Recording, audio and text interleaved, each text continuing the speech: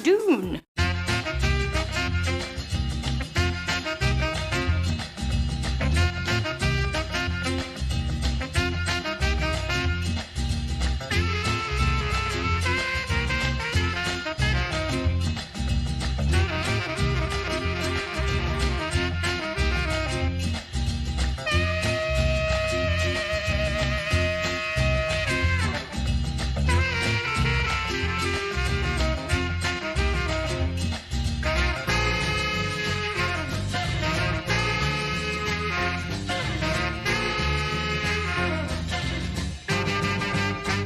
Tradoon.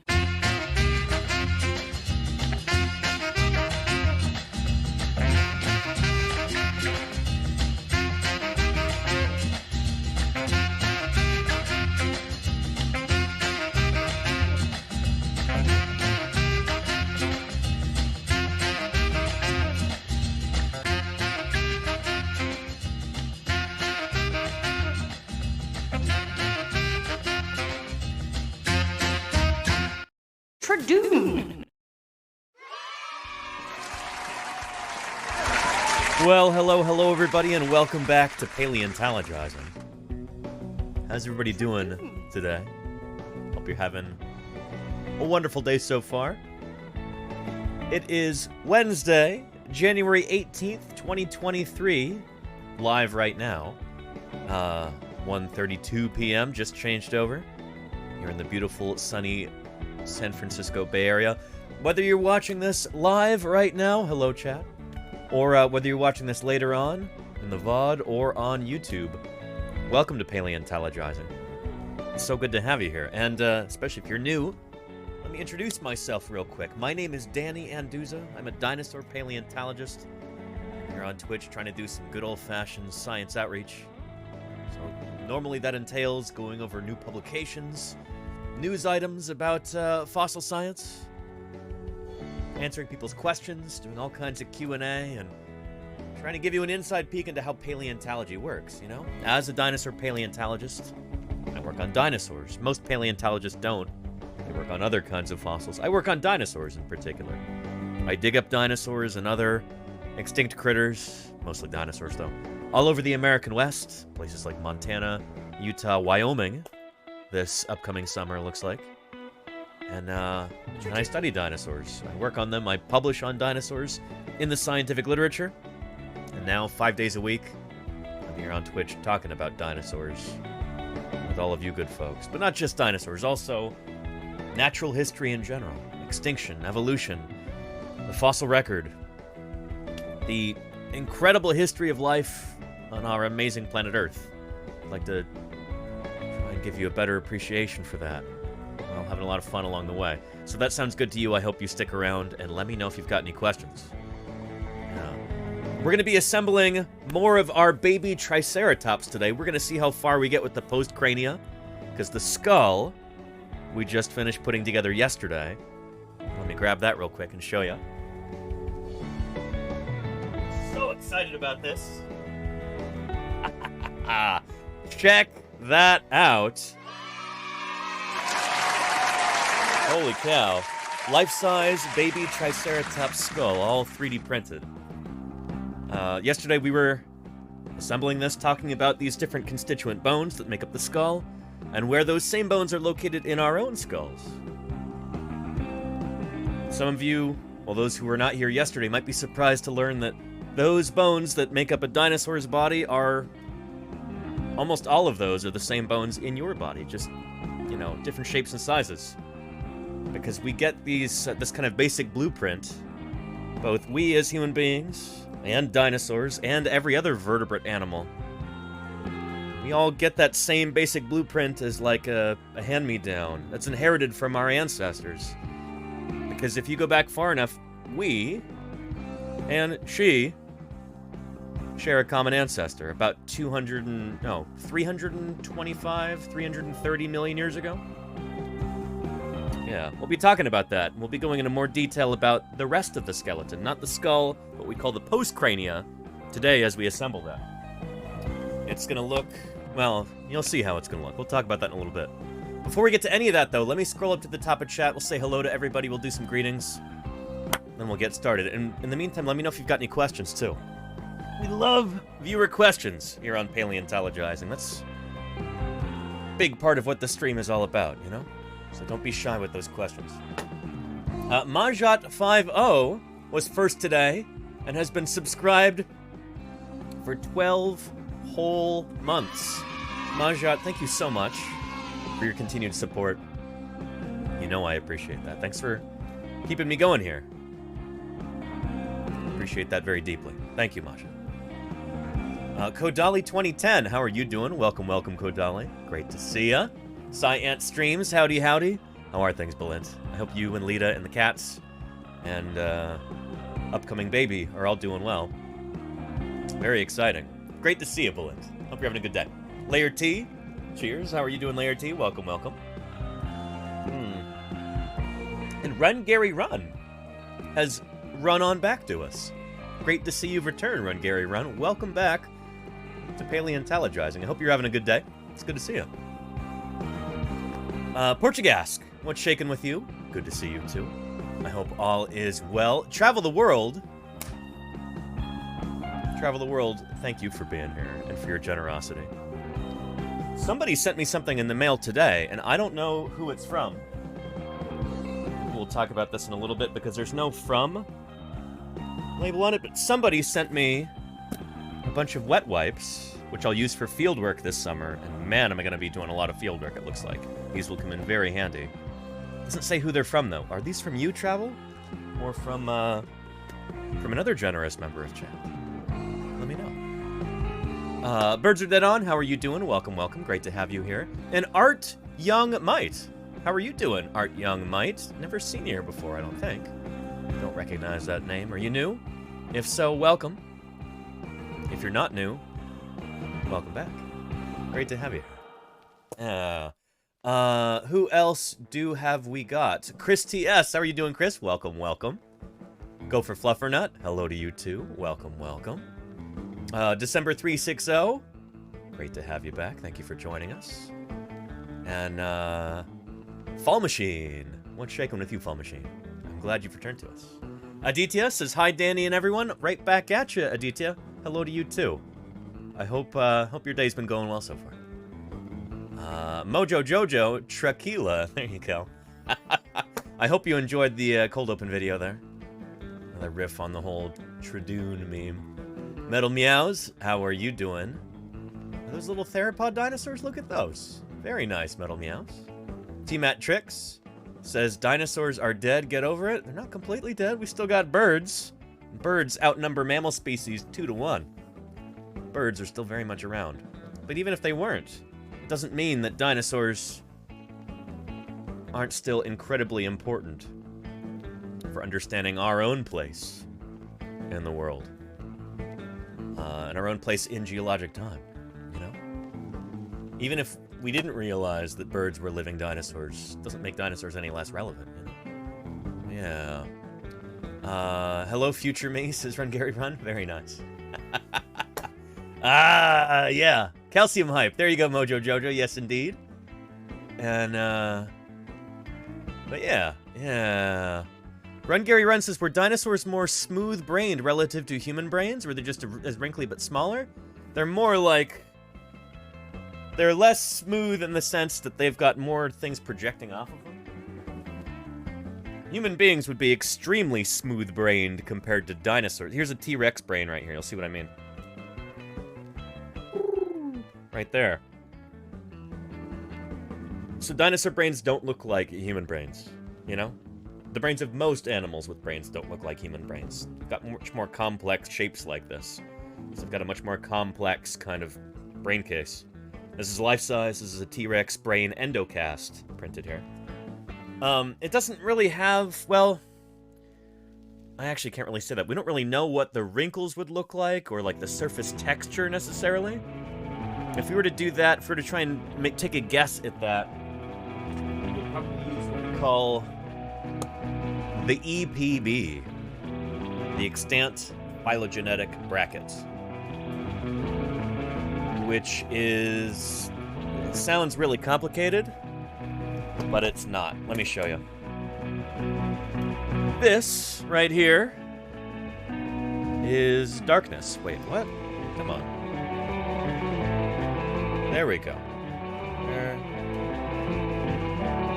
There. Give me a second here and I'll get this sorted out. Technical difficulties here. I'm gonna sneeze. Am I gonna sneeze?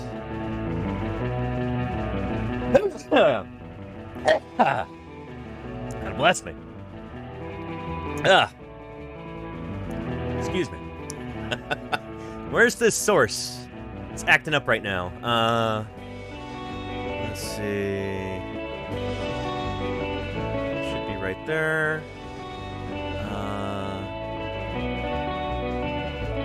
It's like the source disappeared. Like the... What? That's bizarre.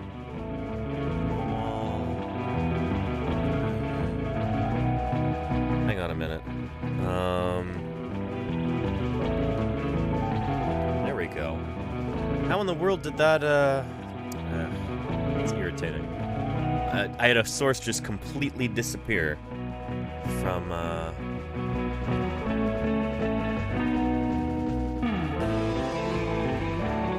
Let's paste that in here.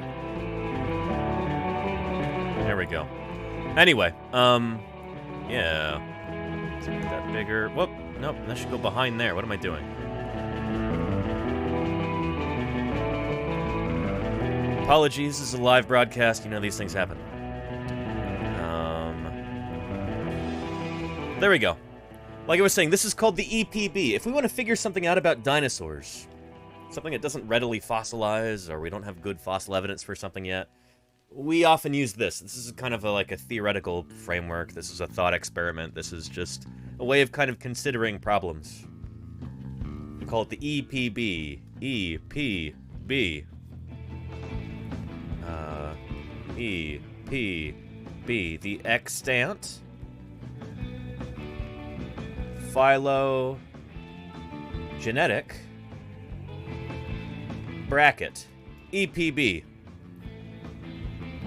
And basically, I don't know, my old crew chief, Denver Fowler, used to kind of roll his eyes at this. He's like, oh, EPB, EPB, just call it crocs and emus. Because that's basically what we look at. We look at crocodilians, and we look at birds.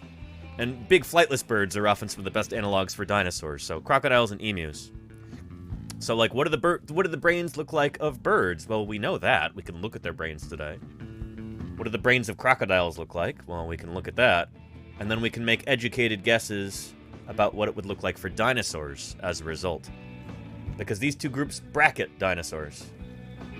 See? It's like a bracket there. Because birds themselves are living dinosaurs. They descended from dinosaurs. And crocodiles are kind of like dinosaurs' closest living cousins that aren't birds. So crocodiles aren't super, super close to dinosaurs, but they're closer than everything else, except for birds, who literally are dinosaurs. So we'll look at these two groups for clues as to how dinosaurs may have been. Does that make sense? That's the EPB. Oh, yeah. Yeah. And with that said, let's go back to greetings here, and we'll say hello to everybody. And let's see here. Lost my spot. You like the soundtrack? I'm glad, December 360. Yes, indeed. Yeah. And Andy T Then Did says watching later on. All right, Andy T Then Did. It sounds like you're watching now, but I could be wrong. Yeah. And Utah Dig Time. Yes. Yeah, original Old Dog. Later this year. Stay tuned for that. It's gonna be fun. And let's see. Newton Tango, how are you doing? Welcome back, Newton Tango. Are you gonna become a regular here? I certainly hope so. Welcome back to Paleontologizing. Yeah. And the wet wipes are from some other kind gifter. Oh, travel. Thank you for letting me know. Other anonymous kind gifter, thank you for sending those wet wipes. And thank you, Travel the World, for sending me all the wonderful things that you have sent and are sending. Pretty excellent. And Run Gary Run says, dinosaur brains look cooler. I want a dinosaur brain. but I want to keep my knowledge of how to use a computer. Bless you. Bless you too, Run Gary Run. Was that for the sneeze, or is that just a blessing apropos of nothing? Either way, I'll take it. WM Steadbot says, not dinosaur related, but you see the new theory about the animal cave paintings that have markings that may represent the mating cycles of the animals they hunted?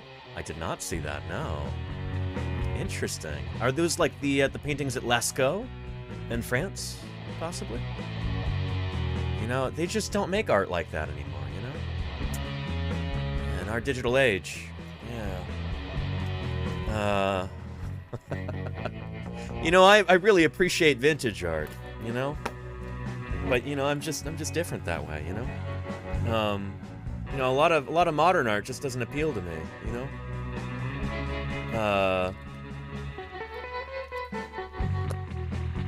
You know, you gotta go back to the classics. You know, like these. You know? When art was really art. Totally kidding. I mean, these are beautiful and wonderful, but anyway, it bugs me when people say stuff like that, you know? It's like, just be cool, you know? Appreciate things for what they are. I didn't realize these were this big. What? That's huge. Huh. Yeah.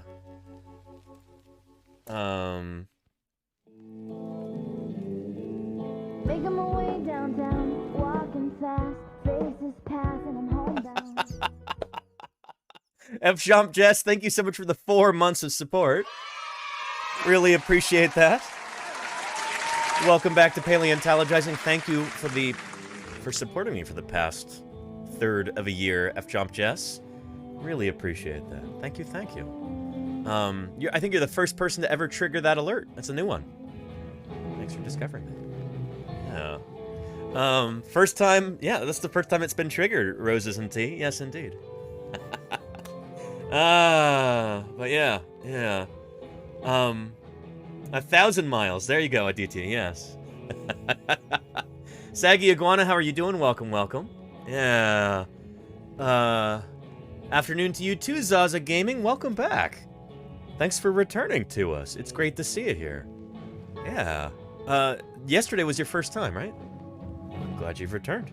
Are you going to become a regular here too? Sure hope so. Welcome back. Makes me smile to see you. Yeah, like my shirt? Oh, thank you, Saggy Iguana. Oh, and before anybody asks me, no, I am not wearing the same shirt as yesterday. See, because this shirt looks like this. And yesterday's shirt... It's pulled out of the laundry. Yesterday's shirt looks like this. See the key differences here?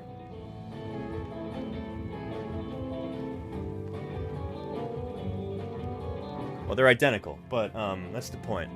I thought if we're going to be assembling the rest of our Triceratops skeleton today, then I might be stitching together parts of the VOD into like a longer YouTube video or something, and I figure for the sake of continuity, it might be good for me to wear the same shirt. So yeah, I've got multiple of these. And also, these shirts, you know, they've already got some stains and stuff like that, and like, I don't know. I printed these myself. And if I can, you know, I just don't feel as precious about them as I feel about some of the shirts that I got at various museums, or shirts that I got as gifts and stuff like that, so it's not the end of the world if I get super glue on this and ruin it, you know? So yeah. Hey, Pro Cyan, how are you doing? Welcome, welcome. Good to have you here. And, only someone who wore the same shirt yesterday would say the same thing. This is Run Gary Run. I suppose you're right. You got me there. Yeah. And, let's see. Early men may have understood the passage of time and lunar cycles earlier than previously thought. That's not shocking to me, WM Steadbot. That's really cool. But yeah, people today don't give ancient peoples enough credit, you know? And it really bugs me. Like, oh, you know, those people in ancient Egypt, they couldn't have figured out how to stack a bunch of rocks to make a pyramid. Surely it must have been space aliens. No. You know, ancient people, the same capabilities and capacities that we have. intellectually, in terms of creativity. Just, you know, they're dealing with more primitive technologies, you know? They're not standing on the shoulders of giants like we are today. Or at least the giants whose shoulders upon they are standing are shorter than ours today. Put it that way. Yeah. So yeah. Anyway. But yeah. The article showed notches near each species. The number of notches are suspected to represent seasons or lunar cycles. It's still being researched, but exciting if correct. That is really cool, Steadbot. That's really neat. Very cool. Like paleoanthropology like that. It's cool stuff. Yeah. Definitely outside of my wheelhouse. I'm a dinosaur guy, but that's really, really cool. And, man, that's neat. It'd be awesome to talk to an expert about that kind of thing, because, yeah. And Steadbot says, I agree, even in the Dark Ages, people were a lot smarter than history gives them credit. Absolutely. Yeah. And shoot, it's only the Dark Ages for Europe at the time, right? Europe may have been kind of falling apart, but... Yeah. Anyway, this kind of reminds me of that. You know, people today don't necessarily have enough appreciation for what went on back then. The creativity and genius of people long ago, you know? Yeah. Anyway. This is a Banksy piece, I believe. That's might be my favorite Banksy one, you know? The implications, the commentary, chat. Yeah. Yeah. Anyway, let's see. Almost caught up to chat. It is Banksy painting, yeah, Dr. Javasaurus. Welcome, Java, good to see you. Hope you're doing well. And Truckhorn says, Dark Ages is also in reference to how little we know about them, not how little they knew, I believe. You could very well be right about that, Truckhorn, yeah. Yeah, also because of volcanic activity that darkened the sky. Was that Pinatubo? I'm here live, I'm a cat? Somebody might know. Yeah. And Run Gary Run says, can birds use those talking buttons that pets use to communicate with? If so, would that mean a dinosaur living today would know how to use one too? Run Gary Run? Well, that's a great question, actually. Birds are really cool in that they don't even need that necessarily. True. Yeah. Let's see. Take a look at this. This is a European starling, very common bird. Yes. Gonna give him a kiss. Gonna give him a kiss. Gonna give him a kiss. My sweet turd. My sweet turd bird. Who's my precious jabby bird? Who's my precious jabby bird? Who's my precious jabby bird? Pretty cool, right? Sweet jabby angel. Who's my precious? Who's my sweet jabby angel?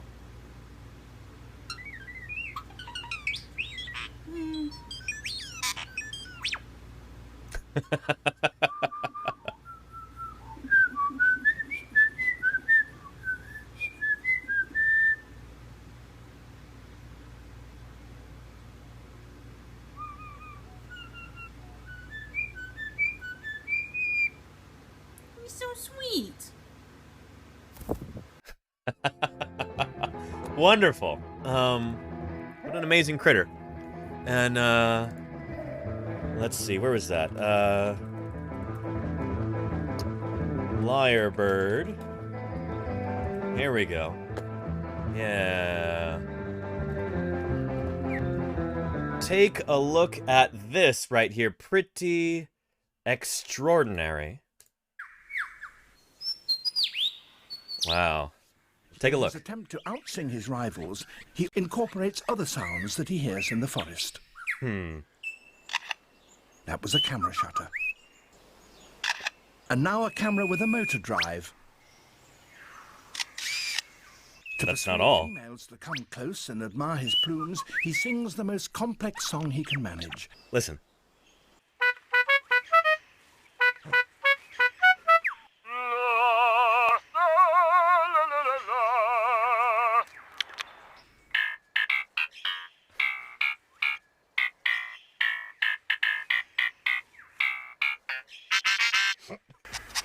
That wonderful performance is only one example of the extent to which male birds will go.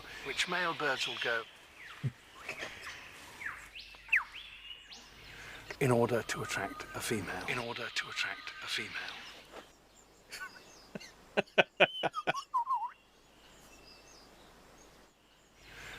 The ra-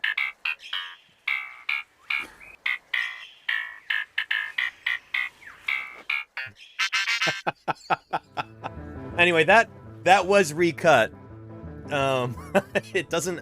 Lyrebirds, as far as I know... I'm sure if you were to play them a lot of Seinfeld, then they'd learn to mimic that.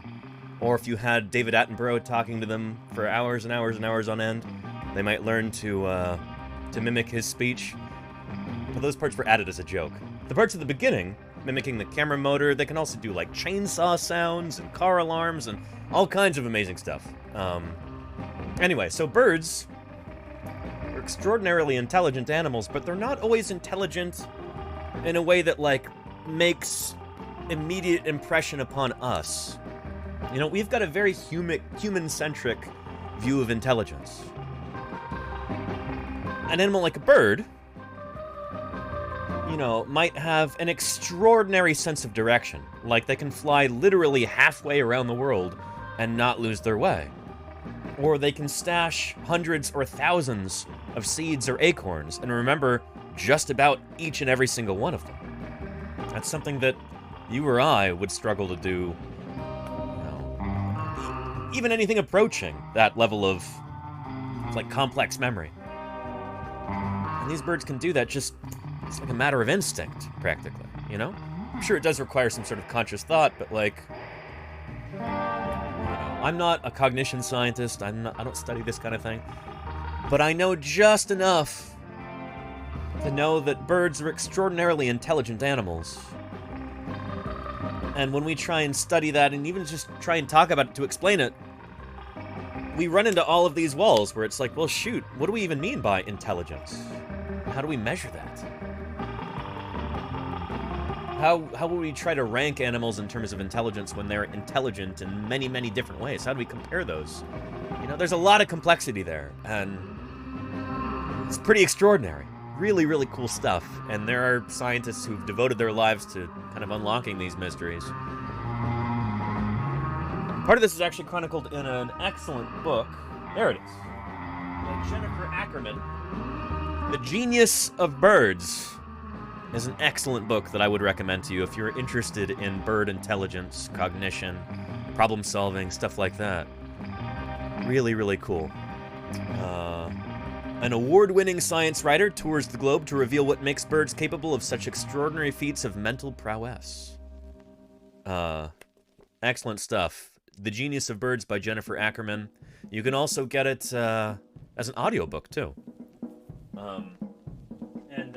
I listened to part of that, and it's pretty decent. A lot of science books aren't great, like, as audiobooks, if there's a lot of technical terms, because sometimes the narrator doesn't really know how to pronounce stuff, and if you know how to pronounce stuff, it's like, it's kind of grating, you know, like fingernails on a chalkboard. To hear somebody, like, mispronounce words left and right like that. This is not like that. At least, was not like that for me. So yeah, check it out. Good book. But yeah. And so it's real, I'm so gullible. Well, no, let me show you. So, lyrebirds. Here we go. Song in the world. Services concert platform. There's the To persuade shutter females sounds. to come close and admire his plumes, he sings Yep. the most complex song he can manage. And he Here's- does that by copying the songs of all the other birds he hears. Pretty cool, pretty cool. Listen. Such as the kookaburra. That's a kookaburra. Holy cow. It's a very Really neat. Anyway, I'm not going to play more of this because YouTube will, like, flag this for copyright if I do. Hopefully that wasn't enough to do that there. But there's a link. You can watch the whole thing. That's the real original video, untampered with. But yeah. Yeah. And do many paleontologists study modern-day birds as well? Not really, Saggy Iguana, no. Because again, most paleontologists don't work on dinosaurs, like I do. Paleontology is the study of fossils in general. And fossils are the preserved remains of any ancient living thing that's fossilized. Excuse me. So, yeah. A paleontologist who studies marine foraminifera, you know, little microscopic ocean organisms, or a paleontologist who studies fossil frogs, or a paleontologist who studies extinct trees, they're pretty unlikely to study modern birds, you know? I do study modern birds in the course of trying to figure things out about dinosaurs. But yeah, shoot, even most dinosaur paleontologists don't really study birds, though. Yeah. Yeah. You're welcome, Saggy Iguana. Thank you for your question. Yeah. Like Petrified Forest. There you go, Lilith Hobo. Yeah, absolutely. Petrified Forest National Park in Arizona, USA. Yeah, here for relaxing dinosaur puzzles? Well, you're in the right place, the Raven. Great to have you back. Thank you for joining us. But yeah. Run Gary Run says, thanks for covering my question, my brother. Of course, Run Gary Run. It's all fascinating. I will check out the book. You might like that. Yeah. I have to go now. I'm finished with work and we'll head home. See you next time. See you next time, Run Gary Run. You be safe on your journey home. Thanks for all your kind words. Yeah. And I wonder how long woodpeckers have been farming acorns. They might be the first farmers. I think ants have them beat. I'm here live. I'm a cat. I like where your head's at there. Like an animal that predates humans being the first farmer. But no, ants have been farming fungus for like 100 million years. Or something like that. So yeah. And I'm sure there are probably animals that evolved some kind of farming long before that, too. Maybe termites? I don't know. But yeah. Anyway, as the Raven was saying, relaxing dinosaur puzzles. Well, let me show you. This is the Triceratops that we are working on here. There we go. Life-size baby Triceratops 3D printed skeleton. We'll be assembling the postcrania here today. And postcrania, those of you wondering what does that mean, postcrania are all of these bones. Everything post behind the skull. Does that make sense? Yeah. Because the skull we did yesterday, and that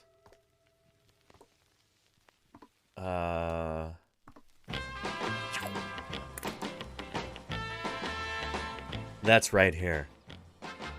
Look at how adorable this is. These big old beautiful eye sockets. Cute little stubby nose horn and these cute little buttons for brow horns there. What an adorable animal. A baby Triceratops like this. I don't know how old this animal would have been in terms of ontogenetic age.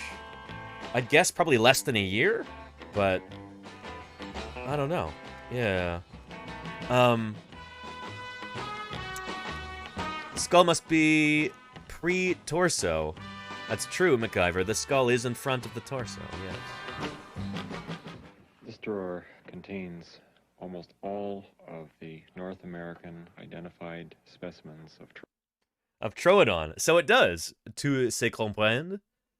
Thank you for the follow. Welcome to Paleontologizing. Merci. It's good to have you here. Yeah. The snout is pre-skull. That's why we call that the premaxilla and the predentary. The premaxilla is this bone right here. That's the premax. And then this is what we call the rostrum, but that's even before the premaxilla. And this is the predentary right here, which is before the dentary. So yeah. And Smorphosaurus has requested Centrosaurus for a deep dive. Let's put that on the roster real quick, and we'll get out the materials for assembling our Triceratops. Smorf, this is going to be a good one. Rare opportunity to view the inside story of the extraordinary world of paleontologists. Who they are, what they do, why what they do is important for science and society. Tautze Comprehend and their 35 raiders have stumbled into the extraordinary world of paleontologists. Tautze Comprehend, thank you so much for the raid, and welcome to the channel. It is great to have you here. Thank you for joining us. Hello to you, Foxhan. Welcome, welcome. Yeah. Excellent. Sinerta, bonsoir, hello from France. Hello from the San Francisco Bay Area. And Ryboz, thank you for saying hello and coming in with the raid. Welcome, Ryboz. Welcome, everybody. Tu sais comprendre, how did your stream go? I hope it was wonderful. Welcome to Paleontologizing. It's great to have you here. My name is Danny Anduza. I'm a dinosaur paleontologist. I'm here on Twitch trying to do some good old-fashioned science outreach, you know? So yeah, I dig up dinosaurs, I study them, I publish on them in the scientific literature. And, Sinerta, thank you for the follow. Welcome, welcome. Arnaud, thank you for the follow. And Ryboz, thank you for the follow. Really appreciate that. Yeah. Tout se comprendre is a French channel about vulgarizing science subjects. Well, excellent. Comprendre? Am I saying that correctly? That sounds like it's the same root word, Latin languages here, as the Spanish comprender? Or maybe the English comprehend? Yeah. I'm all about trying to popularize science and give people an inside peek into how science works. So, you're in the right place, Raiders, and, tu sais comprendre. Again, merci. Thank you for being here. Let me add Centrosaurus to our list right here real quick, before I forget, for our Dinosaur Deep Dive list. Then I'll show you a video to welcome you to the channel. This was for Smorphosaurus. There we go. Thank you, Smorf. That's going to be a good one. Without further ado, I'd like to introduce you to our good friend previously recorded Danny. He's going to tell you a little bit about this channel, about who I am, why a paleontologist is here on Twitch in the first place. And, yeah, I think you'll have a good time with him. He's sneaking up behind me right now, actually. So we'll go ahead and let him take center stage here. So, previously recorded, Danny, take it away. Thanks, present day Danny. You know, people ask me all the time, Danny, how did you first get interested in paleontology? And I've always been interested in fossils from the earliest time I can remember, particularly dinosaurs. My parents like to say that I decided I wanted to become a paleontologist pretty much the moment I realized I couldn't grow up to be a dinosaur. And believe me, I tried. I was born and raised in the San Francisco Bay Area, which is a lovely place to grow up. Except that we haven't got any dinosaur fossils here. So right after high school, I packed up and moved to Montana, one of the best places in the world to find dinosaurs. Just a couple days after I arrived in Montana, I started working at the lab at Museum of the Rockies, and the paleontology program founded by Jack Horner. Jack's done a lot of amazing things in his career, but you may know him as the scientific advisor on the movie Jurassic Park. You consulted on that movie. I did consult on all those movies. And they said the guy, Alan Grant, was you. Yes. Yeah, well, fortunately, he didn't get eaten. But we wanted a credible resource that could back up several theories that we were sort of expounding. And one was that dinosaurs eventually evolved into birds. And even the word raptor means bird of prey. And that's something that Jack Horner believes in and could defend if necessary. And Jack Horner became our credibility. It was in this program that Jack built that I learned how to be a dinosaur paleontologist, and how to think outside the box. I've done work at a number of other museums around the American West, helping to prep fossils, design exhibits, and educate visitors. I did a fair bit of eclectic fieldwork in various places, identifying and collecting early Cretaceous dinosaur tracks on the Idaho border, Sphenodontian fossils in the gravelly range of the Rocky Mountains, Cenozoic fishes in western Nevada, but most of my work out in the field was with Dr. Denver Fowler, who is now curator of the Badlands Dinosaur Museum. In all, I've worked probably a few hundred sites throughout the late Cretaceous of Montana, in the Hell Creek and Judith River formations, digging up dinosaurs. Lots and lots and lots of dinosaurs. And from time to time, that work has even garnered some media attention. Montana's news leader. 5 paleontologists are excavating what looks to likely be a new species of armored dinosaur. We found its head, we found parts of its armor and plates, and so it should be a new species. And much like my fieldwork, my research focuses on dinosaurs.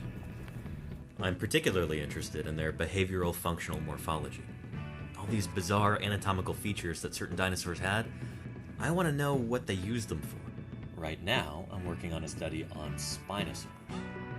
Alright, but don't ask me too much about that because it's still a project in the works and I can't give away too much just yet till it's published.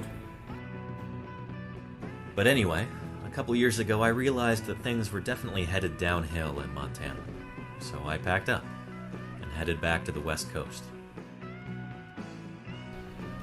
And I've become kind of fed up with all the bullshit in academia, so I found myself another job. I am now a teacher in early childhood education. And let me tell you, it's been a natural fit since day one. Now, given that I get to design the curriculum, my students now know more about biology, classification, and the history of life on Earth than most adults do. I've been helping raise a new generation of young scientists. Then, coronavirus hit. In mid-March, when all the schools shut down in San Francisco, I started holding classes over Zoom, and we picked up right where we left off. 1, 2, 3. I love digging in the dirt with just a pick and brush. Finding fossils is my aim, and so I'm never in a rush because the treasures that I see are rare and ancient things, like velociraptors' jumps or Archaeopteryx's wings, and all the kids who wanna see them lining up at our museum. I am a paleontologist. That's who I am, that's who I am, that's who I am. I am a paleontologist. That's who I am, that's who I am, that's who I am. That's who I am, that's who I am, that's who I am. That's who I am, that's who I am, that's who I am. I realized that I really enjoy teaching remotely. So back in May, I decided to try streaming on Twitch. And here we are. This is my passion. And now I get to share it with you. And what could be cooler than that? I believe that scientists ought to be public servants. Ultimately, it's our job not just to make scientific discoveries, but to teach the public about them. That's exactly what I want to do here. Now, because of COVID-19, this will be my first summer in almost 10 years with no fieldwork. I'm trying to look on the bright side, though. It's not all bad. At least I have more time for outreach. And I've got plenty of cool stuff to work on. And if you could throw some support my way by subscribing, I'd be incredibly grateful. So anyway, if you are new here, you should be pretty well clued in by now. And I'm glad you're here. I hope you're having a good time. Anyway, let's see what present-day Danny has cooked up for us. All right, present-day Danny, back to you. Well, thank you very much, previously recorded Danny. And of course, thank you even more to our new friend, Tu sais comprendre. Thank you so much for the raid. I really appreciate it. Thank you, raiders, for being here. And again, you have come in at a beautiful time because we're going to be assembling a life-size baby Triceratops 3D printed skeleton today. It's going to look like this once it's completed. bone wall is so thin, it's about the same dimension as the wall of a dirter. A dirter is one of those things you get at the end of the paper towels that cardboard really go dir in it. Well, that's what this thing is like. Twitch dinosaur It's a baby pterosaur time. bone. Keep the Mesozoic hype fierce and proud. Thank you, Daikaiju, for helping keep this channel going fierce and proud with your support for the past 9 months. Really appreciate that, Daikaiju. Thank you, thank you. Welcome back. How are you doing? Yeah. This is what we'll be assembling today on stream. Yesterday, we focused on the skull. So today we're doing the postcrania, all of the bones behind the skull. Probably won't do all of those bones today, but we'll make a really big dent. And then we'll get this thing up there on top of the shelf. But this is our skull from yesterday. Look at that. I did manage to find the missing brow horn. It was hiding underneath a piece of paper. So there we go.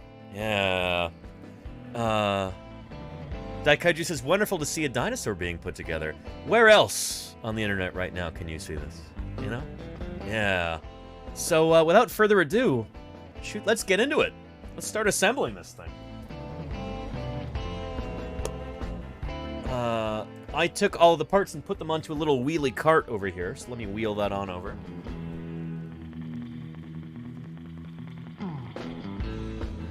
There we go.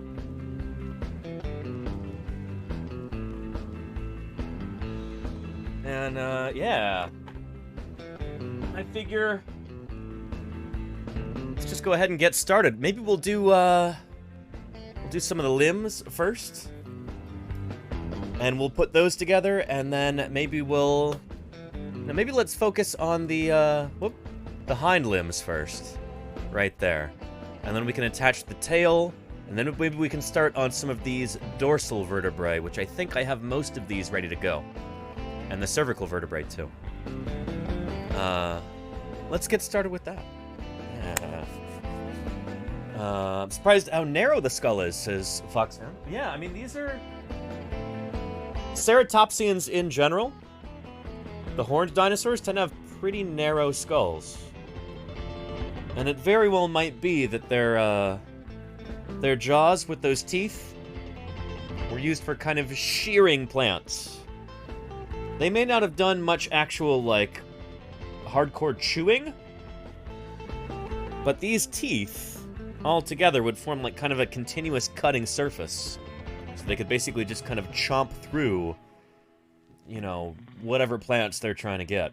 By kind of like turning their head sideways and just going, you know, they could probably cut through small trees in order to get at the leaves up top if they really wanted that. Yeah, pretty cool. It'd also make a pretty formidable defensive weapon, too. A set of jaws like that, you know? So yeah, let me put this here for now. And, yeah, let me show you. I actually took the liberty of starting on the tail, assembling that last night. So here are some of the caudal vertebrae.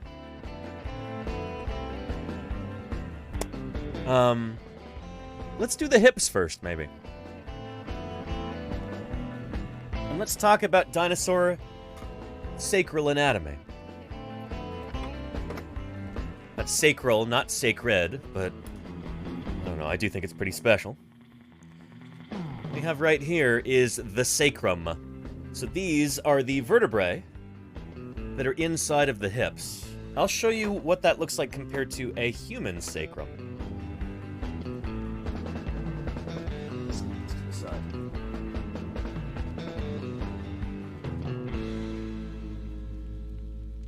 Human sacrum.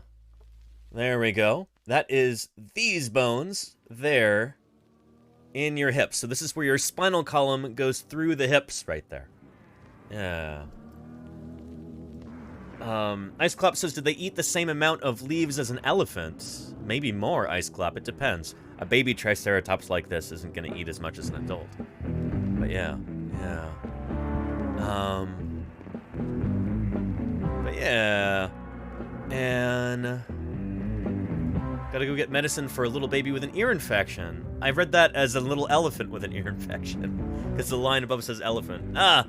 Zaza, I hope... Shoot, I hope... I'm not trying to make a joke. I hope that little baby is feeling better very soon. Ear infections are no fun, especially when you're that age.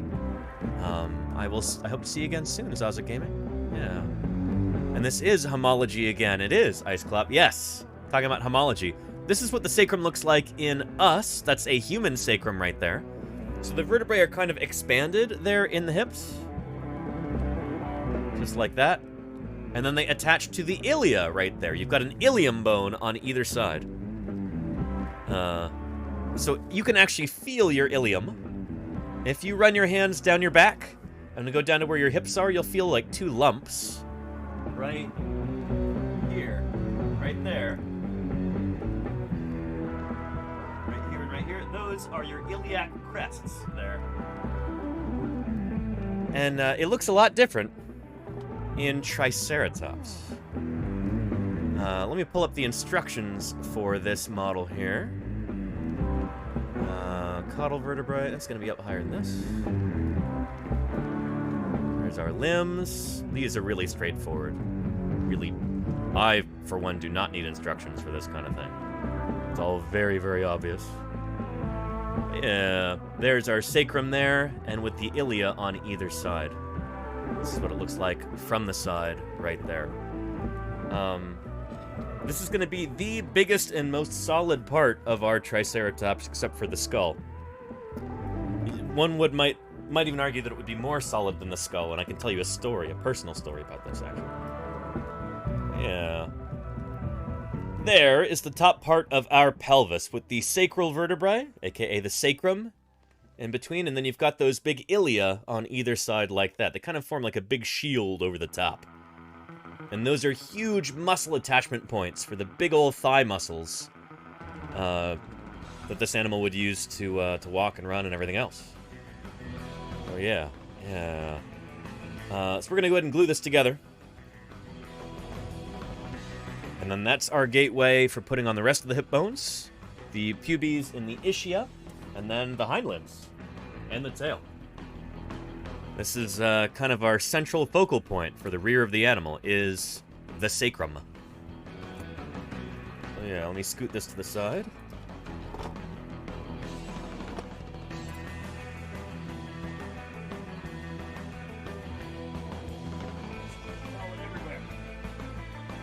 Yeah, yeah. Andy says, compare with an elephant. An elephant's got really wimpy ilia compared to a Triceratops. Yeah, you can look it up and see for yourself.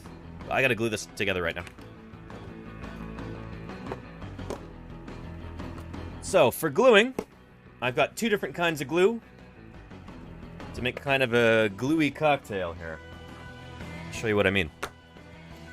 Oh, before I forget, too, let's change this to makers and crafting, shall we?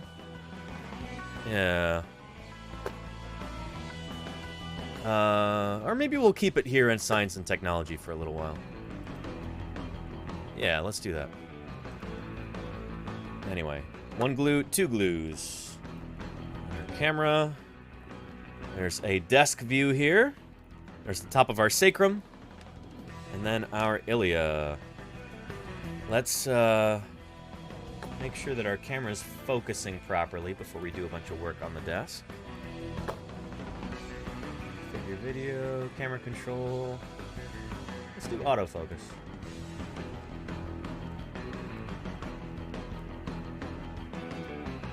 There we go. We'll see if that helps at all.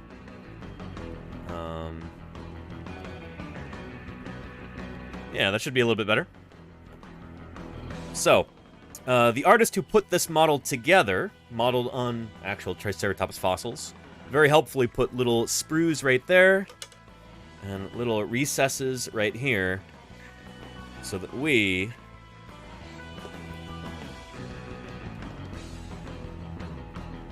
can get a nice clean fit and a good spot for our glue to adhere to like that.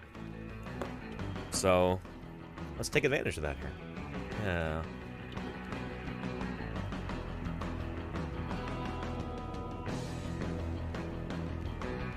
So I'm starting off with some Gorilla Glue in here. This stuff takes a long time to cure, but it is very strong.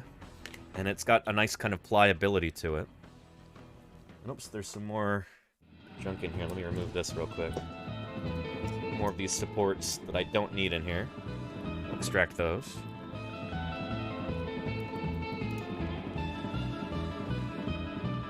When you're doing 3D printing, there's always more cleaning that you can do on the file after it's printed. And I seem to have missed these little bits in here. So let's take those out before they're locked away inside.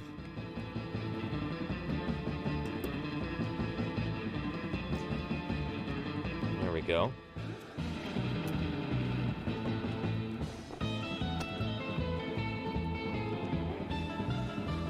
Kind of elusive. Come on now. Ah! There we go. Nice. Nice and clean. Okay, there's that. And now we're going to put a little bit of cyanoacrylate, a little bit of super glue on each of these spots. And this will not only help it adhere, but it'll also help the other glue to cure faster. So that we're not waiting all day for it to set up. Does that make sense? Gotta clean off the nozzle on my super glue first, though. It's sitting overnight and getting all gummy. There we go. A little bit of cyanoacrylate on each of these. Just 1 drop each should be enough to do it. And now let's attach our ilium right here. This is the left ilium here. And so, just gotta hold this in place for a couple of seconds, to about a minute maybe, and let that start set up. Yeah. Safety glasses, security fish? I think I should be fine like this. But if I have to clear away any other supports or anything, I will put the safety glasses on so I don't have shards of plastic flying up, hitting me in the eyeballs. Yeah. And Orchid says, this must seem as if you're working on a real fossil in some ways. Cleaning, chipping, using glue? Absolutely, Orchid, yeah. Yeah. In fact, I would really recommend this to anybody who would like to work in a prep lab on actual fossils. This is some lovely practice here. I just realized we've got another spot where we can put some more glue. So let's do that real quick.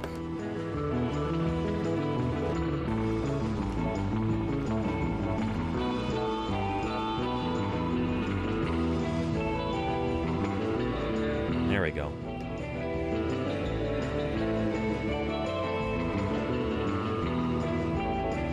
And take this. We'll kind of dab this glue down into this recess here.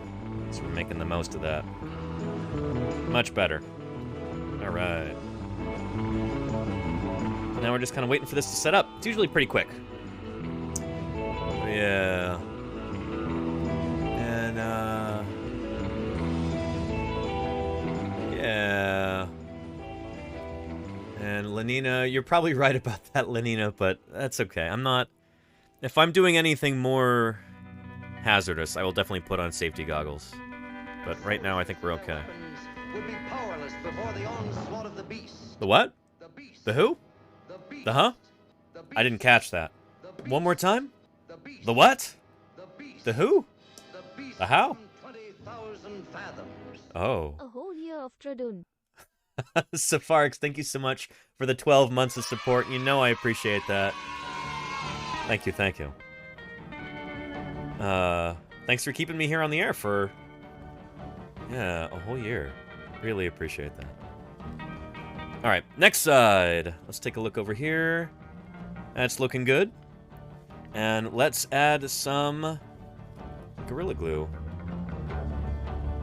Really spectacular, spared no expense. And thank you, Smorphosaurus, for gifting the Raven. Really appreciate that. Oh, shoot. That just made me realize I didn't update my sub goal for today, did I? Darn it. If it's not one thing, it's another, you know? I forget this stuff sometimes. But, let's make sure that we account for that. we've had 3 subs so far. And so let's change that to... let's make that 27. Wednesday. Science outreach. Sub goal. There we go. Trying to account for your gift there. Thank you, Smorphosaurus. Appreciate you. Thank you kindly. Alright, little dab of glue in each of these little recesses. And then some cyanoacrylate. Hang on a second here. Electric Mermaid, holy cow. Electric_mermaid and their 32 raiders came here to experience poultry in motion. Poultry in motion indeed. Electric Mermaid, thank you for the raid. How are you doing? Welcome back to Paleontologizing, Merms. What's shaking? It's good to have you here. Yeah. I hope you had a wonderful stream. Thank you for bringing everybody. Holy cow. If anybody's here for the very first time, hello, let me introduce myself. My name is Danny Anduza. I'm a dinosaur paleontologist. I'm here on Twitch trying to do some good old-fashioned science outreach, you know? They have given 42 gift subs in the channel. And David Cano Art. So you do dig up dinosaurs? I do indeed. Yes. That's what I'm here for, David Cano Art. And their 6 raiders want to know what it's like. Thank you for the raid. Double raid. Fantastic. Thank you, Nachete HYC, Hybrid Spider, and Bobby Filet for your follows. I really appreciate those. Welcome to Paleontologizing. My name is Danny Anduza. Do you think dinosaurs are put together correctly? The bones. You're smart. What do you think? Do a research on that, Oliver. I never. Welcome, everybody. As a dinosaur paleontologist, I dig up dinosaurs with various museums and other institutions across the American West. I study dinosaurs, I publish on them in the scientific literature, and now I talk about them 5 days a week here on Twitch. This has somehow become my full-time gig, which is pretty awesome. Yeah, I answer your questions. Right now I'm assembling a full-size baby Triceratops 3D printed skeleton. Here's the skull that we put together yesterday. And right now, I'm working on putting together the sacrum, which is the hips. So yeah, if that sort of thing sounds interesting to you, I hope you stick around. We're going to be assembling a Triceratops skeleton today. It's going to look like this. Like that. It's going to go right up here on top of my bookcase. To keep our juvenile Tyrannosaurus company up there, right where the lungfish and the Ceratosaurus skull are. Move the camera out of the way. That's where our baby Triceratops is going to go. Very excited about this. So yeah. Anyway, great to have you here, Mermaid. Wonderful. Yeah. Nico Gon Her says, is there fascism among the dinosaurs? Definitely not. No, dinosaurs would be very much in favor of bashing the fash. Yeah. Dinosaurs wouldn't have been around for, 170 plus million years if they'd put up with things like, fascism. So yeah. Nor would they still be around today in the form of birds, Yeah. Birds are still around. Birds themselves are living dinosaurs. And bird species outnumber mammal species 2-to-1, easily. So yeah. The Raven says, I haven't gotten a 3D printer yet, but I'd like to do some stuff like this. Fill the house with statues. There you go, the Raven, yeah. Yeah. I did just play a welcome video a few minutes ago, but I'm wondering, we do seem to have some cool new people here. Would this be a good a good time to play a welcome video for any new folks? Let me know. Give me a 1 if you'd like that. Give me a 2 if we should save it for later. Let me know. Oh, Mermaid says 1. That actually counts for a lot. Pip Your Cut says do it. Okay. It won't be the same welcome video that we just played. I've got multiple to try and keep things interesting. Yeah. Let's go ahead and say hello to our good friend previously recorded, Danny. Sneaking up behind me as we speak right now. He's going to tell you a little bit about this channel, about who I am, how I came to be here, all that stuff. Thank you again, David Cano Art and Electric Mermaid, for your raids. Really appreciate that. Folks, please check them out. Check out their channels. See if you might want to follow them. And, okay. Goodness. We'll let previously recorded Danny take it away right now. The floor is yours, previously recorded Danny. Well, thanks, present day Danny. Well, if you happen to be new around here, then welcome to Paleontologizing. You may well be wondering to yourself, well, if this is Twitch, then where are the video games? I'm gonna level with you here. I don't really do much in the way of video games. I'm a paleontologist. My name is Danny Anduza, and dinosaurs are my area of study.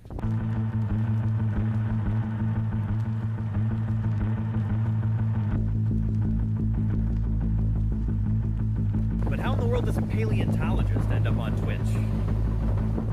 Well, you're about to find out. When I finished high school, I moved to Montana and immediately started work at Museum of the Rockies, which at the time was an unparalleled powerhouse of paleobiology. That program was built by this guy. Famed paleontologist Alan Grant. Well, kind of. You consulted on that movie. I did consult on all those movies. And they said that the guy Alan Grant was you. Yes. Yeah, well, fortunately, he didn't get eaten. Meet Jack Horner, the real-life Alan Grant. He's one of the most prominent and controversial paleontologists in the country, a dyslexic MacArthur Foundation genius who never finished college and who says he doesn't care why dinosaurs went extinct. To him, the important part is how they lived. It was at Museum of the Rockies, under the auspices of Jack Horner, that I learned how to be a dinosaur paleontologist. And a huge part of that I learned by working with Jack's final graduate student, a guy by the name of Denver Fowler, who would later go on to become curator of the Badlands Dinosaur Museum.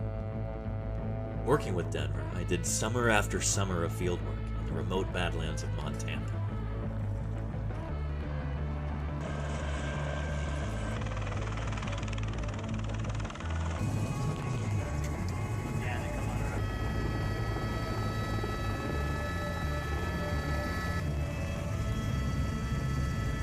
Together, we dug up more dinosaurs than we knew what to do with, at fossil sites numbering in the hundreds.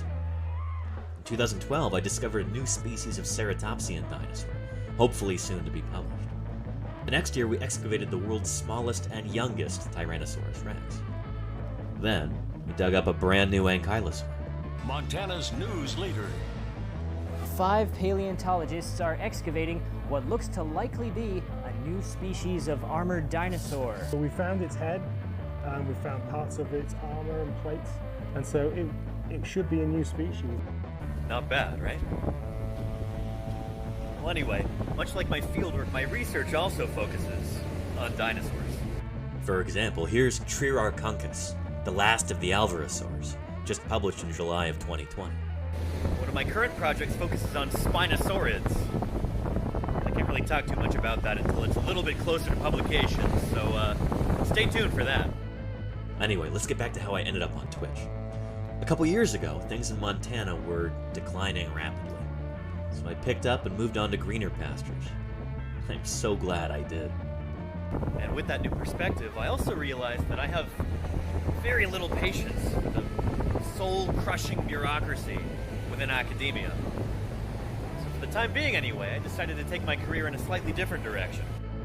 I got hired for a job in early childhood education.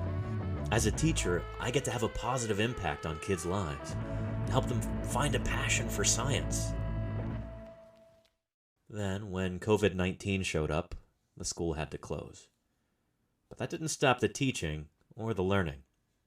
We just moved online. All right, friends. So we're going to be looking at a book in a little bit, but I thought we'd start off with a song. At 3, 2, 1. Oh, give me a home where the hadrosaurs roamed, where Triceratops bellowed and grazed, where erosion uncovers bones we seek to discover, for to strike the whole world amazed. Home on the range, where the deer and the antelope play, where sails always heard a discouraging word, and the skies are not cloudy all day. It was a pretty easy jump from teaching online to streaming on Twitch. I had my first broadcast in May, and I've been on here ever since. Now, I believe pretty strongly that any good scientist should also be a public servant. In my opinion, talking to everyday people about her science is one of the most important things that a researcher can do.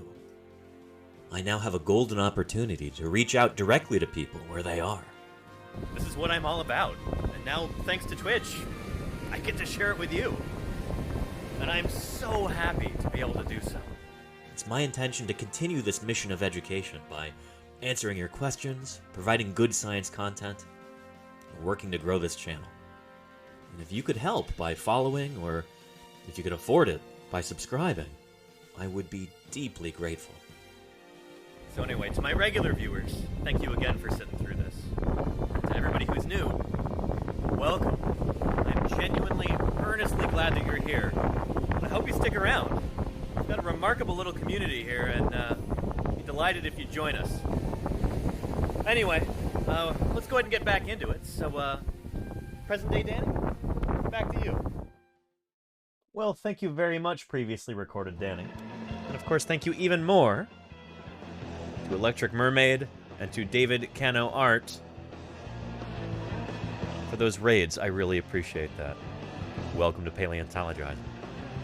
A lot has changed since I made those videos, actually. I really need to do some updated ones.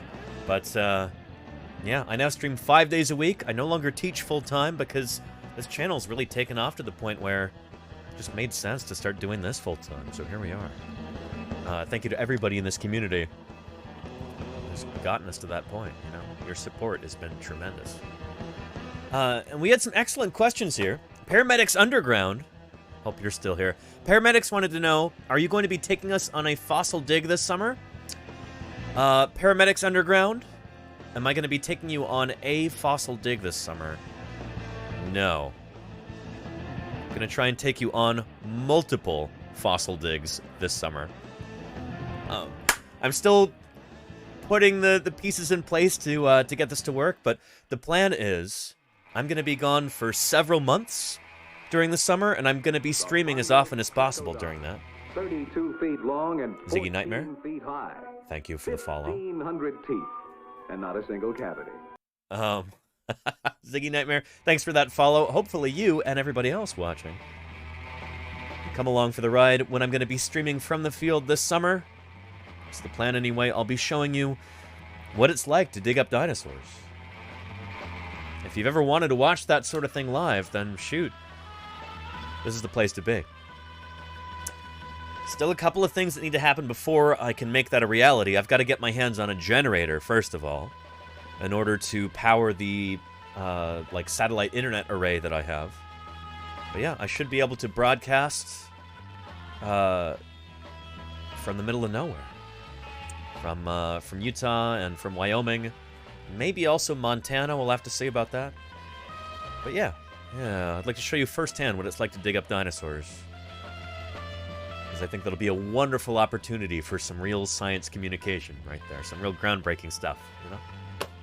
So yeah. Looking forward to that, Bliss 9? Yeah. And Starlink it, that was the mistake I made last summer, Bliss 9, as I had Starlink. And some of what they promised was misrepresented. It didn't work. So I'm looking into alternatives this year. But yeah. I'm also looking for a refund from last year. Man, that's not cheap. But yeah, Ziggy Nightmare says that sounds amazing. I'm looking forward to seeing it. It's going to be a lot of fun. Yeah. Yeah. And have I considered a fundraiser stream for the generator specifically? I have, Truckhorn. I have indeed. We'll be doing that sometime in the next couple months. Yeah. So yeah, very excited about that. Very excited. And, let's see. And we had another question. What was that about? T-Matrix says, hey, Danny, I heard that dinosaurs didn't have flowers. Is that true? This is true, T-Matrix. Flowers typically grow on what we call angiosperms, like flowering plants. So yeah, flowers don't grow on dinosaurs. You're correct. No, I know what you mean. It's actually a good question. This is an excellent question, T-Matrix. The thing is, the first dinosaurs that evolved would not have seen any flowers in their environments. The first dinosaurs evolved before flowers did. But the reign of the dinosaurs is so long, like 170 million years, that flowers actually evolve like right in the middle of it. Smack dab in the middle of the Mesozoic. Let me show you. So this right here is the International Chronostratigraphic Chart. This is a geologic time scale. We'll switch to linear time here. This is the Mesozoic era, the age of dinosaurs here. This is the Cenozoic. This is the age of mammals, although you could also call it the age of birds, which would make it a continuation of the age of dinosaurs. Anyway, dinosaurs, except for birds, go extinct here 66 million years ago. And this is where we are today, way up here at the tippy top, after the Pleistocene in the Quaternary period. But yeah, dinosaurs first evolved way back here in the earlier part of the Triassic period, probably about 240 million years ago. Thank you, Dr. Tara, for that gift sub there. Really appreciate that. Thank you, thank you. So dinosaurs first evolved about there. Flowers don't evolve until somewhere in here, the lower part of the Cretaceous period. So a little bit more than halfway through the age of dinosaurs, flowers evolve. So yeah. Yeah.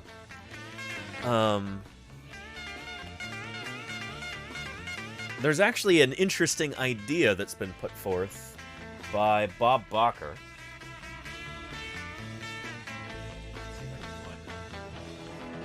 I don't often bring this book out. Bacher he had a lot of interesting ideas. Some of them original to him. Some of them he kind of took credit for. They were actually the ideas of other people, like John Ostrom.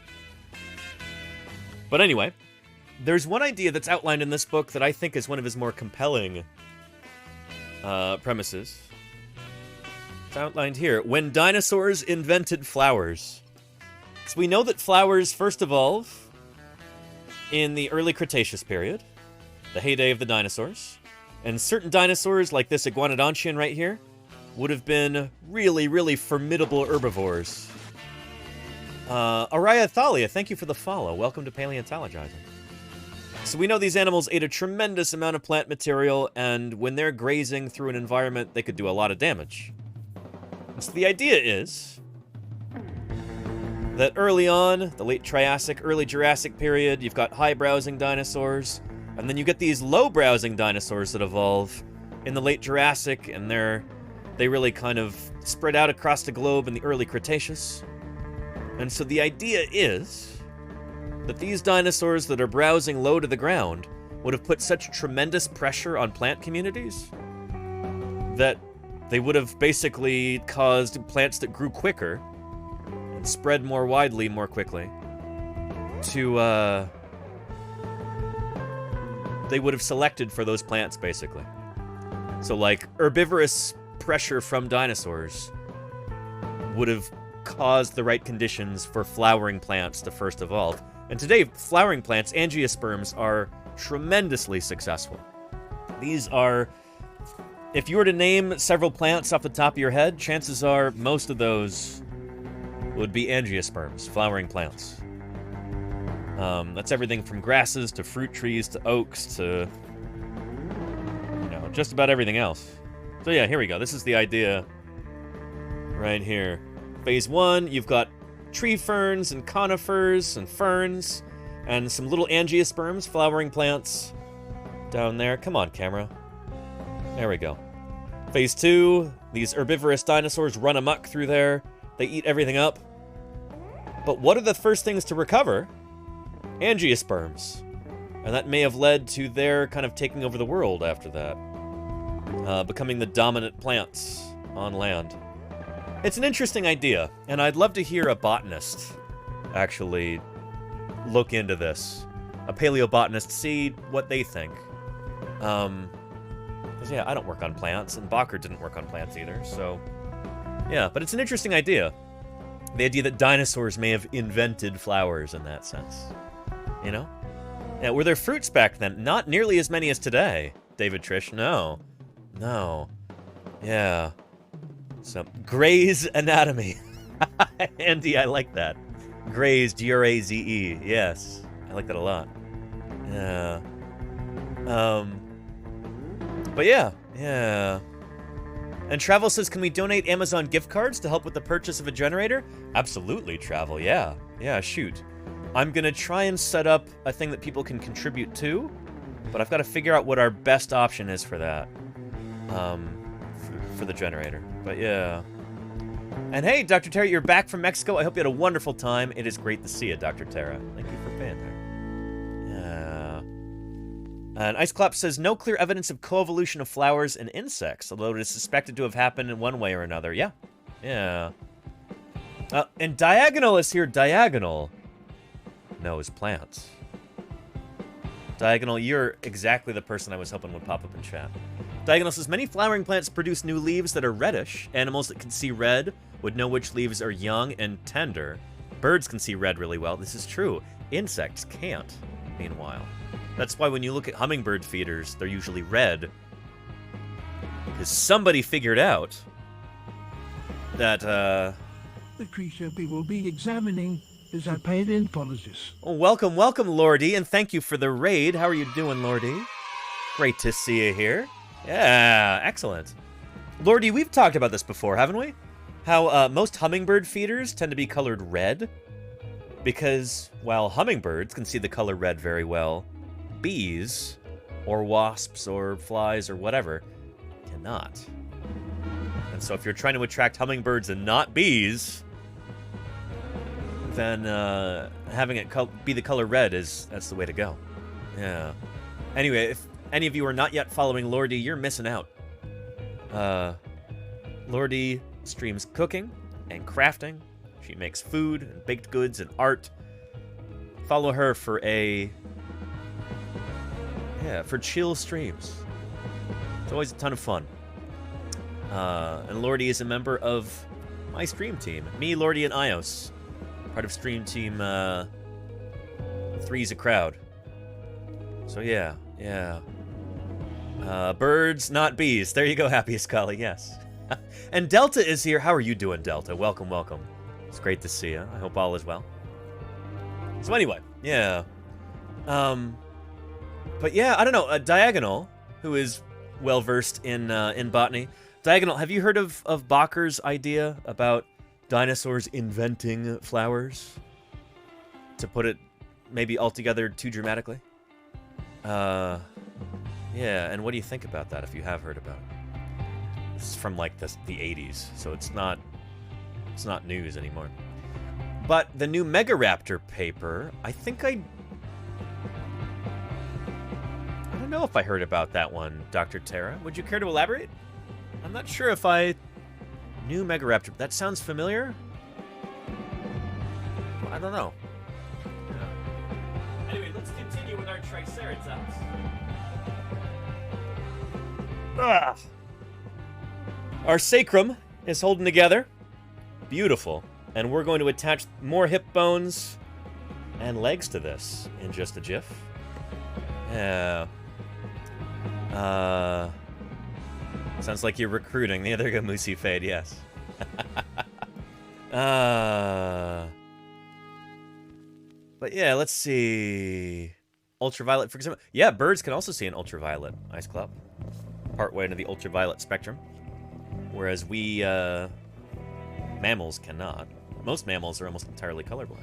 Yeah. And Sweet Annie's, thank you for the follow.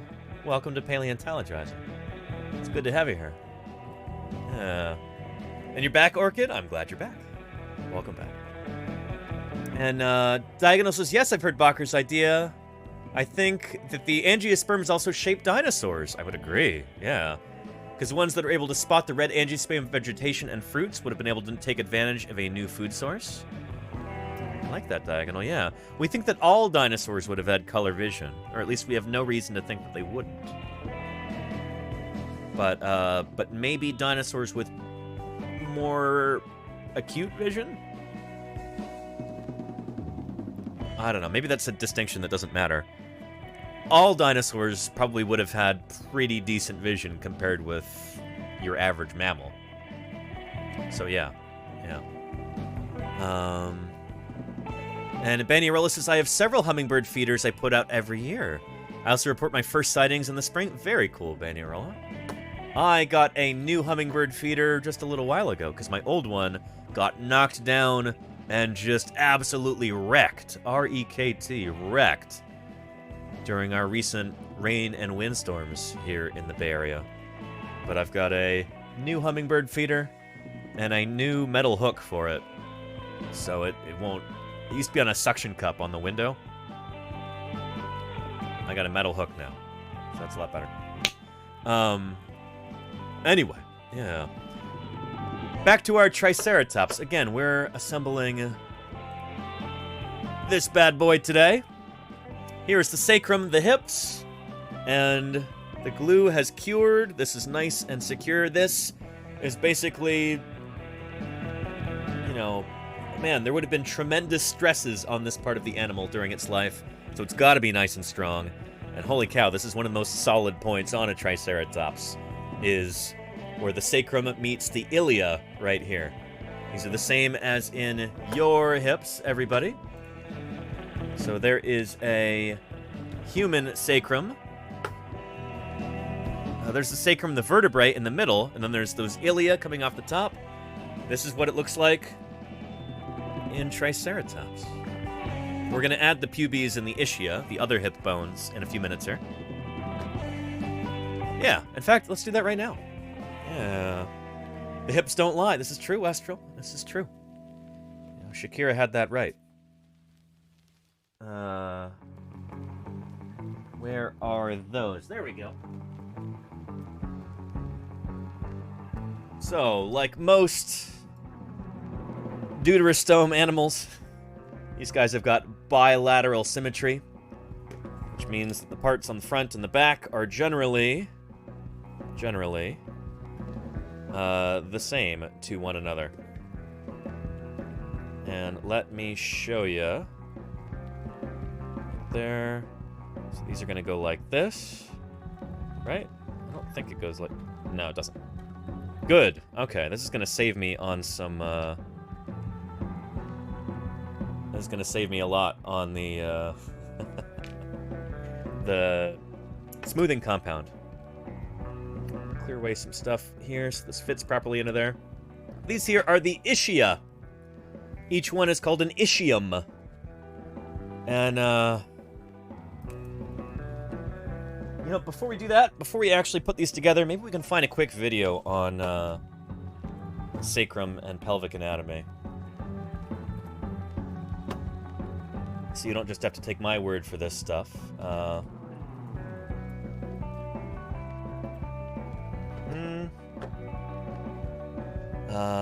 Bones of the pelvis. Trying to find what looks like an interesting video. The creature we will be examining is a paleontologist. Ash Vi, thank you for the raid. How are you doing? Welcome to Paleontologizing. Holy cow. Ash, how did your stream go? Welcome to the channel. I hope all is well. Hope you had a wonderful stream. You're doing something called Just Chatting. Very nice. And holy cow, Newsper Fish, thank you so much for the 5 gift subs there. I really appreciate that. Thank you. Mr. Fish 83 just changed things with those 5 pixels. Thank you for that support. Really appreciate it. Thank you, Ashvi, for the follow. How did your stream go? I want to hear all about it. What'd you get up to? And welcome to Paleontologizing. If they're removed, America loses them forever. Holy cow. Keep coding Steph. Thank you for subscribing for the first time. That's a recurring sub right there. Thank you so much, Steph. Really appreciate that. For anybody who's new, my name is Danny Anduza. I'm a dinosaur paleontologist. This is my office here in the San Francisco Bay Area. And uh-oh. Camera froze there for a second. As a dinosaur paleontologist, I dig up dinosaurs for various museums across the American West. I study dinosaurs, I publish on them. Now I talk about them 5 days a week right here on twitch.tv. So if you've got questions about dinosaurs or about other aspects of natural history, I'm your guy, you know?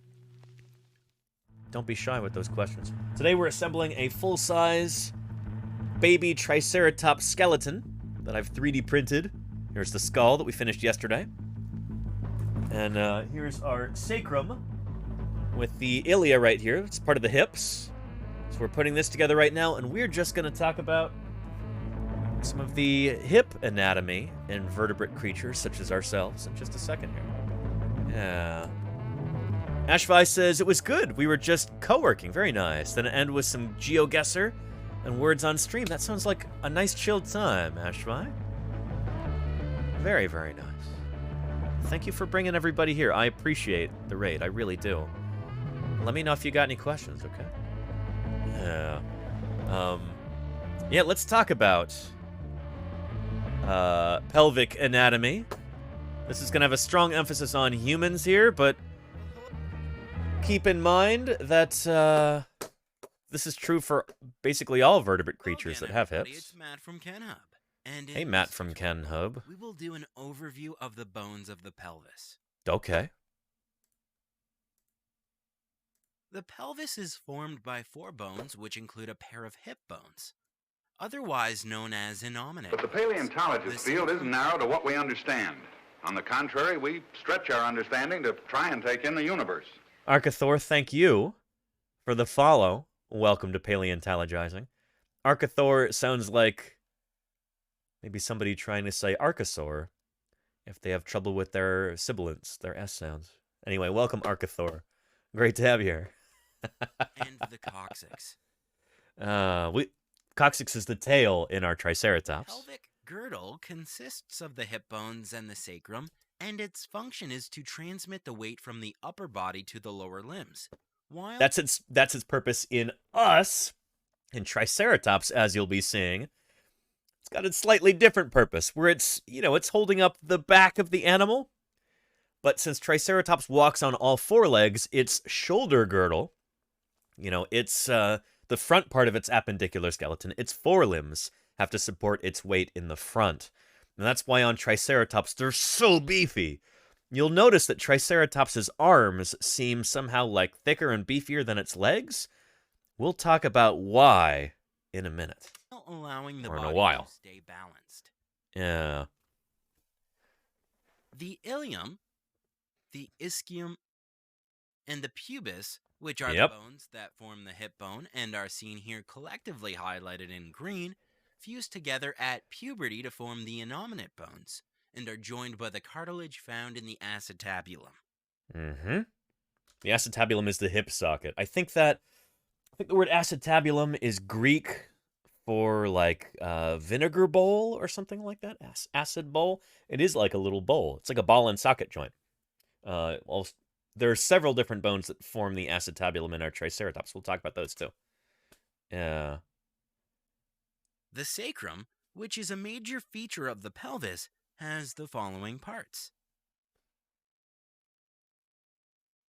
The superior articular process. Yeah, we're not going to talk about this stuff. Anyway, yeah, there's basic structure of the pelvis. There's a femur right there, a thigh bone, and this is where the vertebrae come up. Again, if we're looking at human anatomy here, then, yeah, we're looking like that. Looks a bit different in Triceratops. But let's add those pubic bones there, the pubes. 2 pubises, I guess. Pubes is how you actually pluralize it. Let's add that. Here's what it looks like in us. Pubis is at the front. Kind of like your groin area. But for Triceratops, its pubes are actually pretty small compared to those big ilia right there. And those are gonna go right up here in the front. And shoot, I may have printed this in such a way that's... Darn. I would redo this if I knew which way they were gonna be oriented. I would print them differently. But let me show you how that works.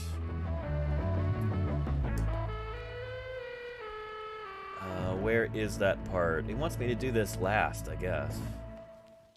Well, shoot, I guess we will do that part after. We're gonna attach our femurs first. Let's do that. So in the hips, just like in your hips, you've got your thigh bones that go into there. Let's attach the thigh bones to this dinosaur. The thigh bones, the femurs of a dinosaur, are usually the biggest bone in the body, just like the femur is the biggest bone in our body. Femurs look like this on our Triceratops. String filament hanging off them. Like that. Proximal end, this is where it fits into the hip. Proximal end, and then distal ends down here. You've got those trochanters there at the bottom. Ignore these rectangular things up here. These are just little pegs that are here in the model to help this stay together. But we're going to go ahead and attach these. Yeah. And Gimpleg, I'm glad you liked today's shirt. This is just my hand-printed t-shirts. Nothing too special. I'm wearing this because it's okay if I get glue on this one. That's going to go right there. And then this thigh bone is going to go right here. Very nice. Yeah, let me see if I can show you that from a different angle. There we go. So we're looking at the ventral side of the animal. This is upside down. And there's those thigh bones, those femurs sticking up like that. So yeah, let's get some glue in there. This is like one of the most critical parts. Critical connections here. Let's make them count. And I'm sorry, I'm just testing. How are you doing? Welcome, welcome. How good would a ceratopsin be at turning around, 360-wise, Dr. Tara? Probably not as fast as, like, say, a stegosaur. Dinosaurs with a really... I don't know, with, like a big difference between the length of their hind limbs and the length of their forelimbs. They'd probably turn around a lot more quickly. Stegosaurs are probably really good at turning around really fast. Ceratopsians, probably not quite so much. We could talk about that a little bit, too. Yeah. That may have been key to stegosaur defense, is, like, turning their bodies around really fast. Anyway, while that's in there, I might scuff this up a little bit with a sanding stick here, just to give this a little bit more surface area, or surface texture for the glue to grab onto.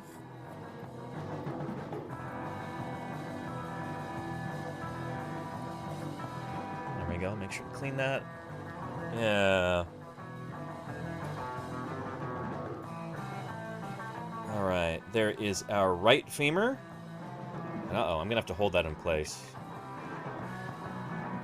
Give me a second, let me scuff this one up. Hopefully that one doesn't fall over while I'm doing this. It's probably enough scuffing. And let's give it a little bit more cyanoacrylate too, a little bit more super glue. I don't want to be stingy with that. And there we go. Nice. So I'm just gonna hold this here for a little while. Yeah. Let's put on some waiting music.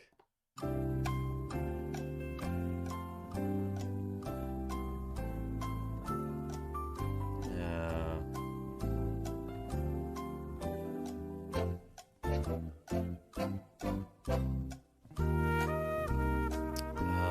Natural History Museum in Ann Arbor, Michigan. That's really awesome, Izzy Black. I hope you enjoy that. That sounds like a lot of fun. Yeah. And, let's see. Dr. Terra says, I heard tyrannosaurs are really agile. Maybe the Triceratops counter was a deadly game of Ring Around the Rosie? Could be. Yeah. I don't know. If there's any dinosaurs that seem to have been really well adapted for spinning around quickly, it was probably stegosaurs.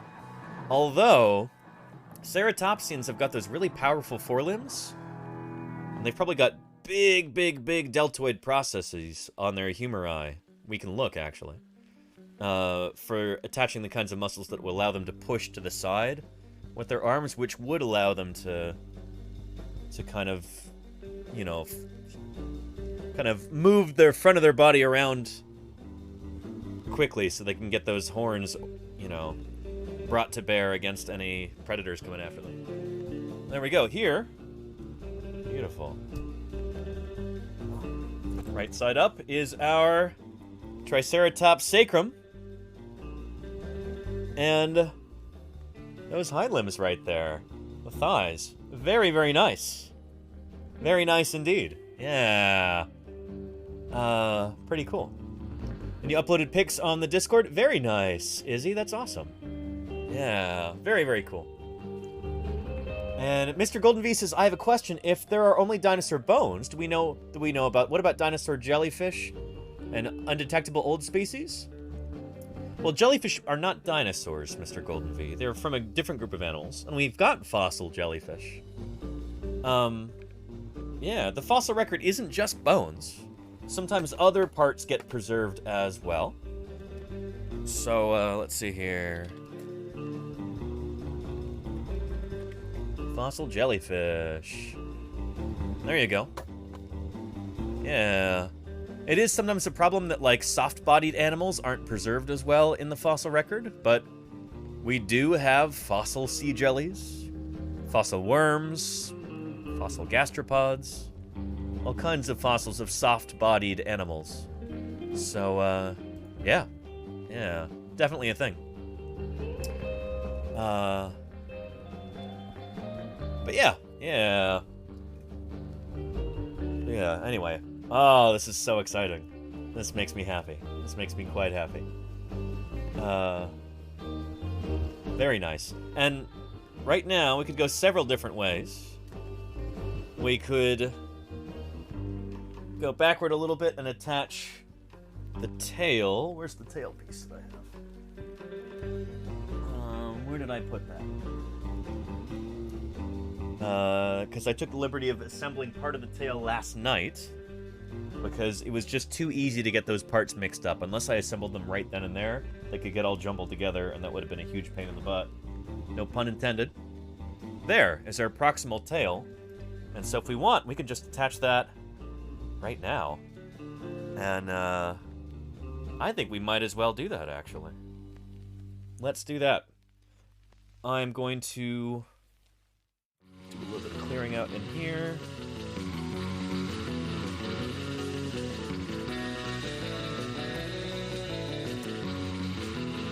Jeez. There we go. This. Oh, there is some junk on there. Clear that away. Yeah. And sharks, we get info about sharks from their teeth, but you can't remember how else. Well, we also have other preserved elements of sharks. Not just their teeth, but sometimes parts of their skeletons, especially their vertebrae. Out of all of the parts of a shark that are made of cartilage, usually the vertebrae are some of the most readily fossilizable. And so we do have shark vertebrae as well, and even some shark jaws and stuff like that. But it is true that sharks are harder to fossilize, except for their teeth, than other fishes. What we call osteichthyon fishes, bony fishes. Fishes that have bones made of bone rather than out of cartilage. Yeah.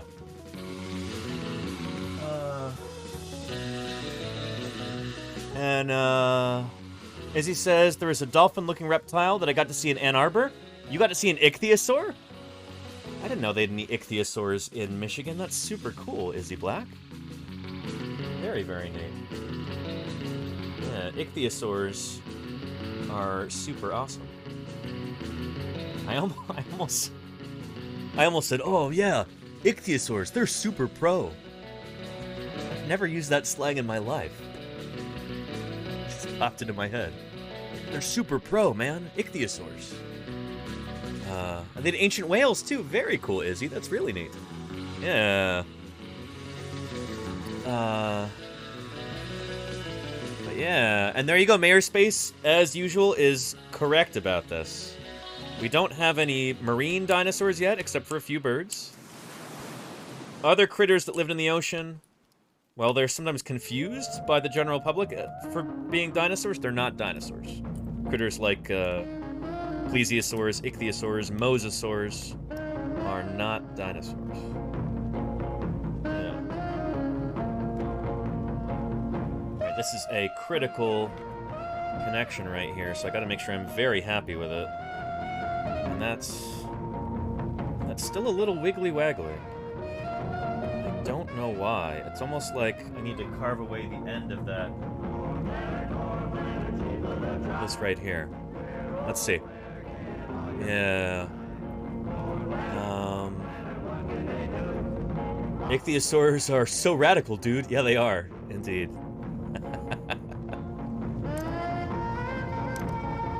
Alright. Being very careful to cut away from me rather than toward me as I do this. And this, I probably should have tested this out before I assembled it. Because right now, things are shaking.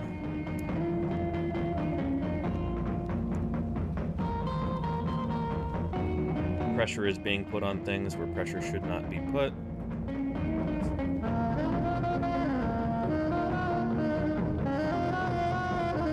That'll be good enough. We'll just put a lot of glue in there. Alright, let's attach part of our tail.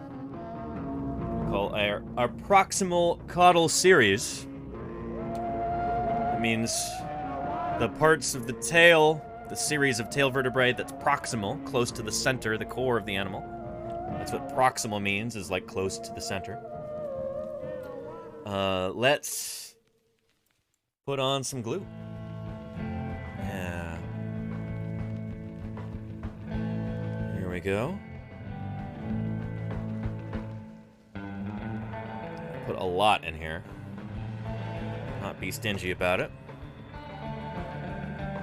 Travel the World also says that she has sent me some more glue, and it should be arriving on Saturday, in just a few days.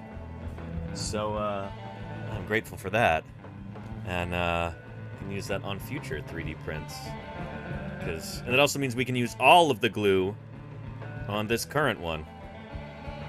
Without having to feel bad about that. So thank you, Travel. I appreciate that more than you know. That is excellent. Here we are. Just holding this in place while it dries. In fact, I betcha I might be able to think smarter, not harder, on this part. If I get some rubber bands, I bet you I can rig this up so it'll hold itself together without me having to support it. So I'm gonna lean this against the microphone right now. I could also just do this for a while. I look like a hamster trying to drink out of a water bottle in its cage. Up to the microphone like that.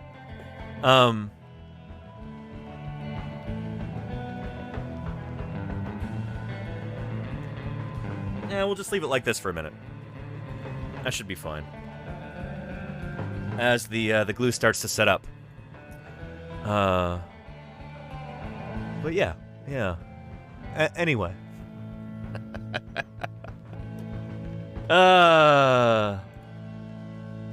Let me show you. We were talking about the sacrum. It's the sacrum and the ilia, the pelvis of Triceratops is pretty enormous. And I actually have a story about that. Let me see if I can find that for you.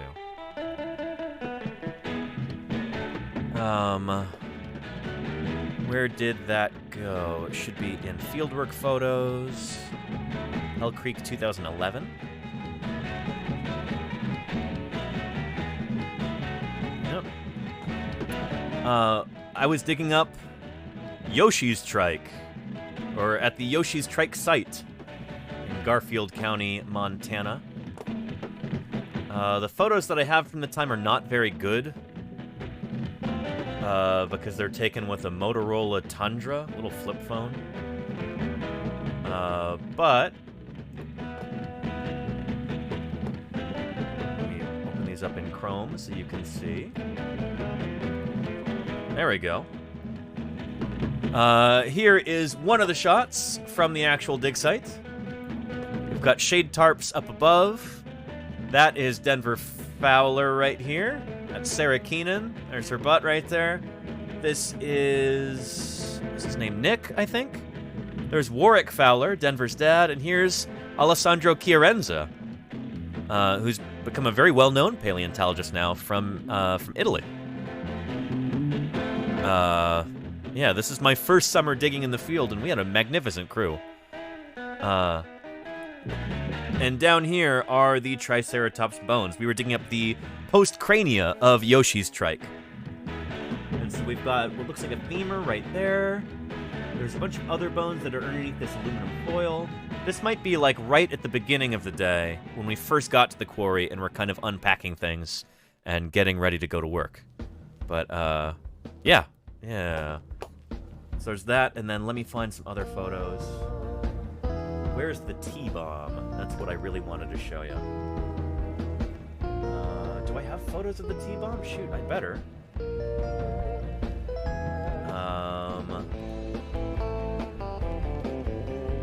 There we go.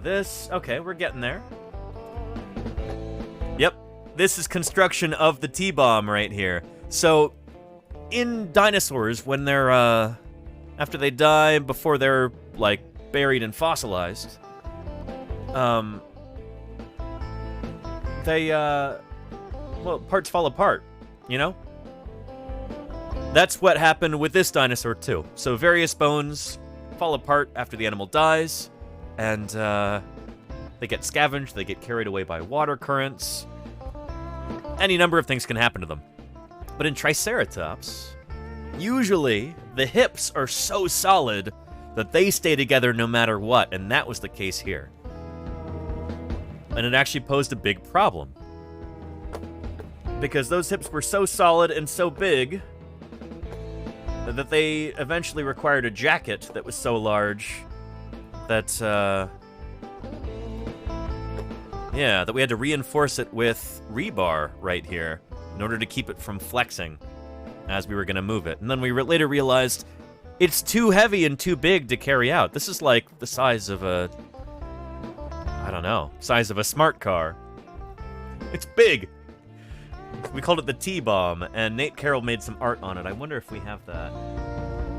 Shoot, I don't know if we do. I'm looking for a shot of that. I guess these photos were on Facebook, but I don't see anything. I'm not on Facebook anymore. Here's a much smaller jacket that I did some art on. Right here. And this is a protective cocoon that we put around these bones. So we can keep the bone and some of the rock there intact so things don't fall apart as we're trying to move it back to the laboratory. So yeah. M. Vula says, get a helicopter to lift it out. M. Vula, we did. Let me show you.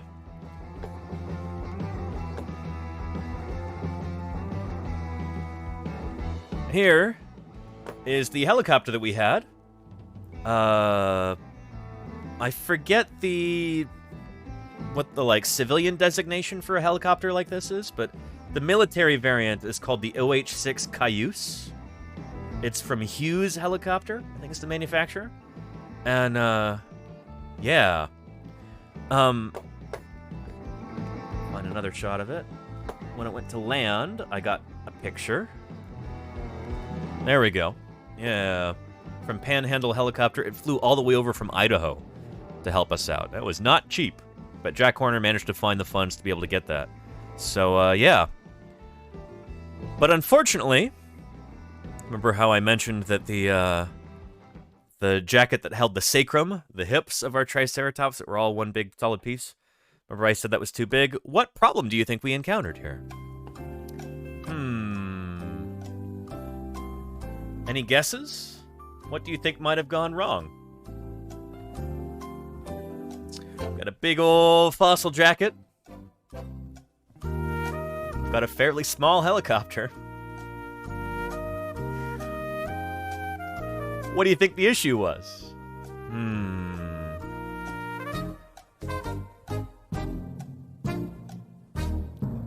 Thankfully, it didn't break, Miss Yvette. We were very cognizant that that might be an issue, but the helicopter, we got it hooked up to what we called the T-bomb. That was the last part. We figured it would be best to do that part last because the helicopter would be able to generate more lift, I guess, when the air is warmer later in the day, and also when it's got less fuel, it's got a higher, like, thrust to weight ratio. Anyway, it should have been easiest for the helicopter to lift this up at the end, so we waited until the very end for it to get that jacket, the T-bomb, as we called it, and it was too heavy. Couldn't do it. So we had to leave the sacrum and the ilia and the pubes and ischia. Actually, no, ischia were in a different jacket. Anyway, we had to leave that there until we could get a larger helicopter later on, and Jack Horner took care of all that. He apparently... Yeah, he could find the funding for that. I don't know who he called, but he got the money to do that. And they went back about a month later and got the sacrum. But, yeah. And Trickner says, hotter air is thinnest, less lift. Oh, shoot. Well, never mind then. Yeah. And Izzy says, I thought you had a metal pallet for it? That's a different dinosaur, Izzy. That's a different dinosaur, yeah. Yeah. And Trappy Jenkins, that's not my ride, no. I can't afford to fly a helicopter, are you kidding me? Who am I, the Oakland police? Eat up 40% of Oakland's municipal budget every year? No.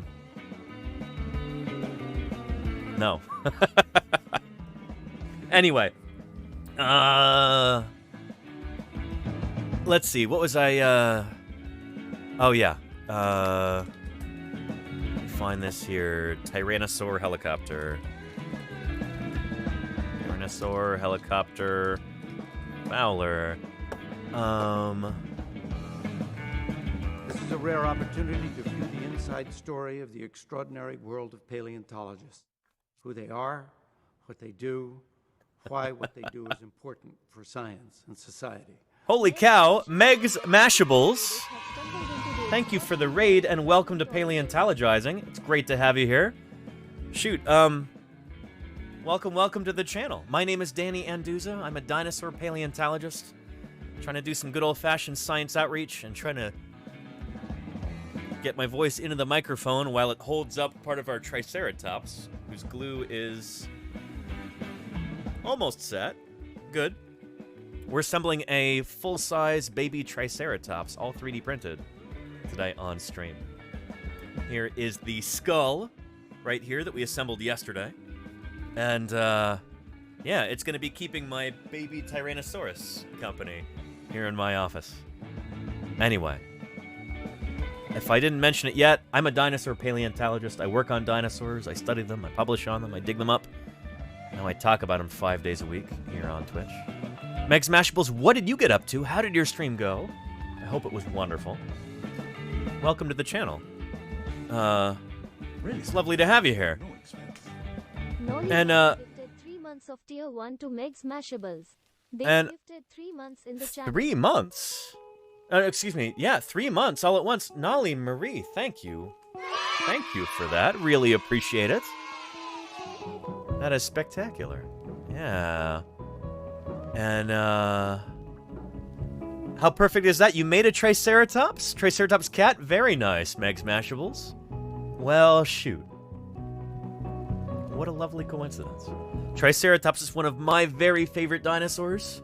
And I was just telling a story about how I, was on a crew that dug up a really important Triceratops back in 2011. And we had to hire a helicopter to help us, you know, lift it up the side of the canyon and and get it into the back of the truck so we could drive it back to the museum. But then one of the particular jackets that we had, with the hips of the Triceratops in it, that was too heavy, so we had to leave it for like a month and try and get a more heavy-duty helicopter. I think they got a Huey for that afterward. But yeah. Anyway, was it an InGen helicopter? It was not, Mr. Golden V, no. Shoot, I had a picture of it. It's right here. Yeah, it was from Panhandle Helicopter. And I think I asked Alita to take a picture of me in front of the helicopter while it was landed there. Where's that picture? You can see Field Danny circa 2011. Where did that go?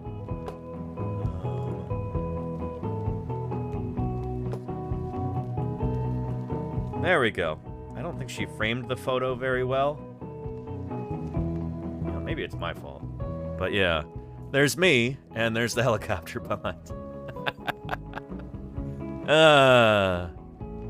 Yeah. Anyway.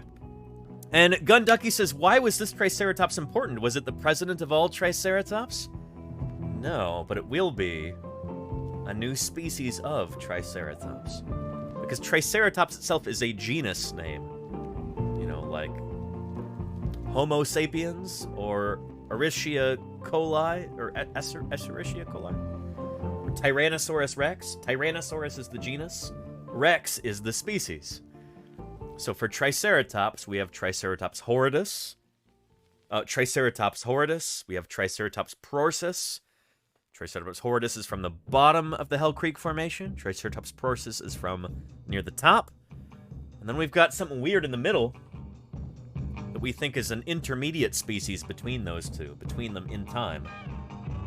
And, yeah, it doesn't have a name yet, but it's got super long brow horns. And, well, yeah, let me show you. Denver and John published a paper on this back in 2014, I think.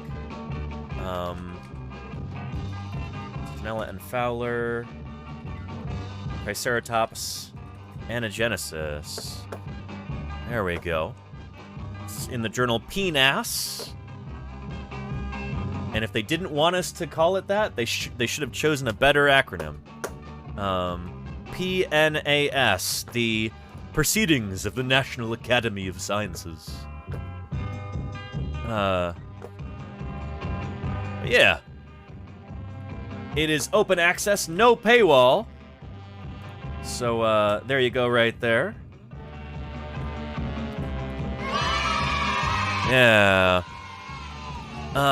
This is really cool because we can basically look at a whole bunch of different Triceratops that were dug up in the Hell Creek. And look at the different horizons that they came from, because we've taken very good notes about all that. And once you kind of lay them all out in sequence, it becomes pretty obvious they're changing over time, which is really cool. So Triceratops horridus here at the bottom, Triceratops prorsus here at the top, and then in the middle is this new species, Triceratops futurensis. Triceratops not published yet, yes. Yeah.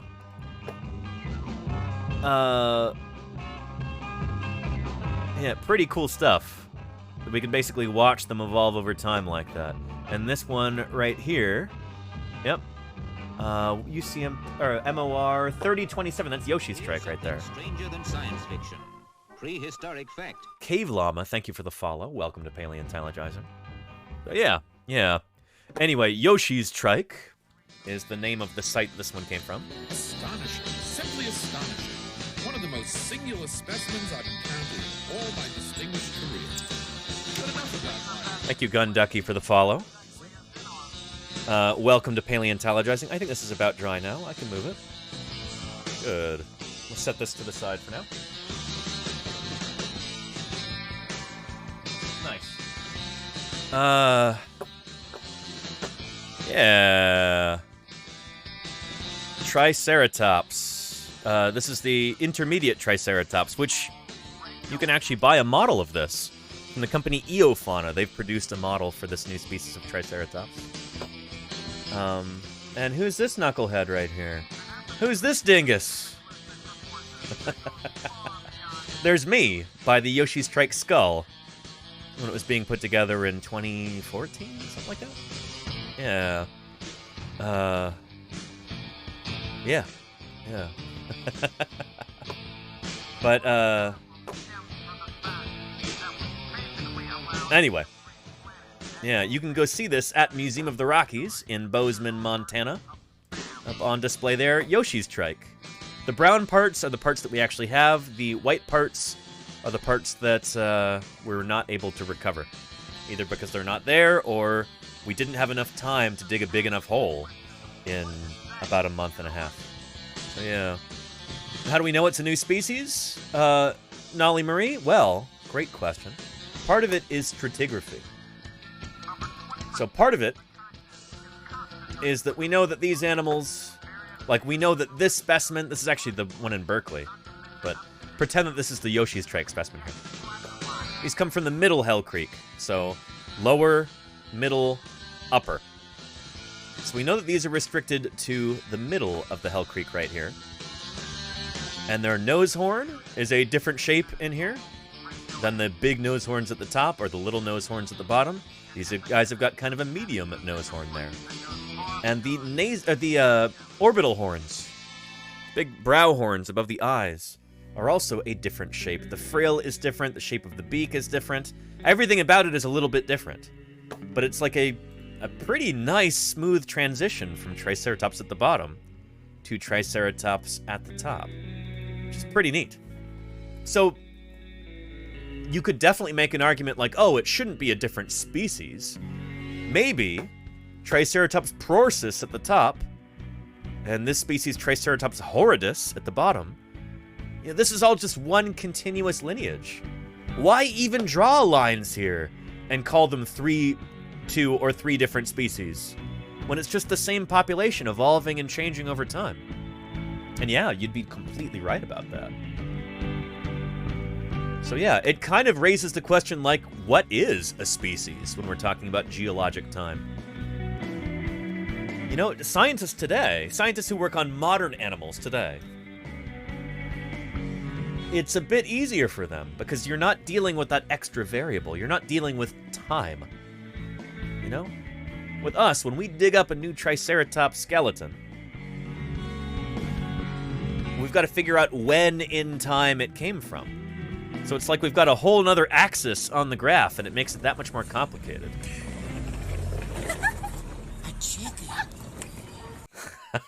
Thorlex, thank you for the follow. Welcome to Paleontologizing. Yeah. Anyway, does that make sense? Yes. Anagenesis, Lenina. Yes, indeed. Yeah. And Gimplake says, even scientists today don't know what a species is. Well, we usually know it when we see it, but it's hard to put discrete lines around it, if that makes sense. Yeah. So yeah. Anyway. And Triceratops is universally the most lovable dinosaur. It's definitely one of them, Mr. Golden V. We've got more information about Triceratops than almost any other dinosaur. So that is, I consider that, pretty lovable there. Yes, indeed. Yeah. And Cephalon Wolf asks, is carbon dating your main tool for dating? No.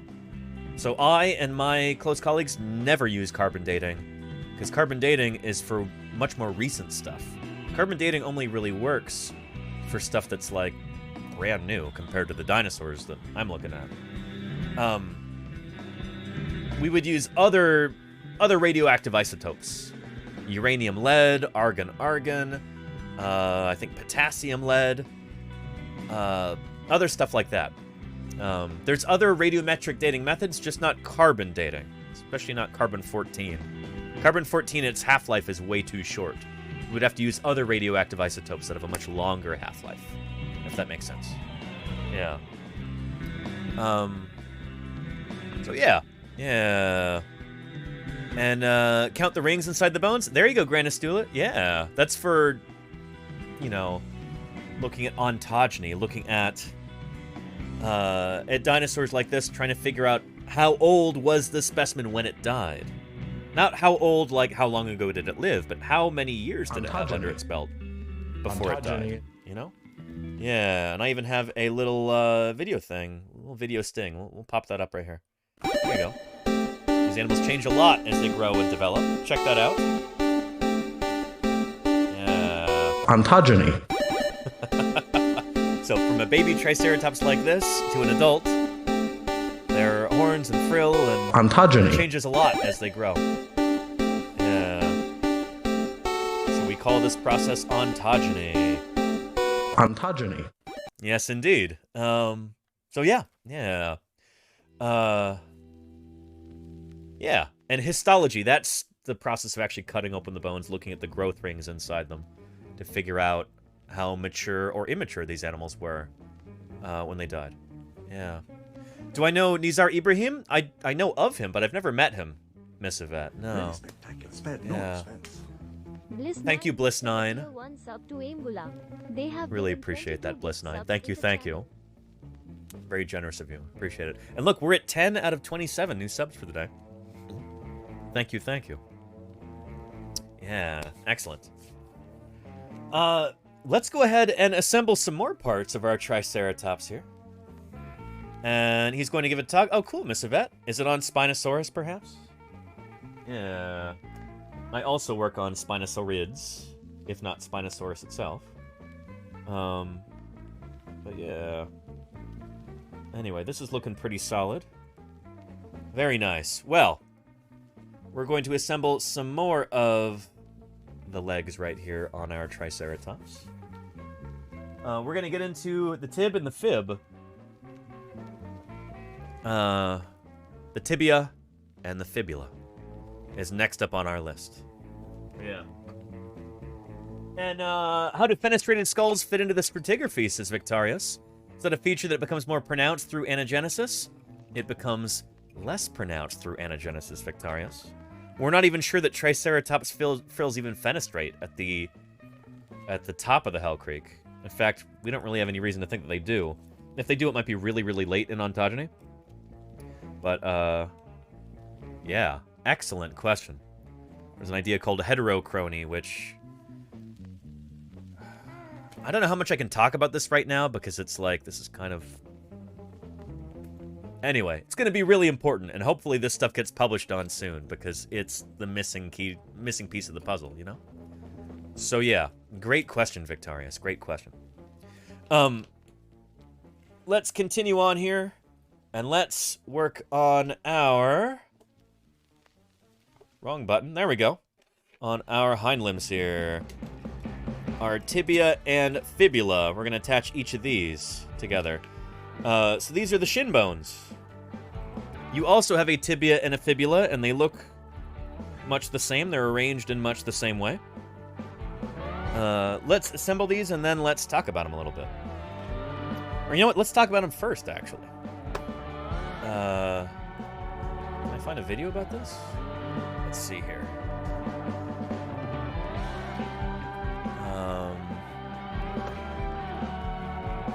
Tibia, fibula, anatomy. Let's try this, perhaps. All right, engineers, we're going to take a look at the tibia and the fibula right now. So if we look here, this is our tibia right here. That's your shin bone. And this is the fibula. All right, now, again, tibia is actually going to be on the medial side. So I like to remember tibs in, fibs out. So tibia is the medial bone, and then the fibula is the really spectacular. Spared no expense. Thank you, Bliss9. Gifted a tier 1 sub to Bambi underscore. Yeah. They have given 23 gift subs in the channel. Appreciate you, Bliss9. Thank you, thank you. It's the intercondylar eminence right there. Then if you look right... Anyway, yeah, let's... take a look at this, maybe? Too closely approaching. Yeah. So those are your shin bones. Commonly referred to as the shin bone, is the second strongest bone in the human body, and it carries all of our weight down through and into the foot. whereas the fibula, which is Latin for pin or clasp, provides much more of a supportive role, so it has a very insignificant role in weight bearing, and in literature this is stated to be less than 10%. So this has some clinical consequences which are important, and just to note that the fibula provides a great site for bone grafting, because if you remove a bit of fibula out, then it's not really going to impact on the stability of the lower leg. Quite. Yeah, there we go. So this is what we're dealing with here. In Triceratops, it's gonna look a bit different. Triceratops skeleton. Oh, there you can see it right there. That would be lovely if it actually embiggens properly. Let's take a look. Yeah, there we go. This is the Triceratops. I recognize this one. I know this one anywhere. This is the Triceratops at what we used to call LACM. No, it might be NHM LA, the Natural History Museum of Los Angeles. There is the tibia right here, very big and thick. And there's the fibula, also very thick. So yeah, big chunky bones. This is a heavy animal, especially as you get larger and larger through ontogeny. There's a lot of weight being borne on this. So, yeah. Pretty cool stuff. Beautiful skeletal mount there. Really like that. Ontogeny. And, I do want to ask, for those of you, especially long-time viewers, is this Triceratops horridus or Triceratops prorsus? Which one do you think it is? Which is the one that's got the bigger nasal horn? Horridus or prorsus? Does anybody remember? You can tell just at a glance, looking at the skull. Is this horridus or is this prorsus? Trying to think, but nothing happens, says Bliss9. Oh no. No worries, Lenina. That's what we're here to talk about, you know? Rorus, says Poobar. Not quite. This is, let me show you. Oh, so here, take a mental snapshot right here. You got it? Now let's take a look here. Is that Triceratops horridus or Triceratops prorsus? Again, let's see.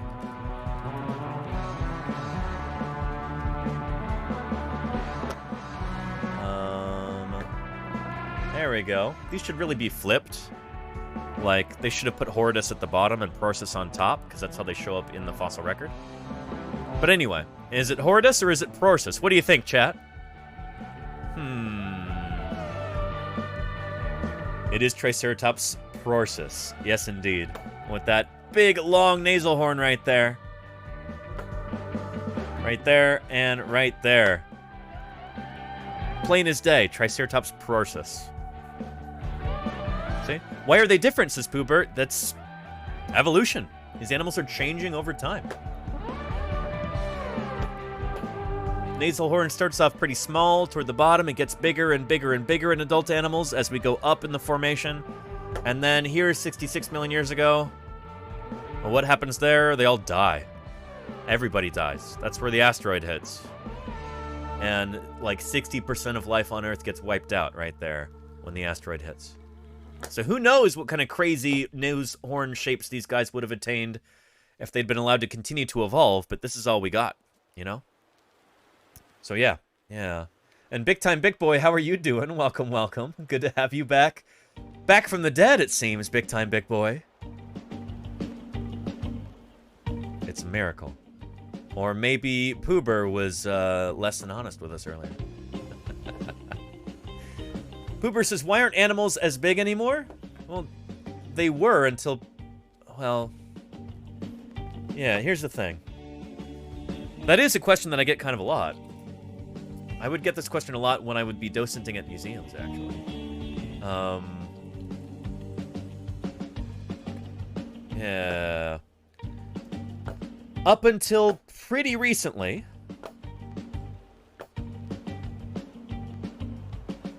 we had all kinds of other great big gigantic mammals here, right here in North America. Where did that image go? interest. You're a pain in the butt.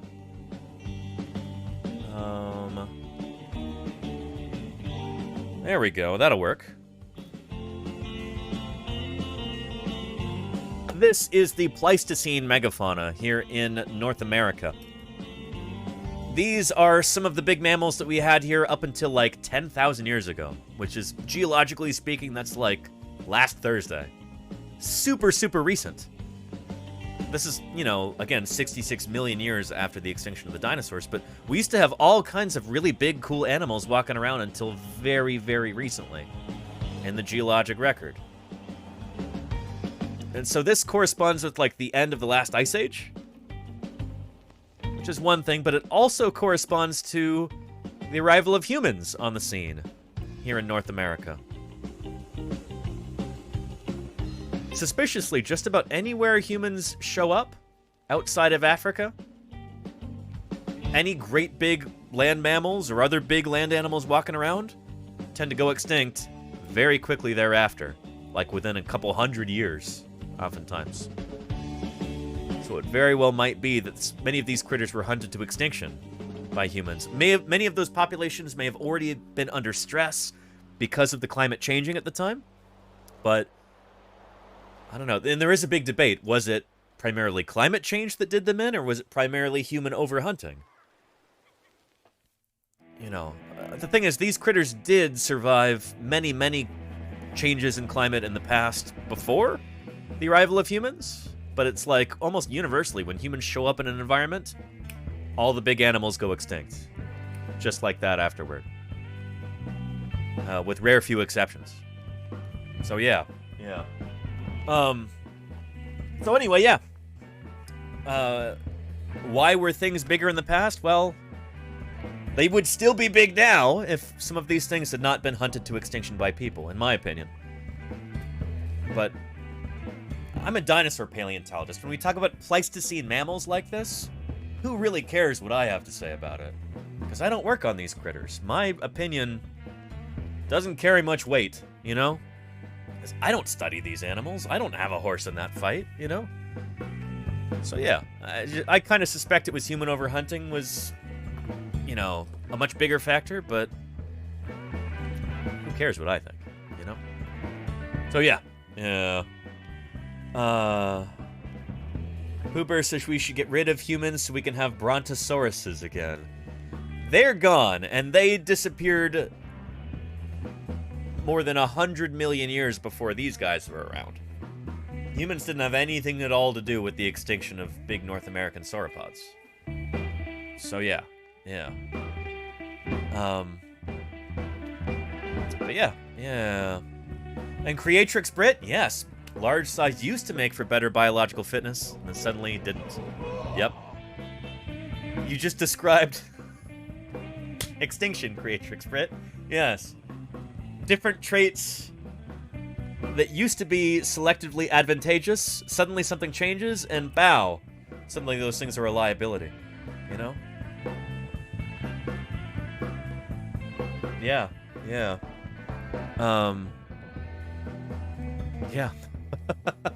Welcome back, Britt. It's great to have you here. Thank you for joining us.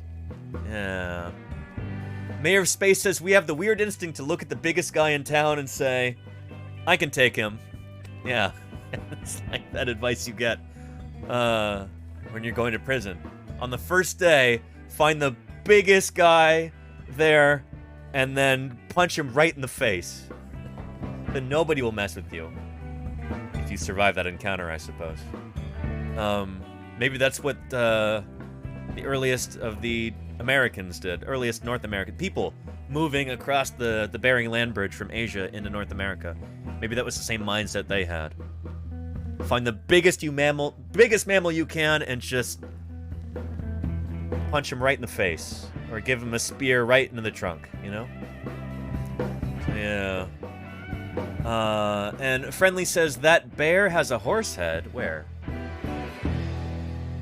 This one back here? No, it's got a bear head. That's a bear. That's probably a cave bear. Unless you're talking about Megatherium right here. Who is not a bear. That's a giant ground sloth. Yeah. That's not necessarily the best representation of a ground sloth I've ever seen. Far from it, actually. But, Megatherium.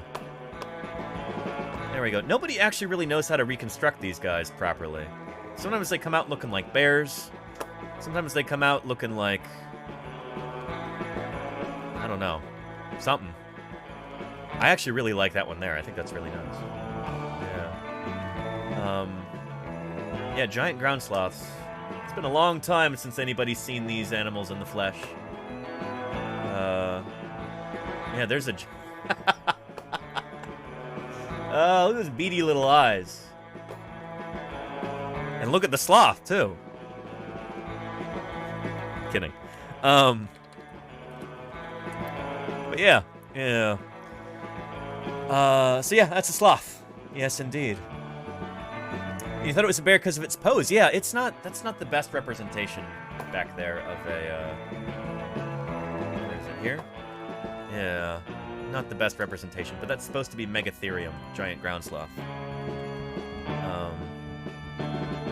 Yeah, I like the that like sloth eye coloration there, but who knows whether or not they actually had that. Didn't have cameras back then, you know? People would have seen these, and people hunted them, we know that. But,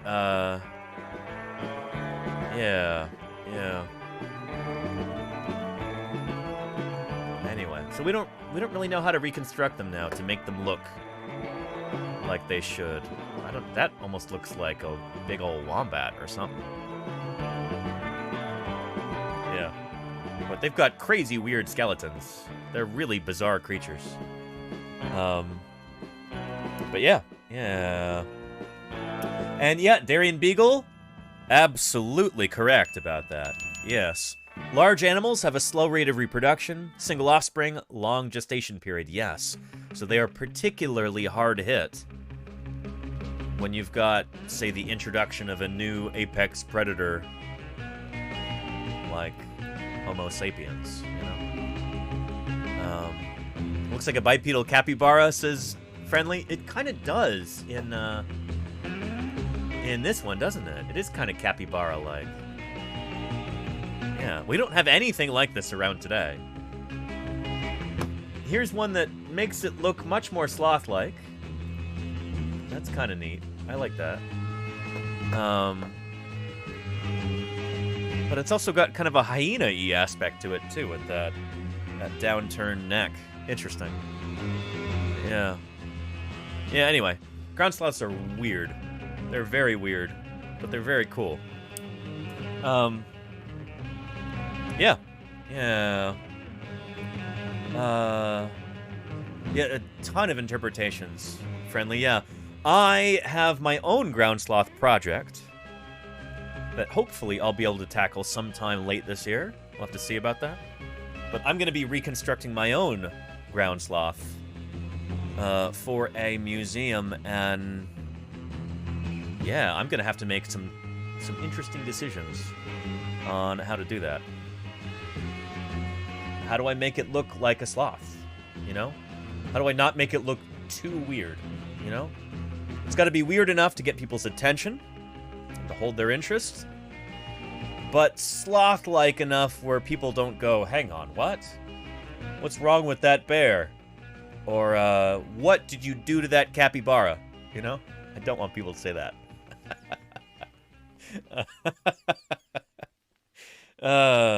Yeah.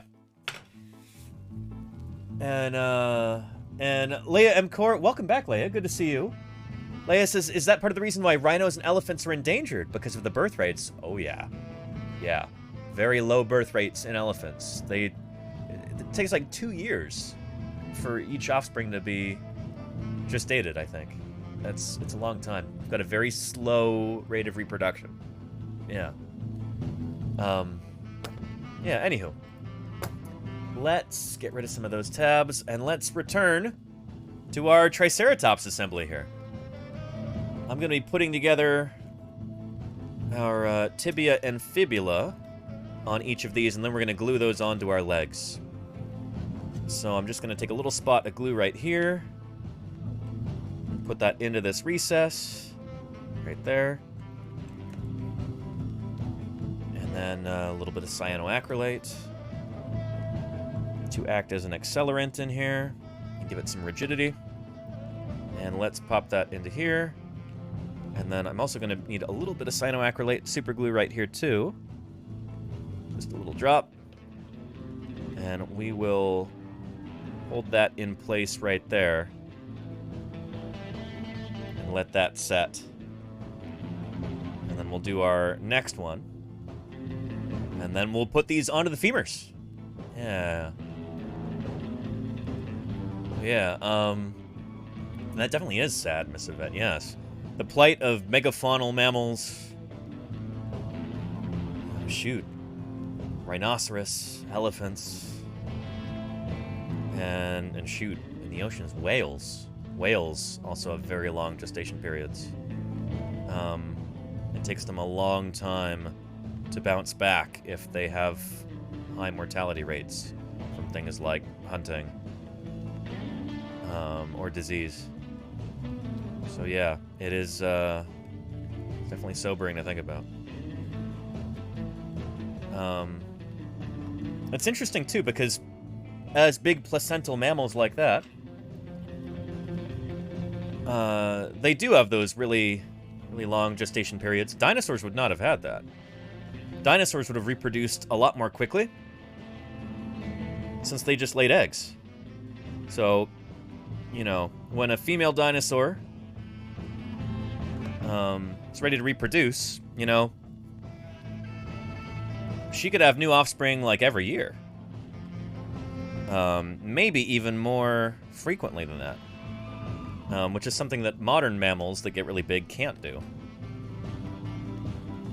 And so dinosaurs may have been better equipped for dealing with, I don't know, catastrophes than, say, something like elephants or something like that, you know? Their populations could bounce back faster. And that's maybe one of the reasons why they were so darn successful for 170 million years, you know? And it took literally a giant rock from outer space the size of San Francisco to actually knock them out 66 million years ago. Yeah.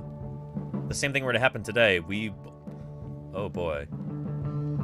Elephants aren't gonna make it through that. I don't think so. So yeah. Anyway, that's why it's so important to have a space program, I guess. You know, let's spot those asteroids before they can drive the elephants into extinction. And in the meantime, let's also protect elephants. So we don't end up driving them to extinction. People don't end up, you know, poaching them all while we're looking for asteroids. So yeah. Also send elephants into space. I don't know about that, Delta Rain, although, don't tell any Hollywood producers about that idea, Delta Rain, or you're gonna see like a sequel to Operation Dumbo Drop. Operation Dumbo Blastoff.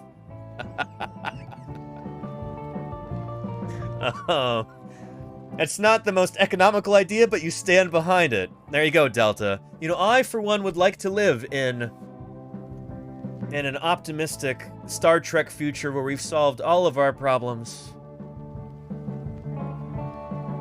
and started sending elephants up into space to seek out new worlds and new civilizations, to boldly go where no Afro-Etherian has gone before. Yeah. And you too, oddly enough. There you go, Trek Nerd. Excellent. Yeah. Yeah. Awesome. Yeah. Elephants are really, really cool critters, and it's kind of amazing that we have them around today. They're so different from every other animal that we have walking around. Like, let's take care of them. Let's protect them. Let's make sure that they're around for millions of years into the future. We used to have so many different species of elephants. Shoot, maybe I can find you. Let's do an image here. Let's see. Proboscidean diversity. Can we find a... There we go, yeah. So many different kinds of proboscideans, different kinds of elephants and their relatives over the years. Many weird shapes and sizes and all kinds of interesting stuff. I don't know if anybody's done it yet, but someday I really want to produce a big, big table with all of these different columns and rows listing all of these different fossil elephants that we have, and call it the periodic table of the elephants. I don't know how that hasn't already been done, because I don't see it anywhere. But, yeah, anyway. Lots of different kinds of elephants over the years, with lots of different shapes and sizes, and... Yeah, yeah.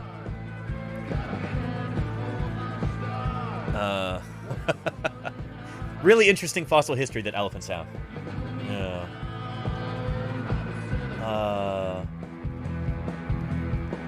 And let's see here. Technically, they would already have space whales, Bambi asked. Wait, did I miss something? Yeah. And there was a Star Trek film. Yeah, George and Gracie. Wasn't that from Star Trek IV? Revenge of the Whales? I think that's the title. If it's not, they should go back and change it. That is correct, says Delta Rain. Thank you. All right. Yeah. Ding, ding, ding. Yeah. And 5280 Andy says the convenient thing about sending elephants on a trip, well, anywhere really, is that they can just pack their trunk and go. Yeah, there you go. You're right. Yeah. Delta Rain, yes, indeed. Yeah, they've already got their trunks packed for the voyage home, Darian Beagle. There you go. Pro Science says that's the one where Kirk had to go fight a whale on the Golden Gate. Probably Pro Scion. I don't remember it that well. No, that's not. I know that's not what happened. I've not seen a lot of Star Trek over the years. I really haven't. But that's my favorite. My favorite of all the Star Treks. Of all the Star Treks I have ever viewed, that is my favorite Star Trek. Is Star Trek IV: Revenge of the Whales. Yeah. It's good stuff. It's really good stuff.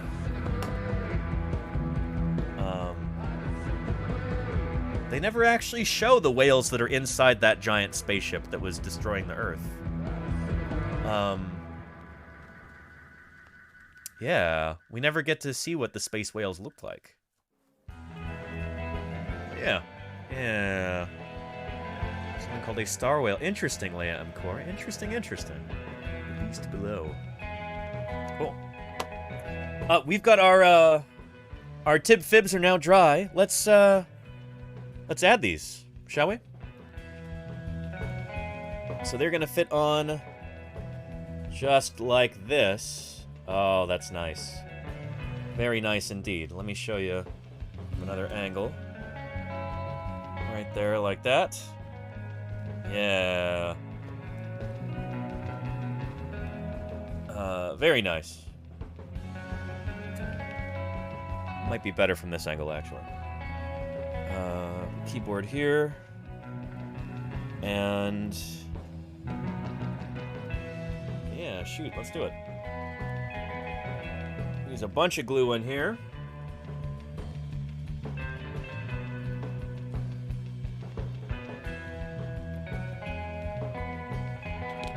And super glue to top it off. To act as an accelerant. And a rigidifier. If that's even a word. If it's not, it is now. And there we go. Very nice. We've got a Triceratops knee right there. How beautiful is that? Whoa. It's not ready yet. But quite beautiful, I would say. Yeah. Have to go cetacean ops. There you go, Bambi. Yes, yes.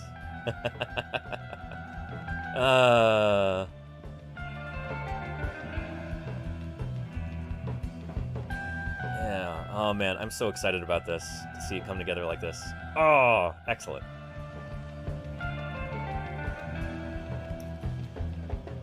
And I can hold this together with one hand.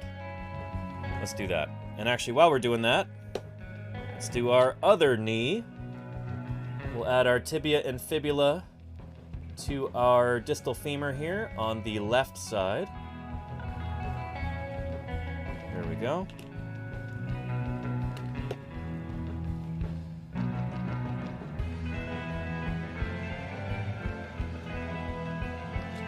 And there is that.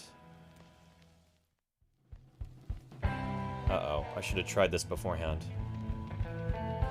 With junk inside there that's keeping it from occluding properly? I think we do. Shoot. Well, I'm just gonna let this one set for now. And, there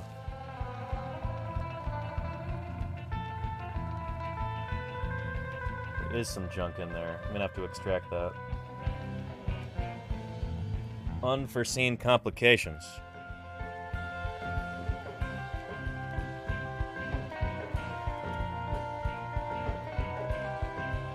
There we go.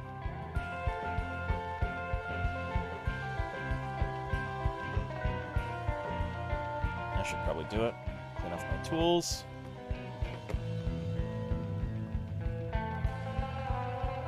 And let's put some more of this in there. And in there. Cap on. And there we are. That should do it. It should be fine. But yeah. Are you going to finish today the Navajo Ceratops, Miss Yvette? Triceratops, Miss Yvette. Yeah. No, I'm not going to finish it today because we're still going to have some ribs and some vertebrae that are not going to be ready yet, even if I manage to get everything else done. But we should have... we should have all the limbs done today. And then it'll just be kind of detail work after that, adding the ribs and everything else. So, yeah. Yeah. Where do you get the 3D instructions for printing? It says Travel the World.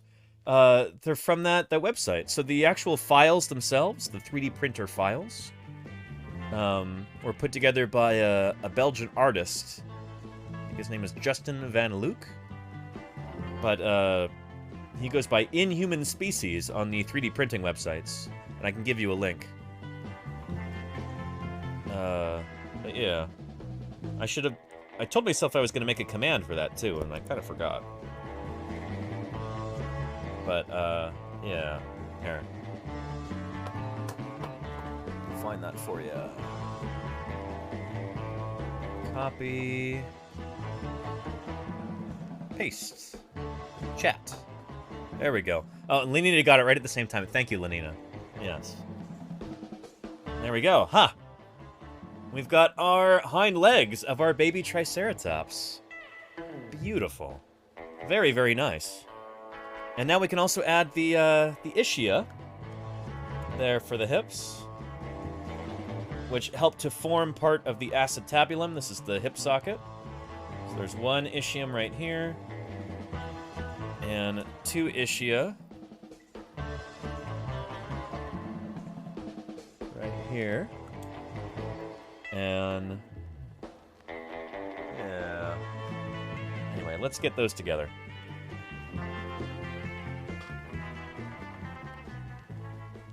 Put this over here. And will this hold steady? It will. Beautiful. Let's put those ischia on there.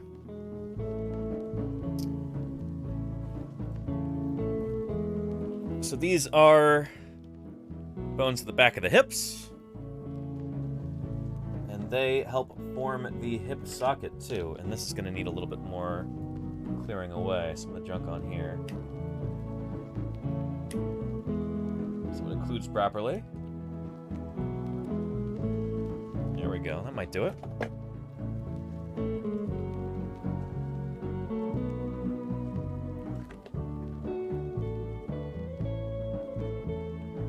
Yeah. This will also require some holding in place.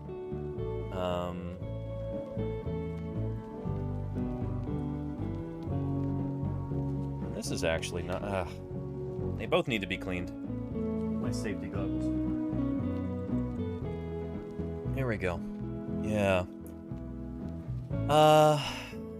But yeah...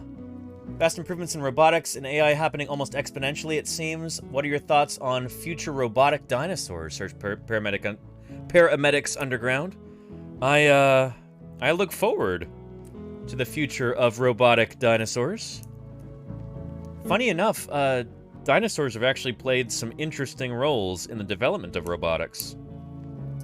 There is a, this from a long time ago, back in like the 80s or 90s, there was a robotic dinosaur named Trudy. Troodon named Trudy. And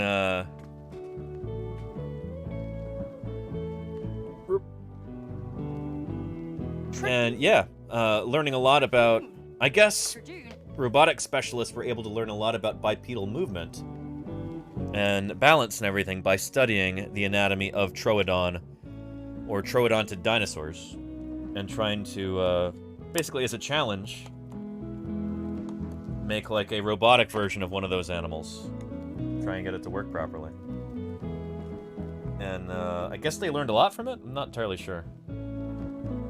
Probably. But yeah. I look forward to what roboticists of the future are able to do dinosaur-wise. I think that'll be pretty neat. And I think robotic dinosaurs might 1, 2, 3, 4. Robotic dinosaurs in the future might be a really nice teaching tool for trying to give people like a sense of the scale and the rapidity of motion that dinosaurs would have had.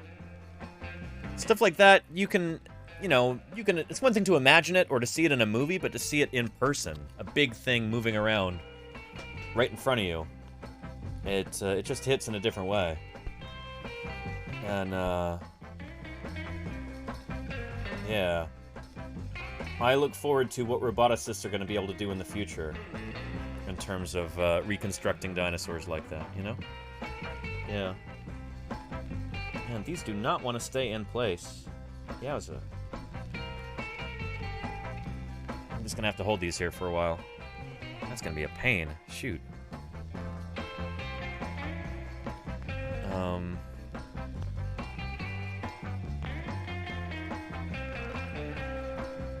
Yeah. Darn it. I might just do these parts later, because this is going to be a real pain in the butt, and I'm not looking forward to just holding something in place for 35 minutes as the glue sets up. I'm going to take some of the glue out now, and yeah.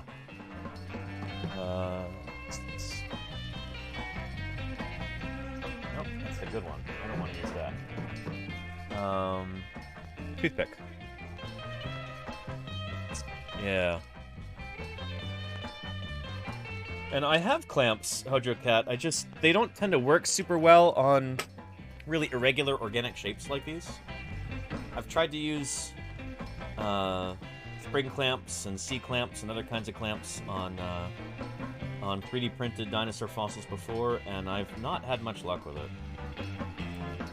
Clamps tend to work on things that have got nice right angles and smooth edges, smooth surfaces. Not really great for bone shapes, usually. In my experience. I also just might not be very good with clamps.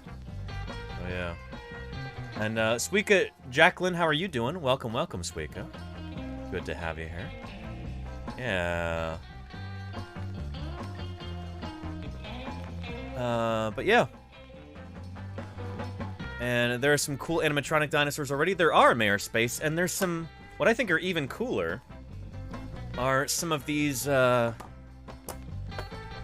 dinosaurs that have been put together that are like, I don't know if you'd call them animatronic or augmented puppetry or what. But, let's see. Yeah. Here we go.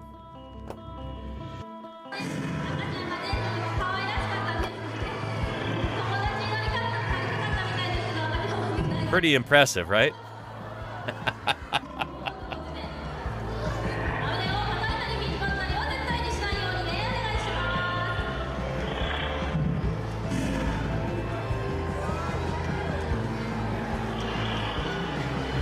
This is Allosaurus here. Really, really nice. And yeah, there's at least one person inside of that Suika, Jacqueline, yes. Yeah.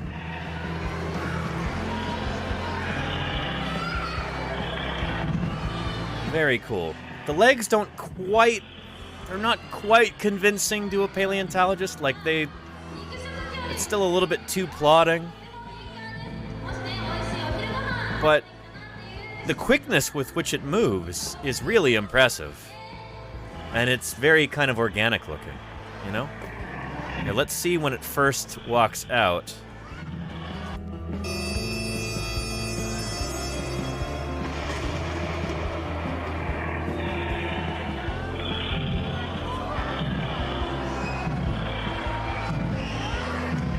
Pretty impressive, right? Very, very cool. I've been trying to figure out, like, what is this made of? And it's got to be, like, really lightweight fabric over, like, an aluminum frame, I would guess. Very lightweight and strong.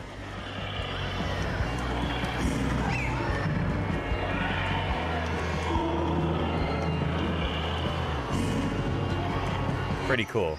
Yeah. Isn't that neat? Yeah. So anyway, yeah. And Brannington the Third, that's a real Saurophaganax, which is probably Allosaurus. Saurophaganax is almost certainly the same dinosaur as Allosaurus, Brannington. But yeah, it might just be a little bit later in time, and so bigger. But yeah. And Bliss9 says, if I was a child and was there, those teeth would give me nightmares. It's pretty impressive, you know? It really is. Yeah. Anyway, welcome, Brannington. It's good to have you here. Welcome back to Paleontologizing. Yeah. So I guess we're gonna do our Ischia another time.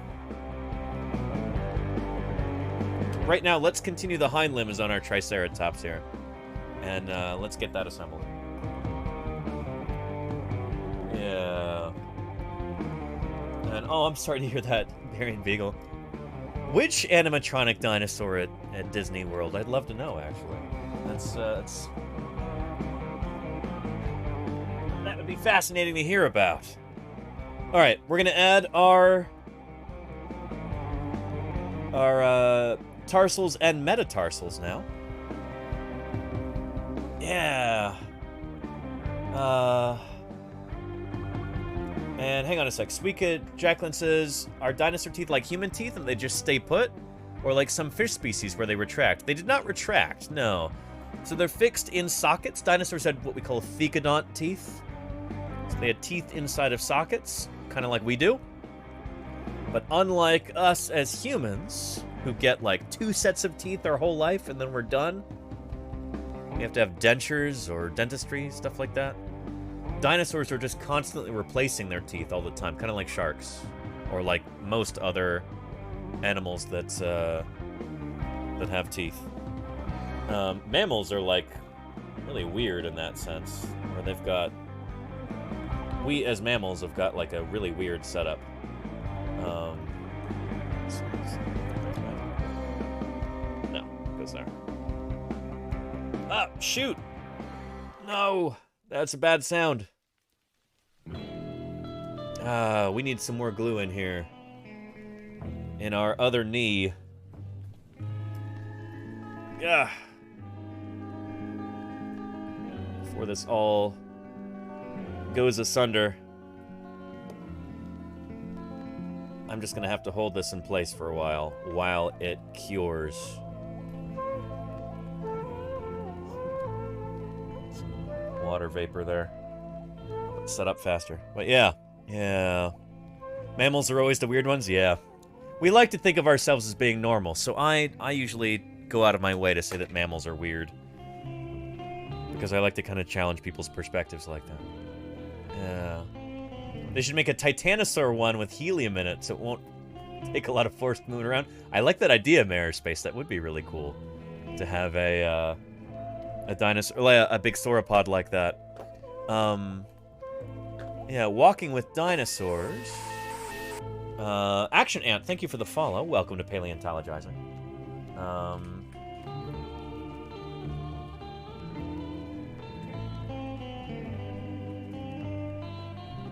Walking with Dinosaurs, the live experience.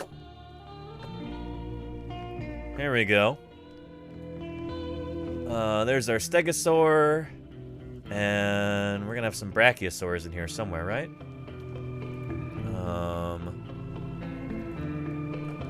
Stegosaur.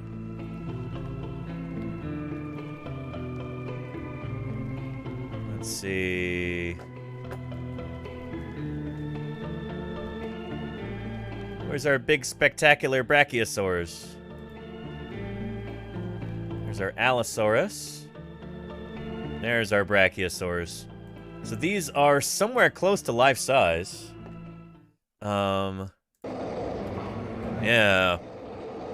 But if you look closely, they've got a little undercarriage that drives around like a car underneath them. That's what's supporting all of the weight and everything. It is really impressive what they've been able to do here. But, it's not seamless, though, you know? Yeah.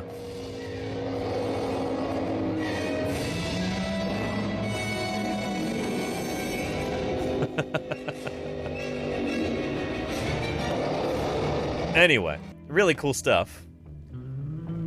Actually, all of the really, really big dinosaurs have got that little scoot-around cart thing underneath them. That's actually driving the motion. I don't know if the feet are actually making contact with the ground when they move. But, Mayor Space, there you go, yeah. Suspension of disbelief is needed, but not too much. There you go, Suika Jacqueline, yeah. And Brandington says, a certified Lillian Sternus moment. Did you see Lillian Sternus earlier? Did I? Because I think it does show up earlier. Where was that? Here we go. Yeah. But this is one of these bipedal dinosaur models where you can see the person's legs. Yeah.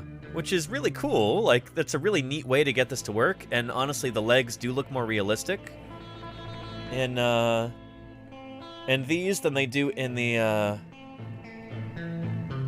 like the Allosaurus that I showed you. The legs are bending with, you know, the proportions are correct and everything. It's not as like pillar-like. But then you've got a person's legs there that you've got to ignore to suspend your disbelief. So yeah. And just Suika is good? Alright, Suika. Sounds good. Yeah. Oh, and that's I thought that was an L. It's an I. Shoot. Sorry. The font that's used in chat here on OBS, it's really easy to mistake a capital I for a lowercase l, or a lowercase l for a lowercase I. Yeah. Anyway. This is definitely feeling a lot more secure now. Here on the knee. I think we can start to put on our tarsals and metatarsals here. There we go. Yeah.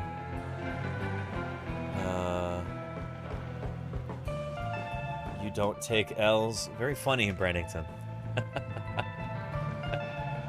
You don't have to call me doctor either. We don't put on airs around here. I can tell you that. Yeah. Let's get rid of some of the rest of these tabs so it's not so cluttered up over here. And let's talk about those tarsals and metatarsals. So in Triceratops, as in all vertebrate animals that have limbs, there's the ankle bones, and then there's the upper foot bones. Here, they look like this. So the all four metatarsals, with a little splint of a fifth one. All four metatarsals right here, and a splint of a little fifth one right there.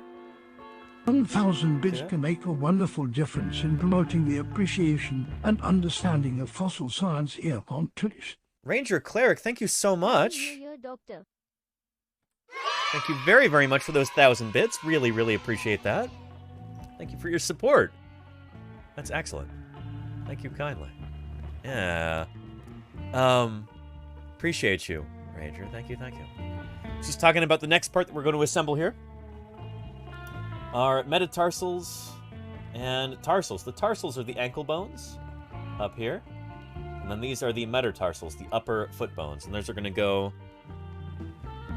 Oh, no, wrong one. These are going to go right here into this. And so let's just go ahead and do that. No use in delaying here. Put some Gorilla Glue right there.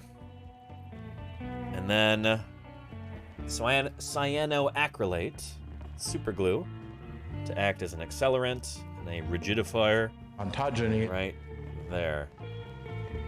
Beautiful. And that is just going to sit right here like this. And then we'll add the digits after we do our other tarsals and metatarsals. We'll do all the tarsals and metatarsals first, then we'll do our digits. And I'll have to clear away some supports from some of those too, but yeah. Anyway, looking nice. Looking nice indeed. I've got a Triceratops about to do a bicycle kick on my desk. But yeah. And so Spartan, how are you doing? Thank you for being here. Good to see you. Yeah. And Feist is 3D printed? Oh, yeah. Yeah, just like all the other fossils here in my office. This is 3D printed. It's going to go right up there when we're done. Beautiful baby Triceratops. It's going to look like this. Very excited about that. Yeah. Very nice. And that is already setting up. Beautiful. Ah, lovely. Now, let's look at the other one. I'm going to have to carve some of this away because it doesn't quite fit in properly to a little recess where it's supposed to go. So, let's deal with that. Carve this down. So we've got some print artifacts here which are not helping the fit.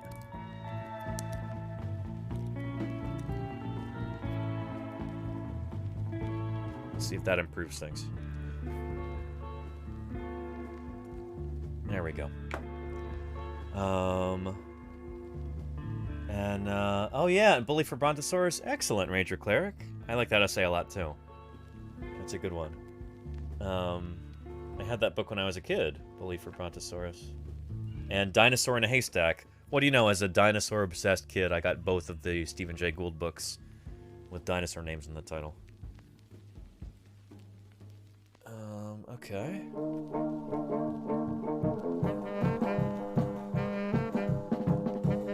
Yeah, let's go ahead and glue this one too. Why not? Yeah. And that scraping sound, oh, I'm sorry, Safarix. Not trying to call up any bad memories for you. It was kind of a dentistry adjacent sound, wasn't it? But yeah. Alright. Super glue in there.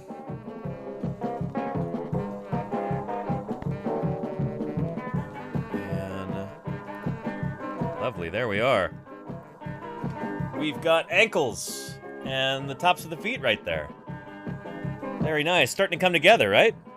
Yeah, beautiful. Very nice. I love the pose on this, too. It's been posed really, really well. The artist who put this together did a phenomenal job. Really like it a lot.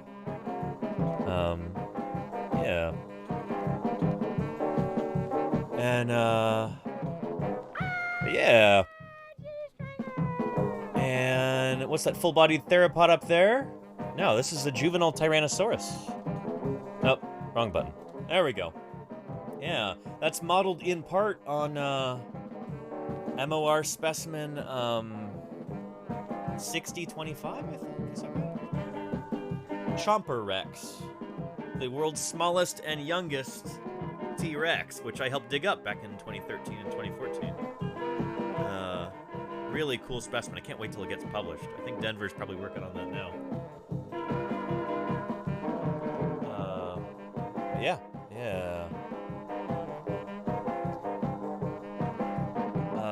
But yeah, Brennington seems to know their theropods. Very nice. Yeah. Yeah, I work on theropods myself too. I've got some new work on Spinosaurids coming out, hopefully pretty soon. Still working on the manuscript and the illustrations for it. But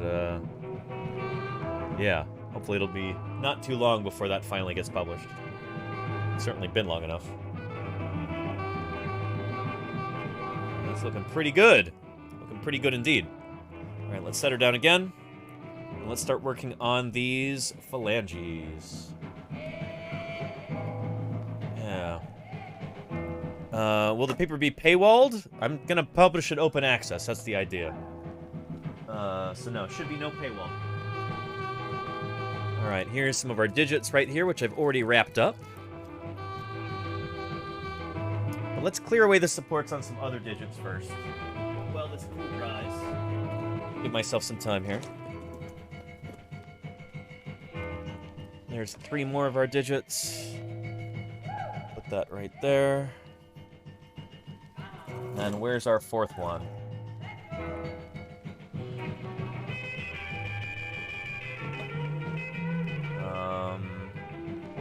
That's odd. There it is. This one's all flexed, so it looks a lot different.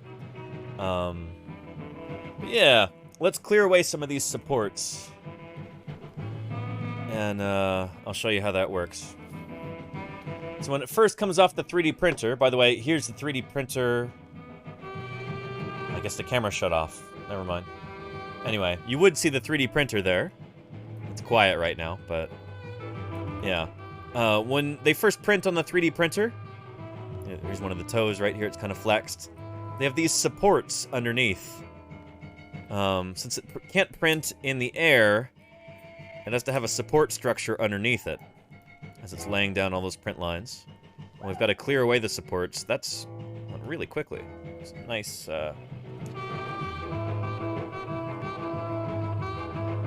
They don't normally come off that cleanly. That was really quick and easy. But, yeah.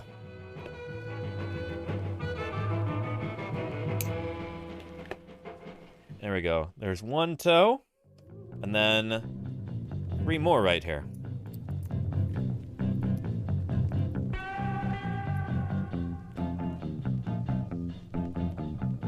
And you can identify which toe is which, put them in their proper order, because there's different numbers of digits on each toe, different numbers of bones, excuse me, on each digit. So right here, this is digit 1, the big toe, because it's got 1 phalanx. 1 bone right here. Think about like your hands, you know? Yeah. Your thumb has got the fewest number of bones in it. This is the toe right here. Big toe, it's just got 1.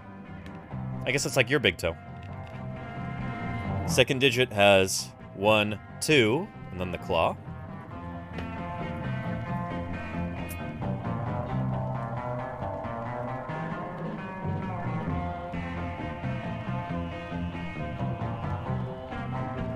And then, of course, digit 3 has 3, digit 4 has 4.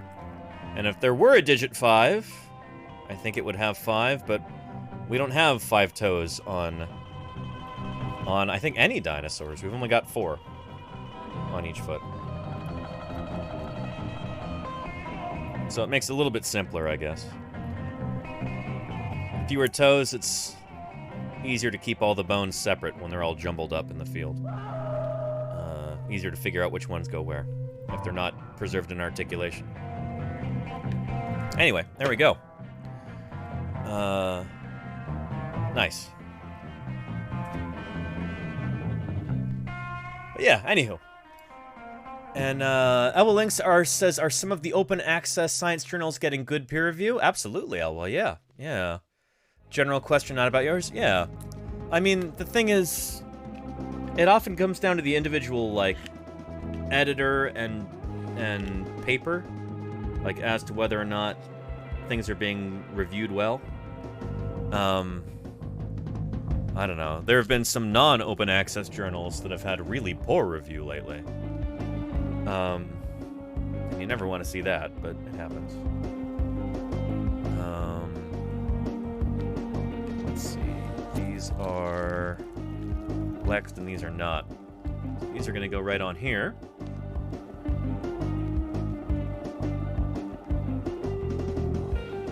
Here we go. Yeah.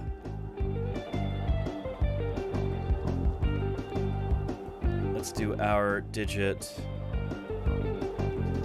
1. It's going to go in there just like that. Leave something inside there. It's obstructing.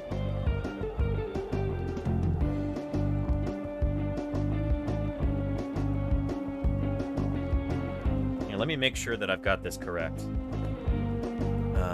This is a little squirrely, so let's take a look at the instructions that are provided here, which I don't normally have to look at, but in this case, I don't want to get this part wrong.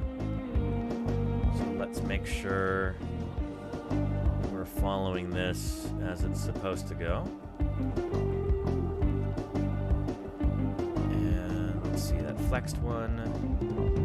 No, that's over there, isn't it? Is it?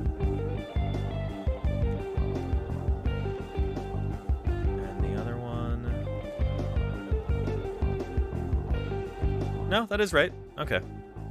Cool. Yeah. Now we just gotta figure out why that's not fitting into there properly. Yeah.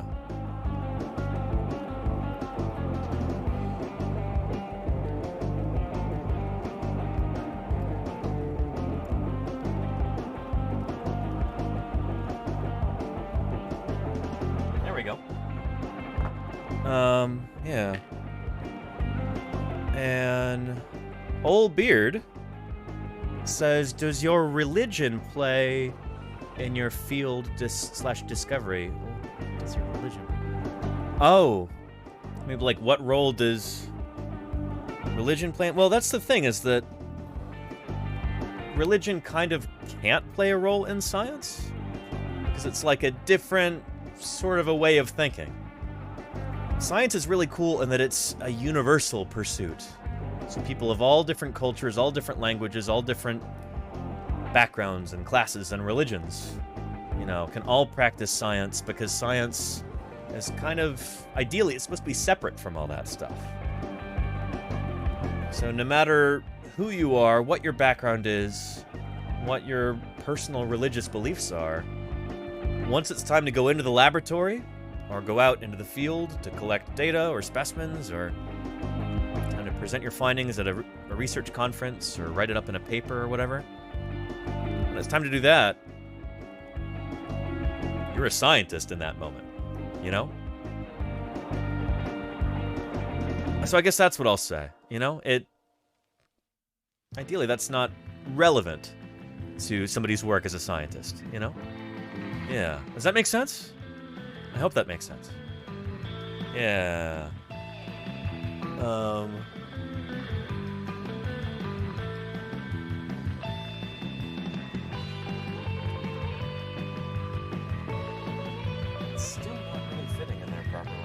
gonna have to cut this down a little bit.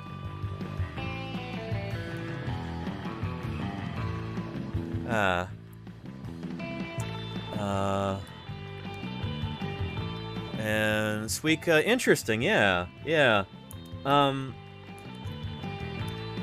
Certain people do, I guess, feel the need to, like, kind of try and line up what we know about the natural world with whatever their particular, like, religious leaders might say. And I guess, yeah, it's kind of a personal thing, you know? At the end of the day, as long as you're doing good science, you know, then it's all good. But yeah. Does that make sense? There we go. Let's see if that helps. Well, it's still... What is our issue here? It's like it's too wide.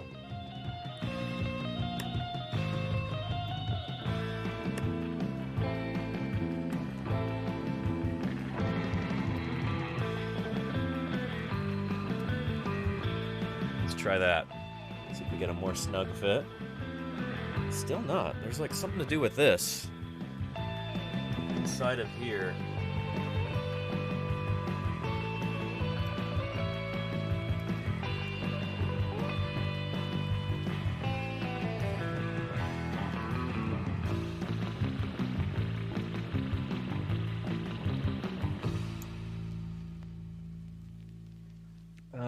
Let's see, digit 1, 2, 3, 4. Yeah, that should be digit 1. I've got the right one in the right place.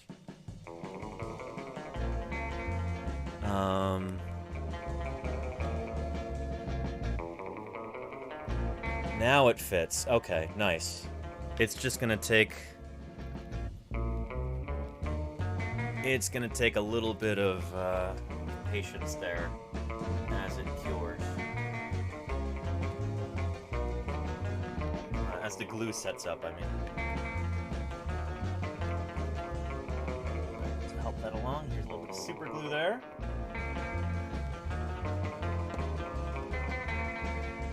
And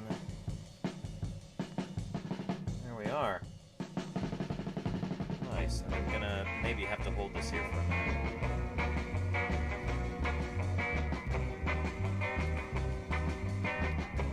Unless... Oh, that'll be fine. I'll just let it sit there for a minute. Yeah. But yeah. And, don't put the head on the end of its tail. Yeah, helix fossil. I'm not gonna pull an Othniel, or excuse me, an Edward Drinker Cope here.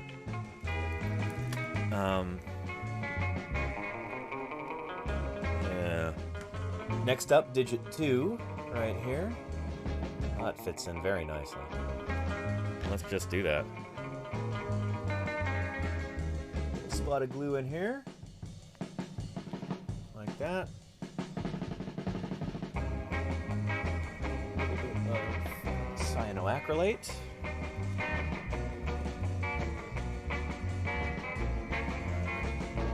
There we are. Oh, that's lovely. Very nice. And it wants to be there. Excellent. I'll see if I can turn this a little bit so you can see it better. Like that, perhaps. Next, we've got our digit 3 that's got 3 pedal phalanges. And I'll show you what I mean in a minute here. Don't let me forget. I want to show you how each toe has a different number of toe bones. And that's why it's pretty easy to tell these apart.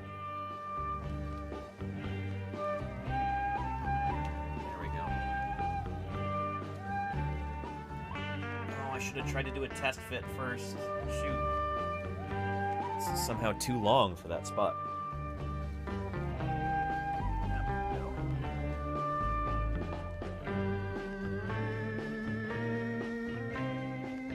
Snip this. Alright, let's try it now.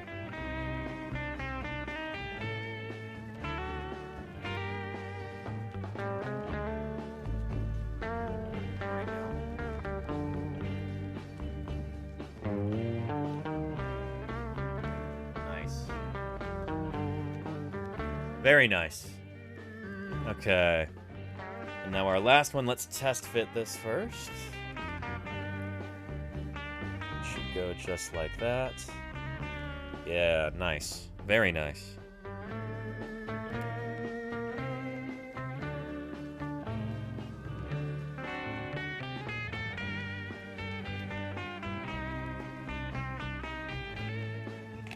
There we are. That there. All right. And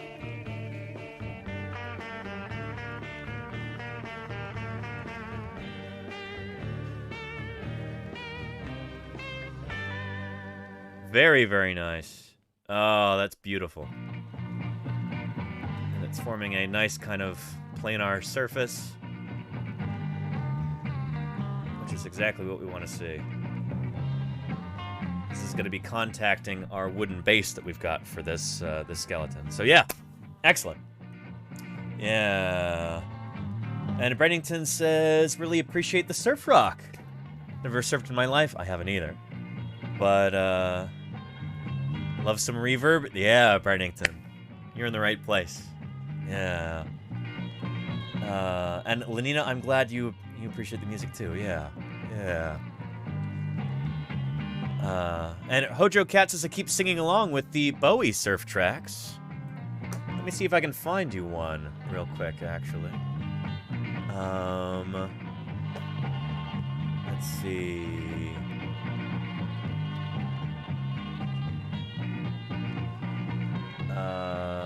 Didn't I have Rebel somewhere? There it is. Yeah, here's some Bowie for you there, Hojo Cat. You ready? Yeah. You heard Heroes a little while ago. Oh, nice, Hojo Cat. Yeah. This is kind of it's kind of a downbeat one. Maybe I can find one. Moon Age Daydream. There's a good one. That's a little bit more upbeat. Yeah. And let's do our other set of toes right here. On this side. Right there.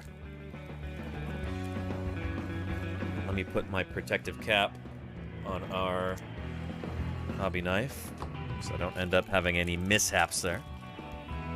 Yeah. And Brennington, I'm glad you like the Nirvana ones. Yeah. Got a lot of good tunes here, gotta say. Took me a long time to find these. But I think it's been worth it. Yeah. Ah. Brennington, I'm wondering if you wouldn't mind answering, Brannington. How did you find the channel? How'd you end up here? Yeah, I'd love to know. Seems like you know a thing or two about dinosaurs, and yeah, been trying to expand our audience here.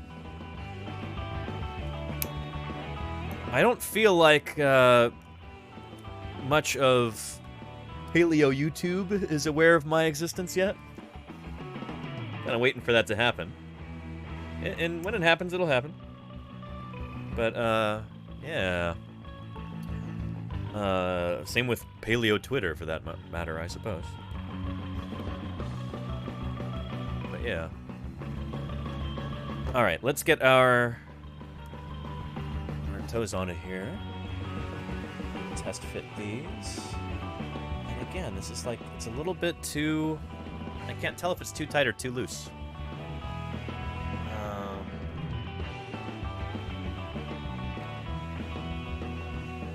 And there you go, yeah! Hojo Cat. Freak out at a Moon Age Daydream. Oh yeah.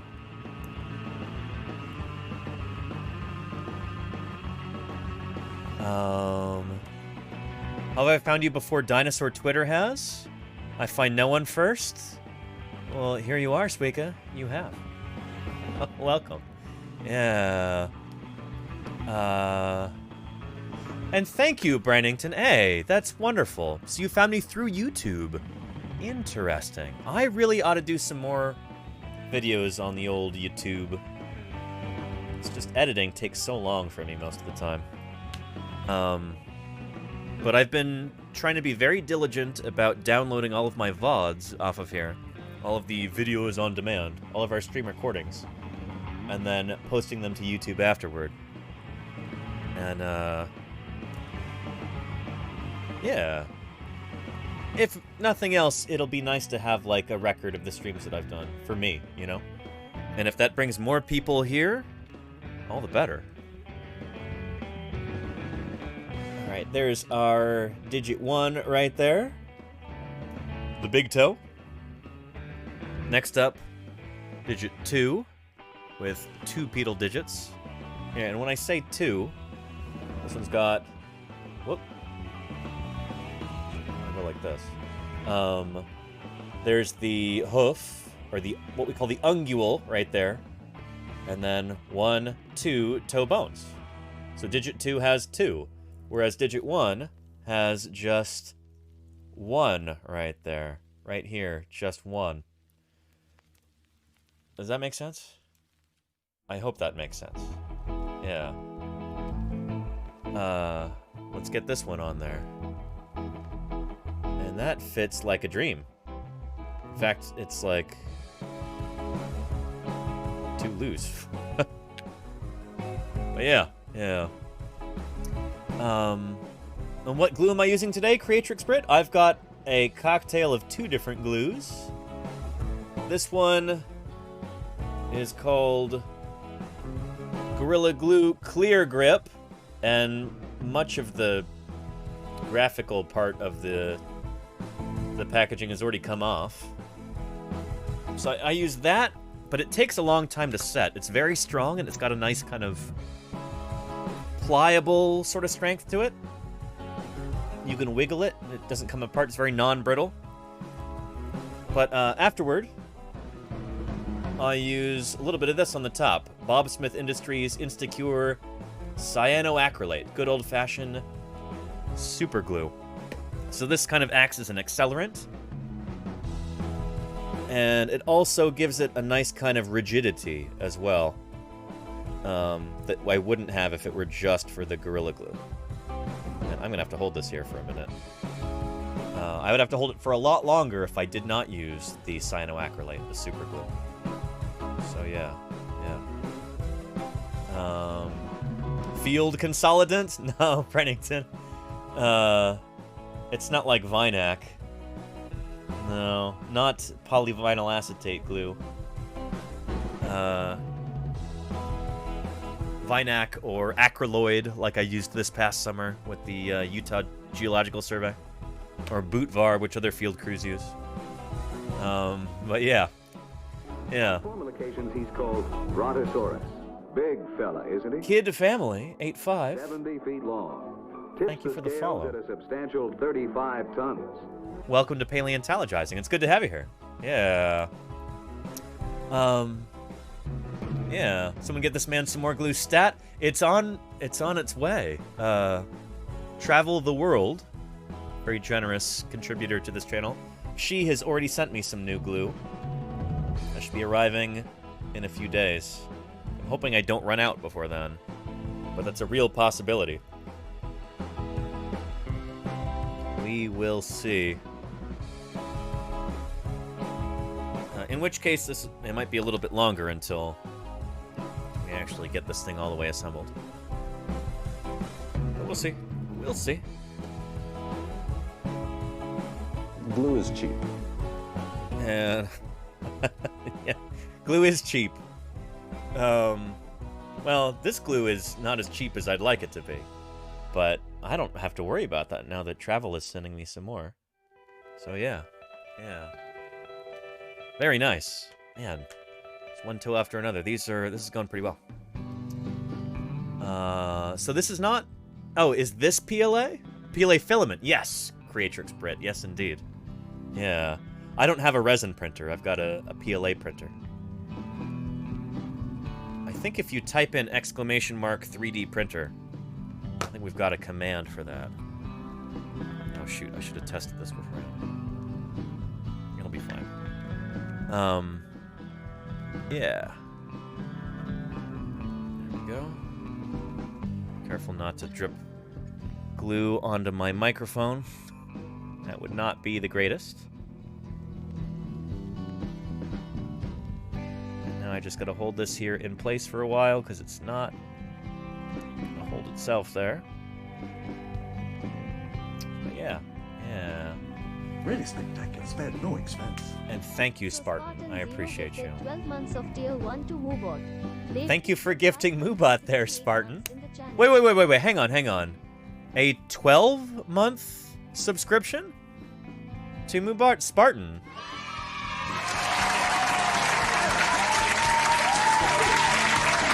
One year to Moobot. That is excellent. Sheesh indeed, yeah. Thank you, Spartan. Holy moly, now Moobot can use my emotes. Thank you, Spartan. And that is 12 tasty months of support. Thank you, Spartan. That literally will put food on my table, and I appreciate you for it, Spartan. Thank you very much. Yeah. Yeah, holy cow. That's pretty excellent. And I appreciate you for that, Spartan. Very, very much. Pretty great. Yes. But yeah. How does that glue smell? Doesn't really smell like anything, Liam. Or at least this doesn't. The super glue, the cyanoacrylate, smells like super glue does, like crazy glue. You know cyanoacrylate smell, super glue smell.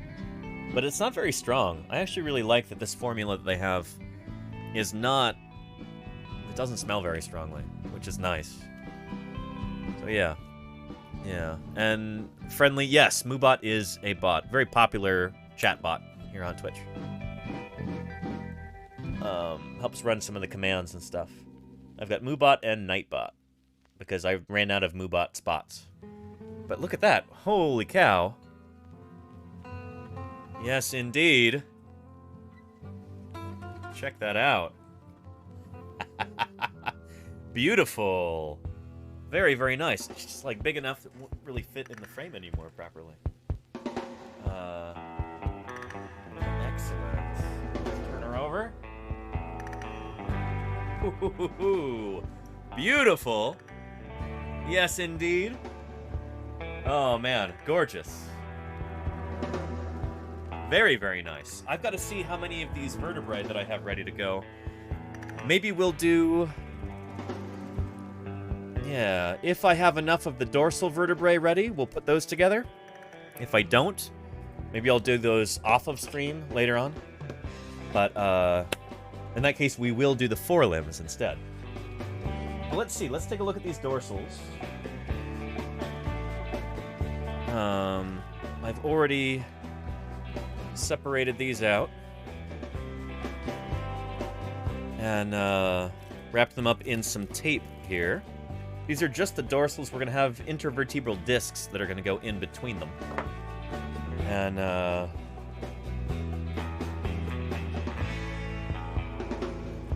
yeah. But I wanted to wrap these up so they're at least in their proper order. So we didn't get them all jumbled, because that would be a big pain in the behind, trying to figure out which one goes where. That would be a huge waste of time. So let's see here. This is number... I think I may have numbered these already, or did... I guess I didn't.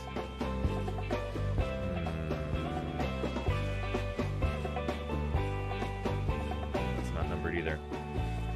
Let me take a look at some of my other vertebrae real quick. The ponderous Cracodon, 32 feet long and 14 feet high. 1,500 teeth, and not a single cavity. Epic Duck Studios, thank you for the follow. How appropriate that you would get a duck-billed dinosaur like Edmontosaurus for your follow alert right there. Appreciate you. Welcome to Paleontologizing. Good to have you here. Yeah. I already did 2 of the forelimbs. Oh, very funny, Were Ducky. Yes. Yes, indeed. cervical vertebrae in here. Take a look at this and see if this will fit into this one, because those might very well be... Yeah, they are. Okay. Okay, I think I know how this works. I think we might be able to do all of the vertebrae. Do I have all of my intervertebral discs? Cleared, most of them anyway. Missing a few. Let's see here.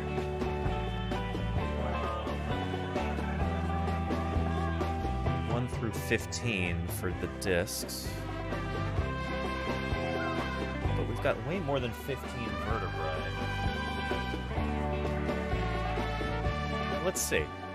How many dorsal verts do we have on this critter? Let's take a look at that real quick. Look at our instructions here, which we've not really been paying much attention to. No need, for the most part. But there's the neck. So verts 1, 2, 3, 4, 5, 6, 7, 8. Like, those aren't cervicals. That's the first 8 in the rib cage.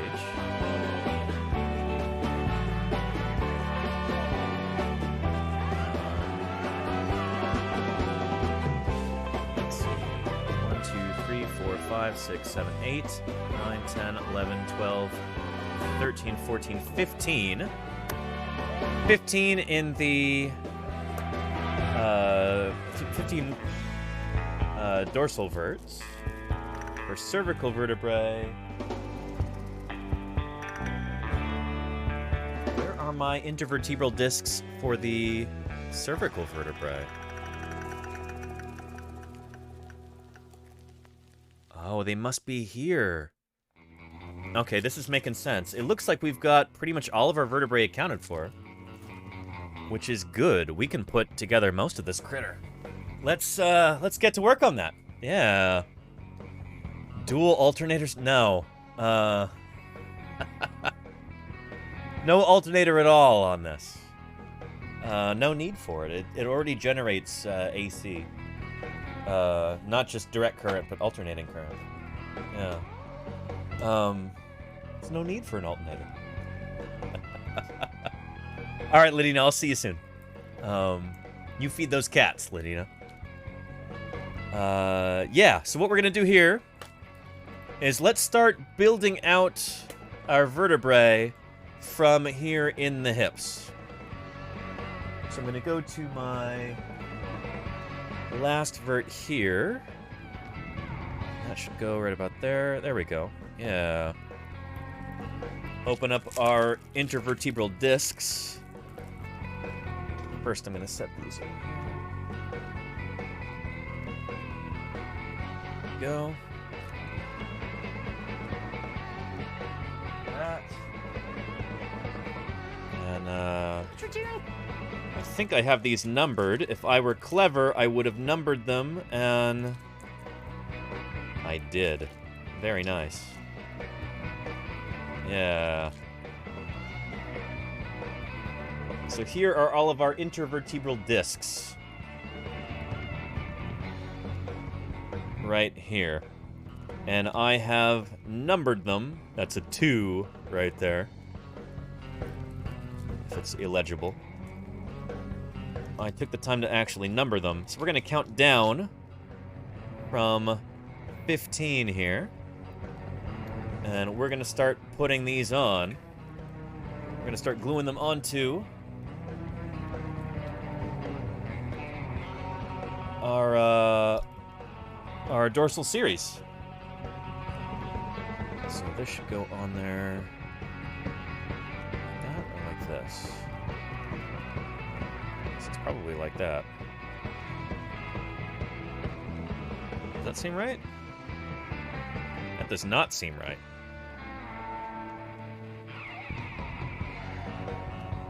Why is that not more snug? Give me a second here. Let me take a look at this. There are supposed to be numbers printed onto each of these, but I used... Oh, that's a 15. Okay, no, that is correct.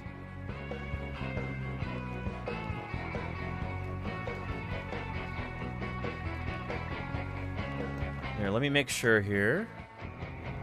Dorsal vertebra 15 is 15A, and dorsal disc 15 is 15B. What is there? 14B. Yeah, okay. A little odd that would be so loosey-goosey on there, but that's okay. Let's look at disc number 14 and see if it fits onto the front at least. 14. And, oh, that fits really nicely. Okay. Cool. Alright, good enough for me. Let's go ahead and start gluing. So, I'm just going to use cyanoacrylate for this part. Because I've got to start conserving the Gorilla Glue, or I'm going to run out. So that's going to go onto the back of dorsal vertebra 15 here. And I just got to hold this in place until it sets. And, yeah.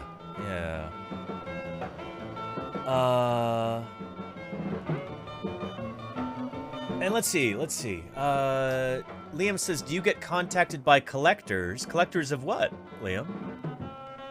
I don't know what you mean. Yeah. And how you doing, Joe3E? Howdy. Welcome. Man, I've not been paying attention to chat for the last few minutes. Apologies. Yeah. And, oh, Liam says, can you tell us your most expensive unverified items in your personal collection?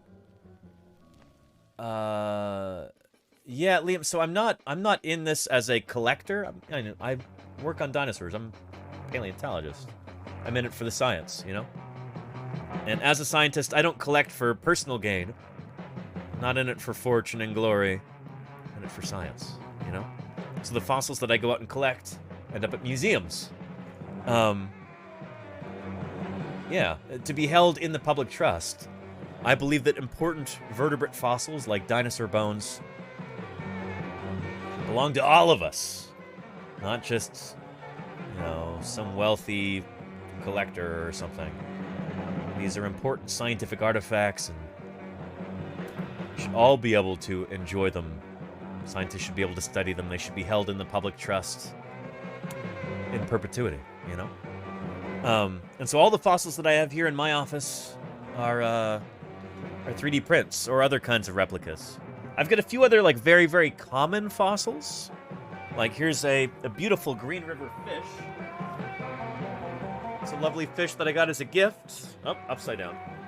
The Green River Formation, Eocene. This is about 10 or 15 million years after the dinosaurs went extinct, except for birds.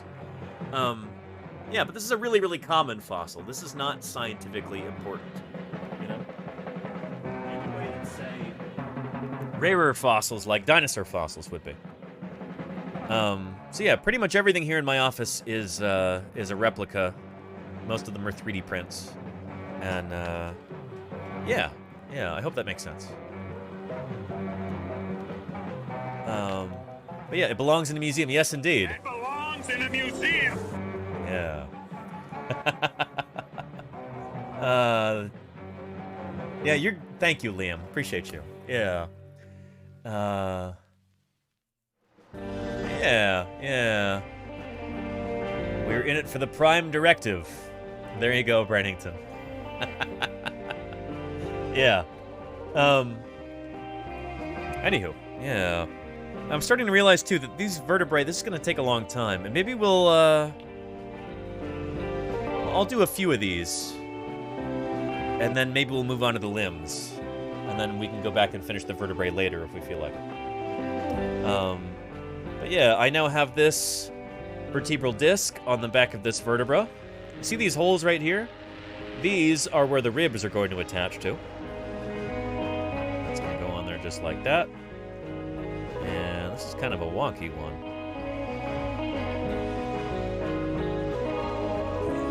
I might want to do that part later, actually. Shoot. But for right now, let's just put some other parts on here. Let's do like a speed run. vertebral speed run. We'll see how many of these vertebrae we can string together quickly. And, yeah. And we will go from there. There's number 14. And now I need vertebra number 13 to go here, which should fit on like so.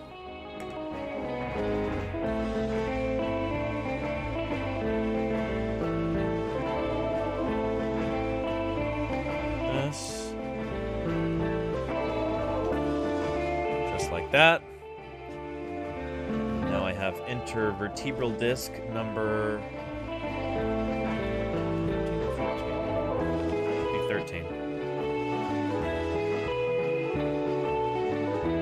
It's gonna go on there like that.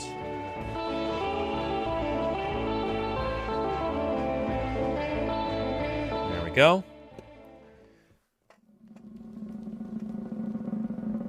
And let's see. 11, 10, 13. Just go on there just like that. Thank you, Crichton2014. How are you doing? Welcome to Paleontologizing. Good to have you here. Yeah. Excellent. And, let's see, after that, number 12, and 11, 10. Okay, yeah, excellent. We're on the right track. No expense. And thank you, Travel, for that gift sub there. Gifted a tier 1 sub to Esteban Sissi. Really appreciate that, Travel. Thank you for your ongoing support. Seriously, that means a lot to me, Travel. Uh-oh, shoot. There should be a disc in between there. Number 13. Darn it. 12. No, we go from 13 to 12. Okay, there we go.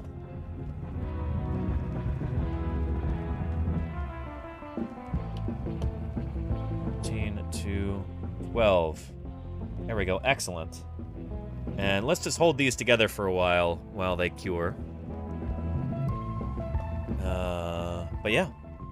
And Ice Clap says no need to spray paint it after all. I am gonna spray paint it afterward. Yeah.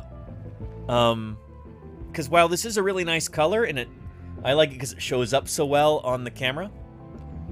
For when I'm assembling this live on stream, it's not as authentic a color as it could be.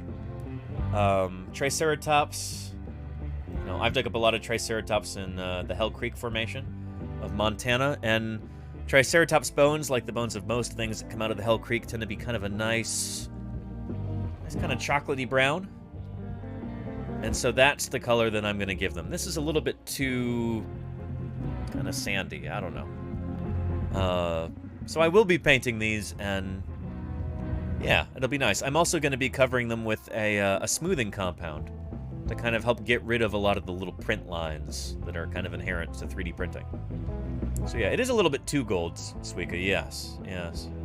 And Degruini Baron, do you print the bones yourself? Oh, did I print them myself? Yeah, absolutely. And viewers got to see a lot of that firsthand. My 3D printer... Oh, that's why you can't see it, because I have the light turned off. Let me go turn the light on, and then you can see. With sincere appreciation and gratitude, thank you very much for the 100 bits. Okay, thank you for those bits, Lamb. If you had any other metric, would you be an astrophysicist? Learning the truth of the universe? If I had any other metric... I don't know what you mean by that, Liam. This is the 3D printer, by the way. It's quiet right now, but yeah, normally when I'm printing something, you can see it there live on stream. Liam, if I had any other metric, I don't know what you mean, Liam. Try blaming the dinosaurs. And thank you, Science Streams, for those 100 bits. Really appreciate that. Thank you. Excellent. I mean, that's the thing is, I am learning the truth of the universe, but doing it through looking into the past, rather than looking far afield in other parts of the universe, you know? As a paleontologist,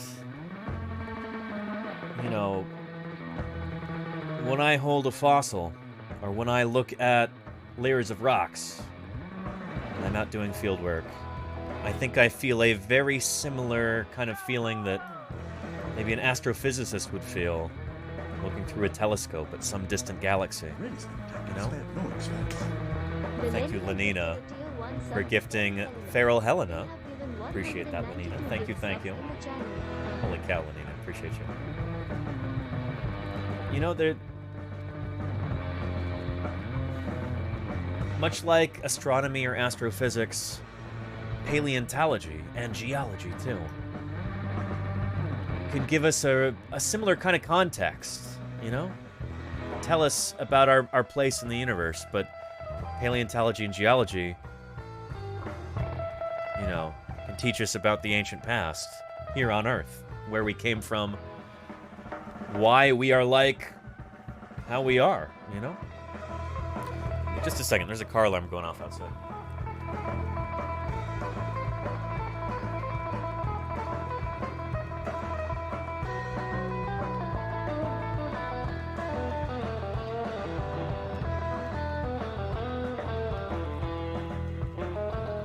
It's awful suspicious.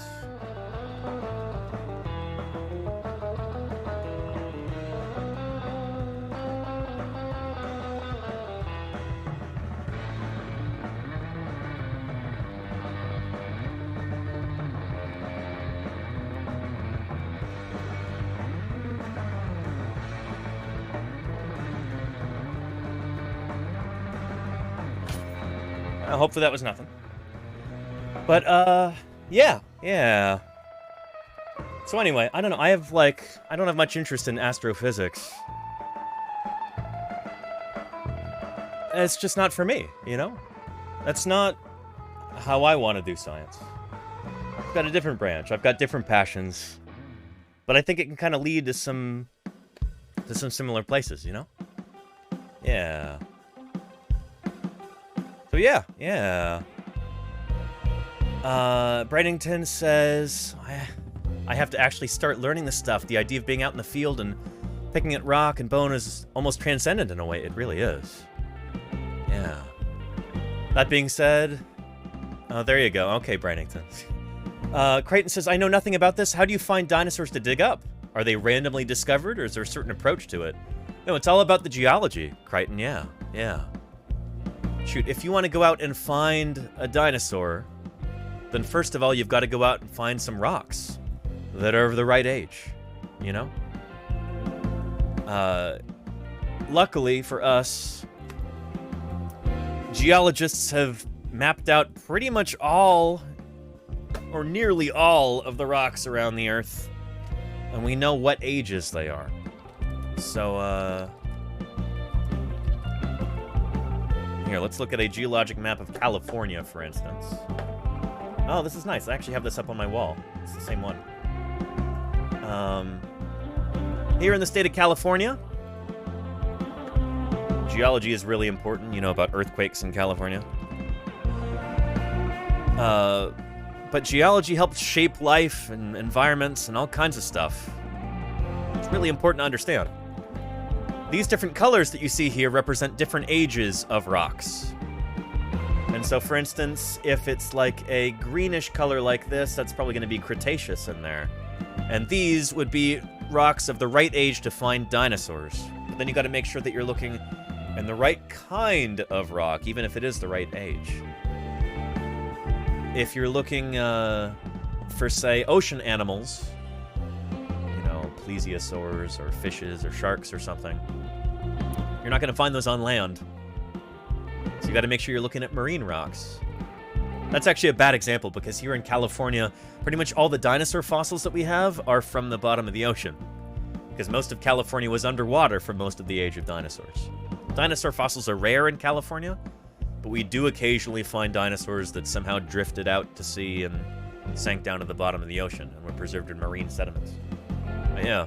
Anyway, once you know where the rocks are, and you find rocks of the right age and the right type, you got to figure out how to get there. You got to figure out, is it legal to dig in such and such a place? So as a dinosaur paleontologist, I work with various museums, and I usually dig on federal or state land, public land. So we have permits that we have to apply for and get to be able to dig in certain areas, and yeah. And then once we're actually out there, you know, usually it's an area like, well, you know what? Actually, let me show you a video about a place where I was digging.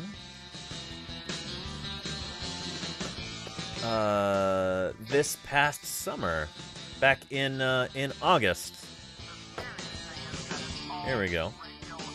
Yeah.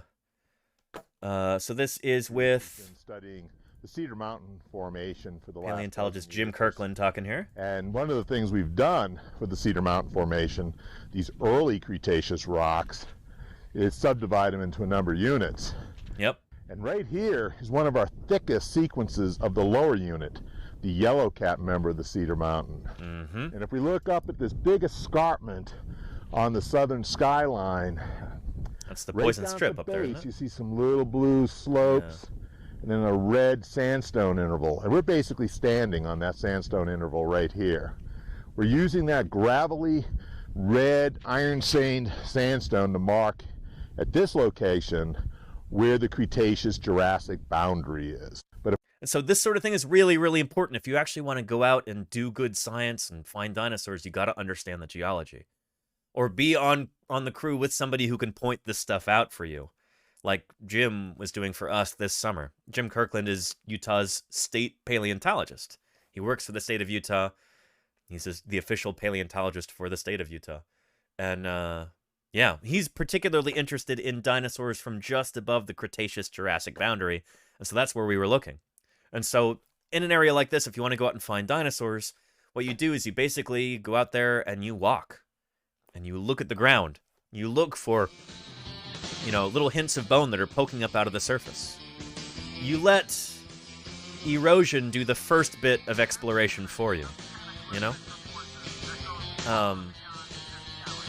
And then if you see something poking out and it looks intriguing, then you dig in further and you see if it goes anywhere. Does that make sense? Yeah. So yeah. Yeah. So I hope that makes sense there. I know it's kind of a long tangent. But those claws on the wings are Bubsy. invaluable. Holy cow. Yeah. And how complete is your dry skeleton so far? By filament density? Well, I was using 15% density for much of the print. Yeah. But so far, whoop. Oh, that's going to need some shoring up. Uh-oh. We've got the hind limbs here, and the base of the tail, and we've got part of the hips. We've got the ilia right there. I still have to attach the pubes and the ischia. And we are working on the dorsal series of vertebrae right now. And here's the skull, which we assembled yesterday. Yeah. So yeah. Thank you, Bubsy, for the 21 months of support. I really appreciate that. Excellent. Yeah. But yeah. Ferbly says, how do you feel about when you have to destroy a large portion of the landscape to unearth a large fossil? Never done it, Ferbly, no. The most rock I've ever had to dig to uncover a dinosaur was probably in 2011. When we were digging up a really important specimen, new species of Triceratops. And we maybe had to dig, like, maybe 30 or 40 feet by about 20 feet. So 30 by 20, that's what, 600 square feet? Smaller than a San Francisco apartment. And we're not destroying the landscape. You know, we're just digging at some of the rock, and then erosion happens so quickly in these environments that the next summer it's unrecognizable, you know? Yeah. So it's not like strip mining. We're not using dynamite. We're not, you know, napalming a forest or anything like that. Just uncovering some of the surface rock, which would have happened anyway over the course of a few decades anyhow. So we're not really doing any real harm to the environment. I wouldn't want to be out there if we were doing real harm to the environment, you know? So yeah. If anything, it's just a lot of hard work. Probably more wear and tear on our bodies than it is on the land itself, you know? But yeah. And certainly, like, 1/1000th the amount of harm done to the land than, say, like, you know, intensive cattle ranching in that area. And ranchers are able to get, you know, leases to send their cows all over the place there. They do a zillion times more damage than we measly paleontologists do.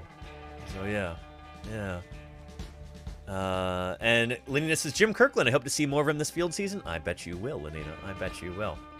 Yeah. But yeah. Oh, and Suika was talking about the Appalachian Mountains. I missed that. Sorry, I'm so late in chat right now. Yeah. But let's see. Where would we be? Would we be us without the asteroid? Definitely not, Liam. No. Yeah. So yeah, very important asteroid impact. And Lexi Graves says, there's someone like me who likes paleontology, astronomy, and geology. Very cool, Lexi Grave. Yeah.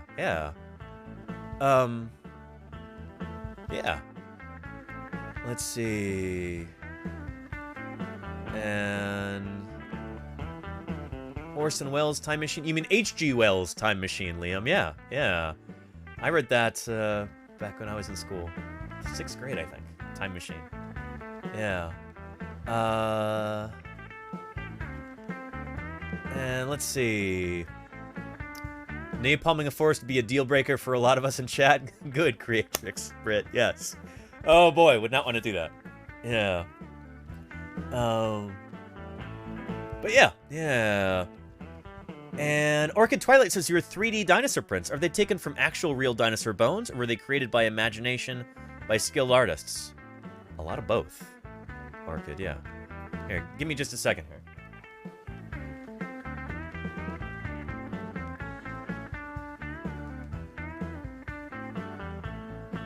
Yeah. So in the case of our Triceratops here, we don't yet have a, like, complete skeleton of a baby Triceratops yet from... I was going to say from anywhere in the world, but so far Triceratops has only been found in 2 countries on Earth. The United States and Canada. And only in certain regions in both of those.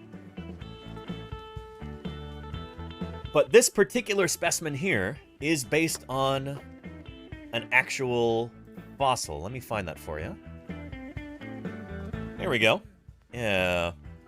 The smallest known Triceratops skull. New observations on ceratopsid cranial anatomy and ontogeny. So this is the skull that this skull is based on. So you can see part of it is missing. The maxilla, premaxilla, rostrum, predentary, nasal horn, nasals. But the parts that are here, or the parts that are there, are reflected in here. The artist did a magnificent job of getting all those details as correct as possible. Really excellent job there. And then by looking at other ceratopsians, other horned dinosaurs that are close relatives of Triceratops, and their juvenile specimens, the artist was able to kind of fill in some of those gaps. So, let's see. Baby Chasmosaurus skeleton. Here is a beautiful baby Chasmosaurus they've got up there in Alberta. There's paleontologist Phil Curry with this, and that animal is just about complete. Really exquisite. And Chasmosaurus is a very close relative of Triceratops. They're both Chasmosaurine ceratopsians. So very close relatives. Chasmosaurus just lives a little bit before Triceratops. There's its skull, a little bit smushed, but really gorgeous. Yeah. Now here's a news article about that. Baby Chasmosaurus skeleton helps Alberta scientists understand dinosaur evolution. Yeah.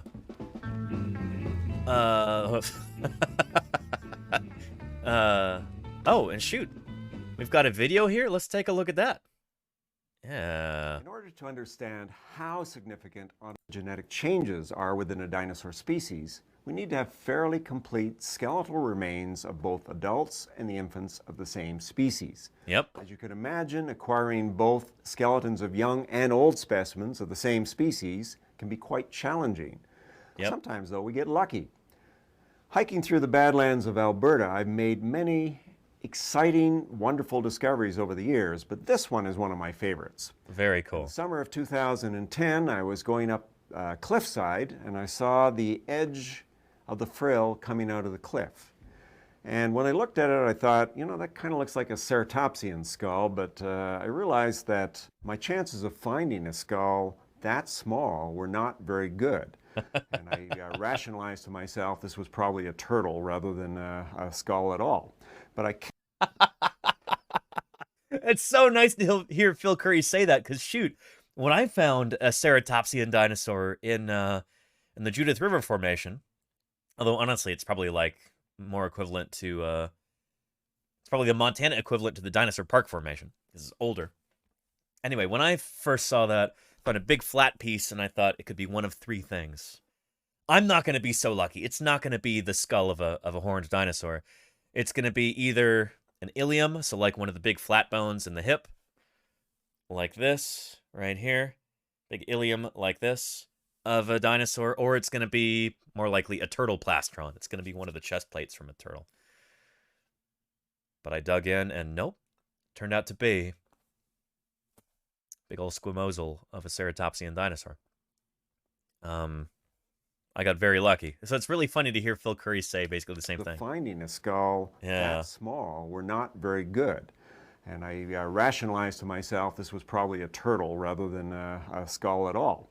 But I kept at it, and by the end of the day had uncovered most of the skull, and there was no question this was one of the most exciting discoveries we've made in recent years. Holy cow, Baby yeah. dinosaurs are rare all the time. But baby ceratopsid dinosaurs are incredibly rare. We have never found one this small. Yep. And I mean, except for our Triceratops skull, but I guess he means like a skull with associated postcrania, which, yeah, shoot. The specimen just kept getting better because as we worked on it, we realized that the vertebral column was there. We started to find ribs. We followed the vertebral column right back to the end of the tail, and we found the hind legs. It's right here, beautiful. The left one. The right leg is tucked underneath. Holy cow. What was a bit of a surprise, though, is we didn't find the front limbs. And eventually we realized, though, it's because the sediment here had been replaced by more recent sediments. Apparently what had happened is many years ago, a sinkhole cut through the Badlands at this particular level. And a sinkhole is like a cave that transmits water. And the water, of course, erodes all the sediments around it. And this sinkhole is like a well that goes deep into the cliff, well down below. The sinkhole had cut away or eroded the front limbs. In fact, it had cut right to the edge of the skull. And if it had continued cutting before it got filled in, that sinkhole would have eroded this skull away too. When I found the skull, this was the edge of the cliff. And so in a few more years, this skull would have been destroyed by erosion from this side. So there were two chances this skull was going to be destroyed, but we were very lucky in that the skull was sitting exactly between the sinkhole and the edge of the hill. The skeleton stretched between the sinkhole and the edge of the hill and went back into the hillside, but we wouldn't have found that either if, in fact, that skull had not been eroding out slightly. So we were very, very lucky to get what we did. In many ways, like every dinosaur fossil that we find is kind of a small miracle in and of itself. This is a beautiful example of that. I'm so glad we found this video. This is great. We took the specimen back to the laboratory at the university, and as we turned it over, we realized there were many other things to be discovered in this specimen. Oh, so, man. For example, this region here has not been prepared out completely because at this level, we have very subtle indications that this is the skin of the dinosaur that's been preserved as impressions. When Holy we cow. use low light on this, we can see the scales highlight much better. Very and cool. You can see that there are large scales surrounded by rosettes of small scales. Beautiful. It's a fairly common way to find skin of plant-eating dinosaurs in Dinosaur Park, but in particular with Chasmosaurus. So this baby has the same kind of skin as the adults. It's just that the scales are different sizes. This Like the specimen animals, tells us a yeah. lot about how ceratopsian dinosaurs developed. Very For cool. instance, it tells us that by comparison to the adults, the babies were really cute. The proportions of a face strongly influence how cute we perceive it to be. That's true. As Betsy has explained, Big eyes. Yeah. baby animals tend to have eyes that are proportionately larger in comparison to the entire size of the skull Yep. than the adults do. And this baby ceratopsian was no exception. Its large orbits indicate it had large eyes, and big eyes make the face look cute. You can also see that like in here. There's not much of a horn developed above the eyes. Just like with here. And it's yeah. basically just little a nubbins. little nubbin of bone to show that the horn will be there in the adult. Yep. That raises the question, if it doesn't have a horn, how did this cute sheep-sized baby manage to avoid being eaten by the not-so-cute predators like tyrannosaurs and dromaeosaurs? Although this particular baby was found by itself, more fragmentary skeletons of other young ceratopsians have been found mixed in amongst the bones of adult ceratopsian dinosaurs. And this They probably indicates lived in that herds. ceratopsians lived in groups. Yep. So it seems that horned dinosaurs did not grow their weapons until they were big enough to use them. And while they were small, the youngsters were protected by their full-grown and defensively adapted parents. The changes in the relative size of the orbits and the lengths of the horns of ceratopsians as they age are examples of what we call non-isometric ontogenetic changes. Yeah, or allometric. Similarly, in dinosaurs like Tyrannosaurus, But yeah, the tibia was much longer than the femur in the juveniles. So when we This look is at great. a Tyrannosaur How much longer does this... Oh, we're almost done. Okay, good. hind leg, this bone, the tibia, would be longer than this bone, the femur. However, in ceratopsians, the proportions change isometrically, meaning they grew larger in absolute terms, but maintained the same proportions. Interesting. Unlike tyrannosaurs, the length of the ceratopsian hind legs don't change as much. That is, the tibia, which is about the same length as the femur in this baby, is also about the same length as the femur in the adults. And this is something that's very different than what we see in the carnivorous dinosaurs. I think you're right, Ferbly. I think it probably is one of those Coursera ones. And he also mentioned Betsy. I think that's Betsy Kruk, who, Betsy was from Montana, just like me. She was at Montana State under Dave Barricchio. So yeah. Cool. I bet you that is from one of those, like, classroom videos. And Friendly, am I a fan of the Land Before Time movies? I probably was when I was really little, Friendly. Can't say I'm really familiar with them anymore. It's been a long time. Yeah. But yeah. Anywho, let's continue here. We were doing our vertebrae. Let's see. Oops, I should have put this cap back on our super glue, and I failed to do that. But let's continue with that for a little while. I do agree. There need to be more dinosaur movies. Absolutely, Suika. Yes. Yeah. A nice clap. I'm glad that information was useful to you. Excellent. You know, maybe I'll do some of the vertebrae later. For right now, I am more inclined to do the limbs. Let's do the limbs on this animal. Back over here. And let's do our forelimbs. Our arms and hands. And scapulae. The humerus. Radius ulna. humerus, radius, and ulna. Excellent. All right. Got a whole jumble of ceratopsian forelimb elements right here. Let's put them together. Let's take the scapula and put that to the side for now. And the hands, we'll take those and put them to the side for now. Let's focus here on our radius and ulna. Yeah, very nice. So radius and ulna, this is the... Let's see, radius, ulna, this is the left arm right here.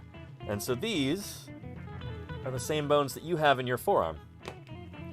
Radius and ulna. I'll show you a picture. Yeah. Let's see. Radius and ulna. There you go. So there in your arm, you've got your radius and your ulna. It's the same in dinosaurs because you go back far enough, we share a common ancestor. We're dealing with the same basic parts, you know? Just modified and evolved for different purposes in different lineages. So yeah, radius and ulna. In us, the radius is the larger bone in Triceratops. I'm pretty sure it's the ulna is much larger. Yeah. But, yeah, anywho. And those attach to the humerus, the upper arm bone, like you see here. The bone that you've got up here, that is your humerus, upper arm bone. Let's get those assembled for our Triceratops here. Now I think, where did I put that? Let's go just like this. Yep, this is the left arm right here. Big, huge deltopectoral crest on the humerus. Big muscle attachment part for some really, really beefy muscles there. But let's put a nice beefy amount of glue on here, because this is going to be a really important attachment for getting the skeleton to stay together.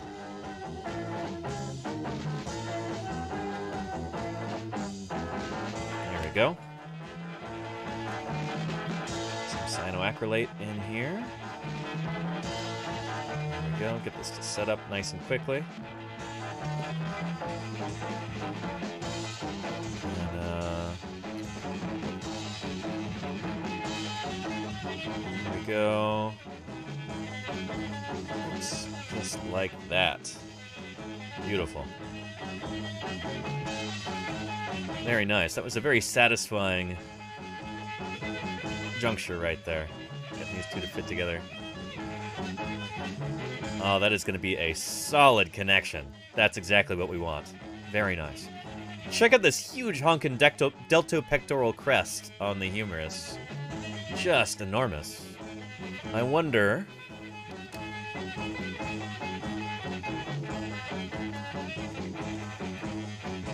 Deltopectoral crests. Do we even have that in humans? I guess we don't. It's like a dinosaur characteristic. So there's the deltopectoral crest on a Stegosaurus. Huge, huge deltopectoral crest on that animal. Big ol' attachment point for the... I think it's for the deltoid muscle. Yeah. Very cool. Very cool. And who is this? This looks like another stegosaur humerus. Enormous deltopectoral crest. Huge deltoid muscles these animals would have had. But yeah. Deinonychus says it's not that funny. I don't know, the humerus is a pretty funny bone. Yeah. And there you go, friendly. Yes, anatomy, jokes, and puns. We're all about it. You know? But yeah, why did dinoscavs? I don't know what that. What's a? Is that like British slang or something? Scav? I don't know what that means, Liam.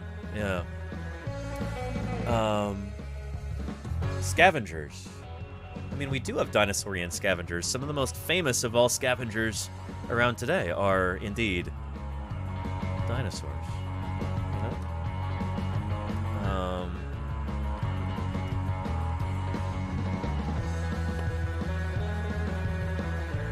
There we go. Vultures are very successful scavengers, and they are 100% around today. Quite successful. Here's a beautiful turkey vulture right here.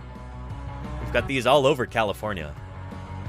Very distinctive. You can spot them from miles away because they kind of hold their wings in like a shallow V shape. That's a hooded vulture there. But, and let's see. Turkey vulture in flight. Yeah, there we go. If you see like this kind of shallow V shape far off in the distance, you know that's a turkey vulture if you're in California. Yeah, very cool. So yeah. And they are a lot bigger than they seem. Yes, Newton Tango, because usually you see them very far away. But shoot, I saw a turkey vulture right up close on the beach not too long ago. That would have been back in October. Let's see if I can find those photos. Those are emus. That's not what I'm looking for. There we go. Yeah. Here's a turkey vulture. Just hanging out on the beach. It's a big bird. They get large. Yeah. Very cool. Yeah. They are very common in the Bay Area. Yes, friendly. Yes, indeed. Yeah. But yeah. Yeah. And Kentucky has turkey vultures too. Oh, very cool, Golganek. Yeah. Yeah, cleanup crew, absolutely. Yeah. And oh yeah, and turkeys themselves get very big, Suika. Yes, indeed. Yeah. But yeah. Yeah. Anywho, let's take a look at our... This should be dry by now. Dry enough. Oh man, nice and solid there. Our Radius and Ulna and our Humerus together. Let's do our other one. Do a nice test fit first. Come on now. There we go.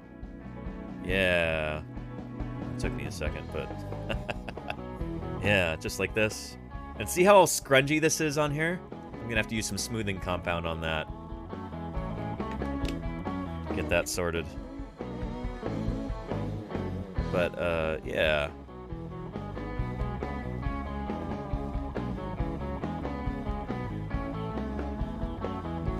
Alright. There's our Gorilla Glue, and now our Super Glue. For super fast curing.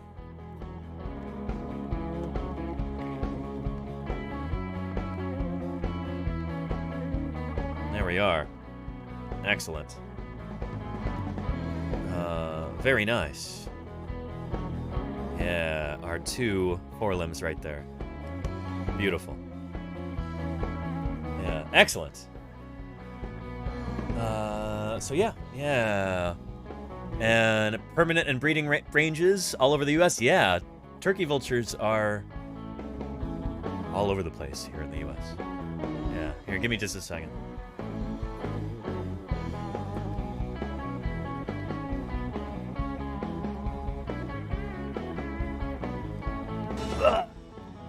Certainly, there are many more dinosaurs waiting to be discovered.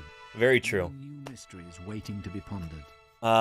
And Tony Hoyne, thank you for the follow. And welcome to Paleontologizing. Great to have you here. Yeah. Yeah. And Liam.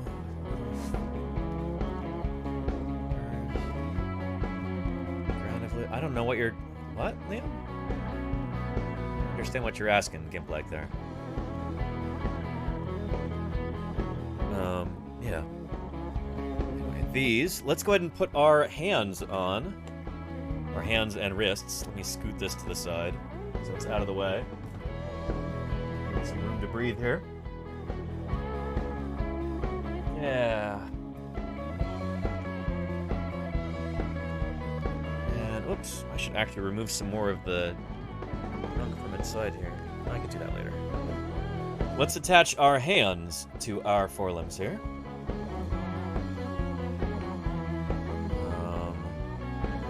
This one is going to have the one on the ground. It's going to go down just like that. There we go. So this is our right hand of our Triceratops, arranged in such a way to support itself like that. Oh, it even stands by itself. Beautiful. Look at that.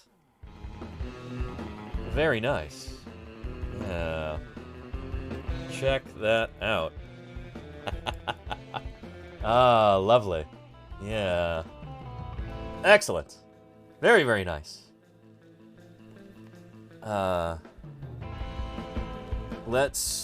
since it fits so well, let's just glue it up without further ado.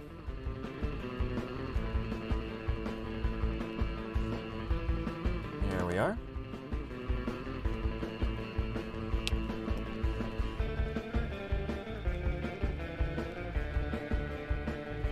Excellent. And on here. Nice and smooth. Man, there was a certain finality to that. It was really nice. Just click, and there it is. Beautiful. That's not going anywhere. You can even set that like that, and it'll stand on its own accord. Excellent. Let's try this other one here.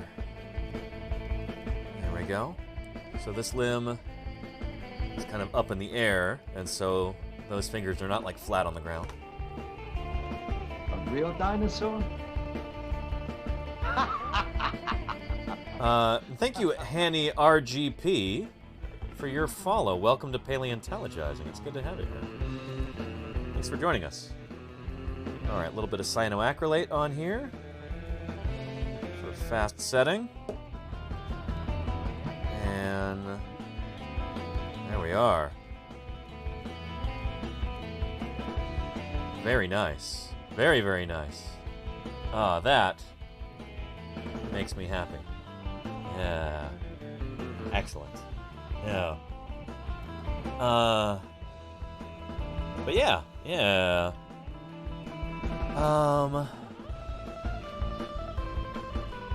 Let's see. So this massive, imposing-looking bird on top of an apartment block. It's too far away for me to figure out if it was a bald eagle or a vulture or not. A particular looming quality to it. Interesting, Brennington. It's very cool. Back when I lived in Montana, I would see bald eagles sometimes sitting on top of buildings. They preferred trees or power lines, but every once in a while you'd see them on top of a building. Man, that just set right in. That's beautiful. All right, we've got our two legs, left leg and right front leg. I guess right arm, left arm of our baby Triceratops now. That is excellent. So it's gonna go just like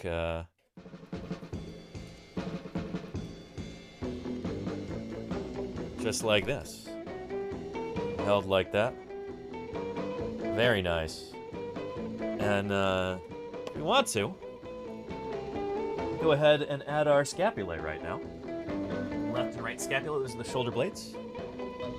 Liam asks, could birds be a dinosaur lineage that survived? Yeah. I mean, they are 100%. Birds are living dinosaurs.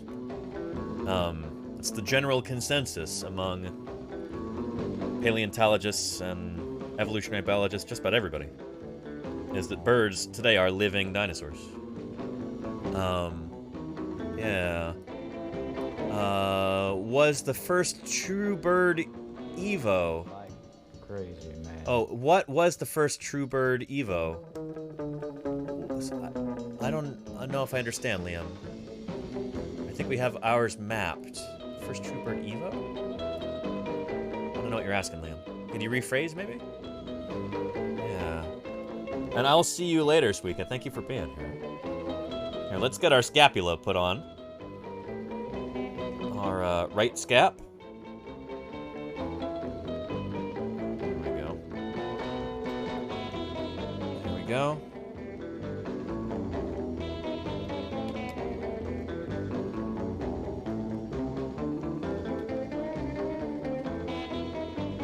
Excellent. It's going to go right on here. Just like that, and it can't hold its balance. Can't quite hold its balance anymore, but that's okay. Daddy, I dig your Yeah. But check that out. Man, just seeing this by itself reminds me of a display in a museum. Has anybody else seen those photos of Jim Jensen? Dinosaur Jim Jensen? Standing next to his big sauropod forelimb? That big model. Let me see if I can track that down for you. It's worth looking at.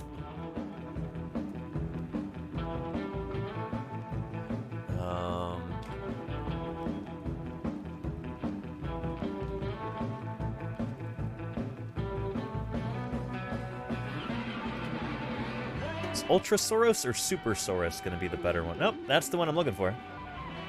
Holy cow. It's like it barely even fits in frame. Yeah. So this is the forelimb of Ultrasaurus, which now has been sunk into Supersaurus. There's some complicated stuff going on here.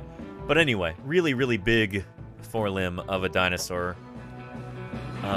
It might be misinterpreted here as a brachiosaur, in which case it wouldn't actually be this long.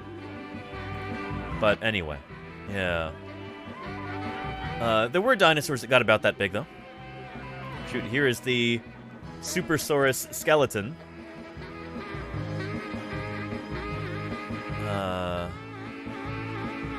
Let's see.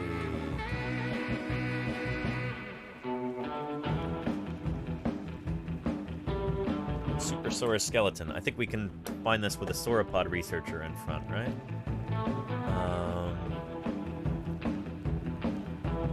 Maybe not. Where was that? If you're feeling a bit cheated, try blaming the dinosaurs. What I'm basically saying is dinos are bird brains. They have their limits, but mammals. Look at tool-bearing mammals. But mammals, look at tool-bearing mammals.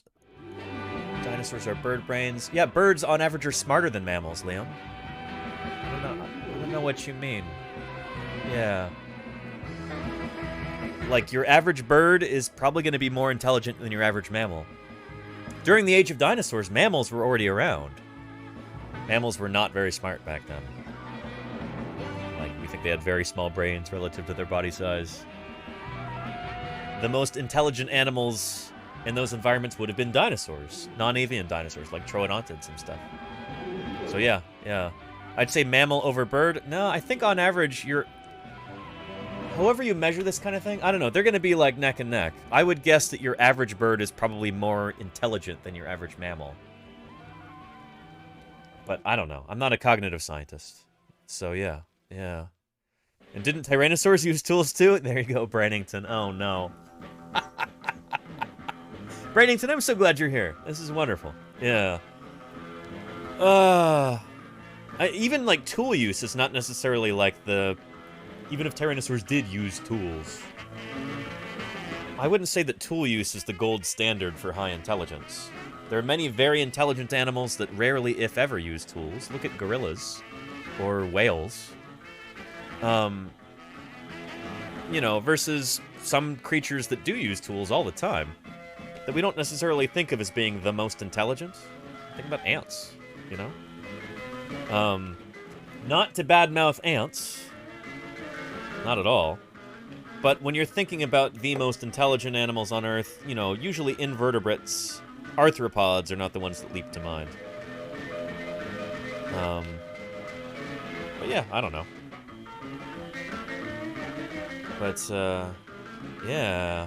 This is wonderful. I'm so glad you're here, Brannington. This is great. Yeah. Gorillas use sticks to determine water depth. Oh, interesting, Helix. I didn't know that.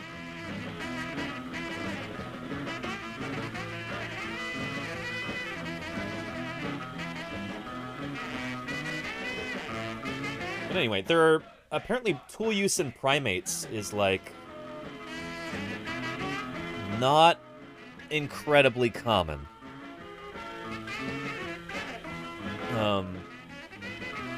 Which is surprising because primates tend to be pretty intelligent. So I don't know. I don't know if tool use is really like the gold standard we should be thinking of when we're thinking about intelligence. But yeah. And Degrun, yes, hey, you're telling me. I could tell you all about crows. New Caledonian crows in particular have been observed to actually solve puzzles that would stump like a 6-year-old human child. They're very, very clever animals. And they can use tools in a myriad of different ways. They're really amazing critters. So yeah. And yeah, cephalopods. Yeah, that's why I switched it to arthropod. Did you hear that right at the last minute there, Golganek? Yeah. Because I was thinking, shoot, octopus. Octopus use tools, and they're very clever. All right, there's our scapula there on our left forelimb of our Triceratops. Yeah. So yeah. Ants have agriculture. I don't know if that's tool use, though. I mean, that's kind of what I was thinking of, Bubsy. But yeah, I don't know. Very nice. 2 complete forelimbs of a baby Triceratops. How cool is that? Yeah. So we've got our forelimbs and our hind limbs now, all together. Yeah. Again, here are our hind limbs. There. Let's turn her over. Very nice. So, hind limbs, and then forelimbs. Very nice. So I've just got the vertebrae and the ribs, and then we can put the skull on. Yeah.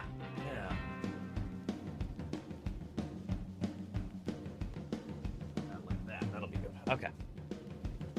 So yeah. Very cool. Yeah. And Spartan, is that true? Even 20 years after that project? Yeah, shoot, Spartan. I remember reading about that. I think we've talked about that live on stream too. Yeah. And, oh yeah, in absolutely diagonal, yes. We've got evidence of tool use in octopus, apparently. Yeah. So yeah. Liam says, a mammal evolution is so far advanced in both aquatic and reptile. There are birds that have changed within a journey.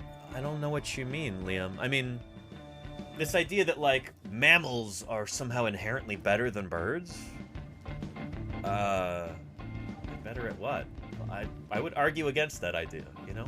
As humans, I think we have a real bias in thinking of our own group, you know, human beings and also other mammals, as being somehow, you know, more lofty, higher, more advanced than other creatures, and in many, many cases, that's just completely untrue.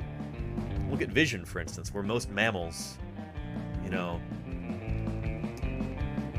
if you're talking about, like, color perception, for instance, most mammals can't really see in color. We, as primates, have re-evolved color vision, but that's something that mammals kind of lost during the Mesozoic era, during the age of dinosaurs. Probably as a result of them living in burrows most of the time. Maybe mostly coming out at night. Yeah. Cognitive trade-off hypothesis. I have not heard of that. Brennington? No.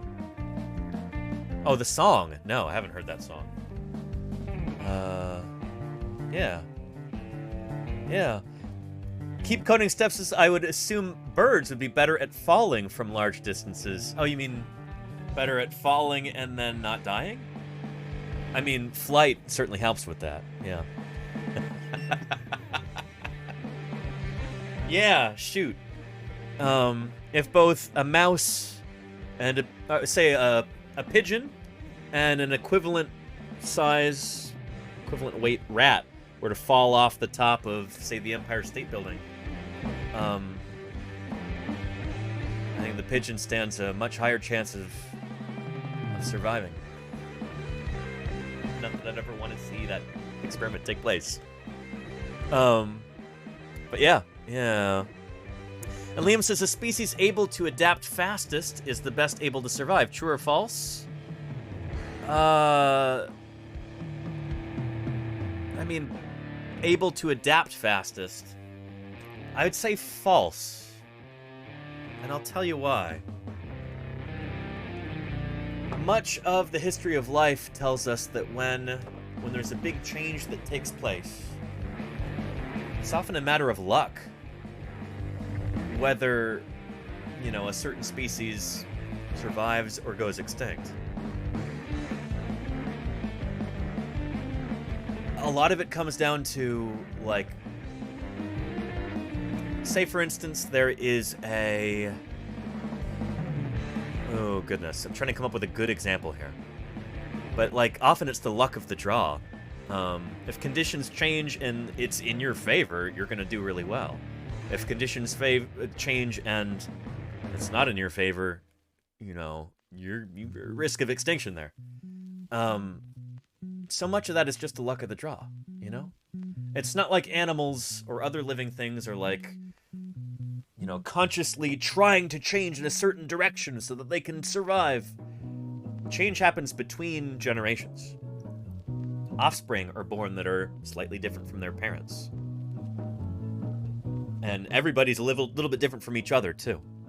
Like, individual differences are what allow species to survive, because when you've got genetic diversity like that, you know, certain traits pop up, and those ones might be favored by changing conditions, and those traits can spread throughout a population. You know, so it's definitely not as simple as like, oh, survival of the fittest. Because what does that mean, fittest? You know? Kevin Padian actually had a line about this in a talk. I wonder if I can find that real quick. But, yeah, I don't know. In people who actually study these problems, evolutionary biologists and paleontologists, realize that these things are a lot more complicated than, like, you know, some bumper sticker slogan or something.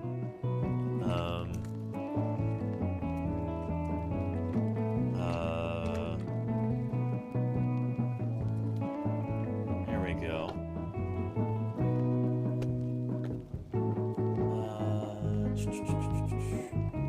Let's see.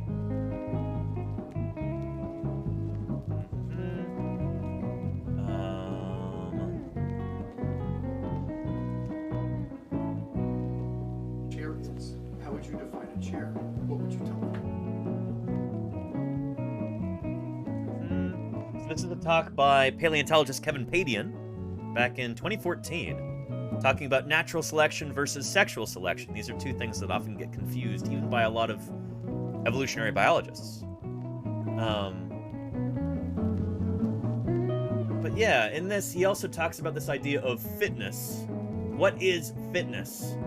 And how do we define it? And a lot of paleontologists and evolutionary biologists and other people, they kind of use a definition that's kind of circular. And I'm trying to find where that was, where he actually talks about this. About the definition of fitness. I don't know if I'm going to be able to find it in time. Shoot. Yeah, anyway. But yeah.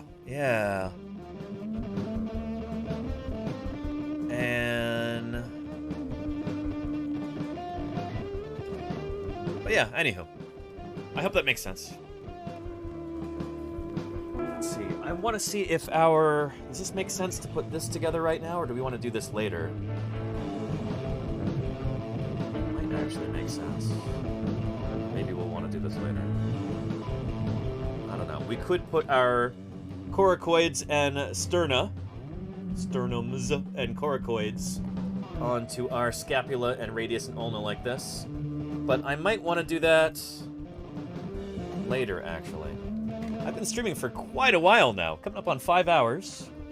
I've got some other stuff I got to take care of tonight, including maybe putting some of these together very precisely and patiently in a way that's not necessarily the most fascinating to watch. I think I might do that off stream.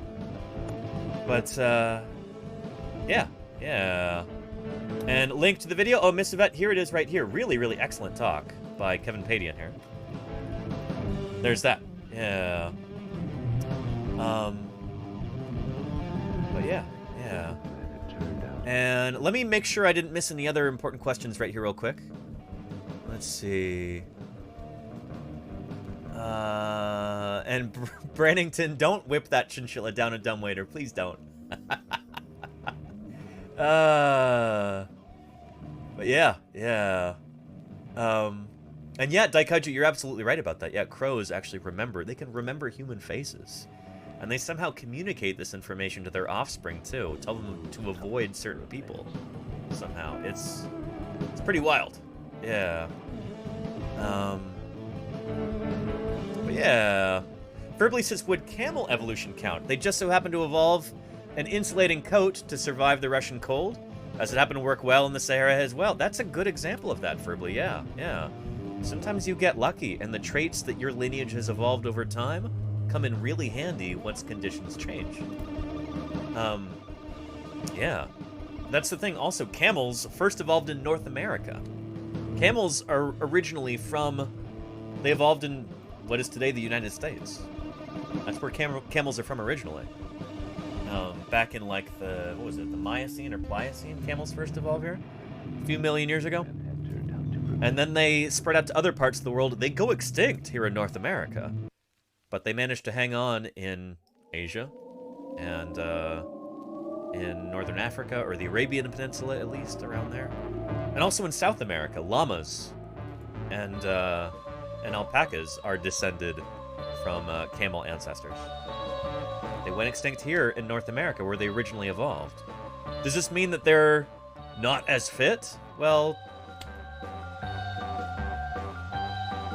I don't think that's safe to say. Particularly because camels may have gone extinct because they were hunted to extinction by humans. When humans first arrived in North America. Humans first evolved in Africa, and we've since spread out all over the world. And caused all kinds of havoc, pretty much everywhere we've gone. Back before we really knew better, you know? But yeah. Anyway. So yeah, talking about who survives and who doesn't, that's not necessarily like the result of fitness. A lot of it's luck. A lot of it, maybe almost all of it, is luck. But yeah. An Ice Clop says short-term evolution is mutation. This is true. Gradualism is the most common point of view about it. About what? Well, yeah. I'd like to see it be a more common view. A lot of paleontologists have a more, like, kind of punctuationalist view of evolution, which I think is in large part due to the poor sampling of the fossil record. I think we find the more we sample, like, a fossil assemblage, the more we find that a lot of evolution is really gradualistic. Yeah, as we're seeing the newfound prevalence of anagenesis in dinosaur lineages. We'll talk about that another time. But it's exciting stuff. I'm here for it. Yeah. And I did see the movie Dinosaur from 2000, Afro-Benegro, the Disney one, yeah, with the iguanodon. Yeah, I've seen that movie a few times.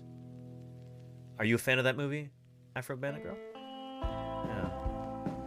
And Friendly says, I'm so glad I found this channel. I've been looking for something like this for a while. Thank you for the great educational content. I'll be here as often as I can and contribute when I can. I appreciate that so much, Friendly. I really, really do.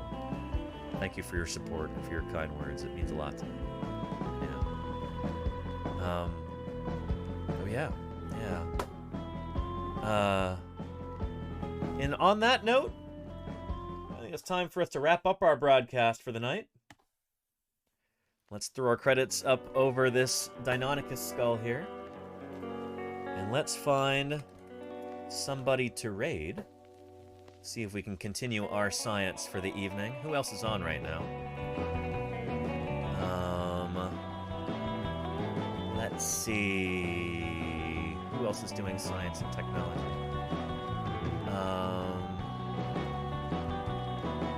know what? Let's go raid Scient streams. I'm guessing, Balint and Lita have a baby on the way. They might be offline for a good while after that. So let's get a nice raid in here while we can. And we're gonna go check out Scient streams. See what Balint is up to there. Doing some art, it looks like. Oh, cool. Anyway, thank you everybody for another wonderful stream. I had a wonderful time tonight. I hope you did too. Our baby Triceratops approaches fullness. It'll be complete pretty soon. Very excited about this. Yeah, maybe we'll work on it tomorrow, or maybe we'll put it aside for now and work on some, do some fossil news, dinosaur deep dives, and stuff like that. We might take a break. But at any rate, it'll be a fun stream tomorrow, and I hope you're here. It's Thursday Birds Day tomorrow, by the way. So if you haven't photographed a bird yet this week to share in the Discord, see if you can do that before stream tomorrow, because we'll be talking about birds.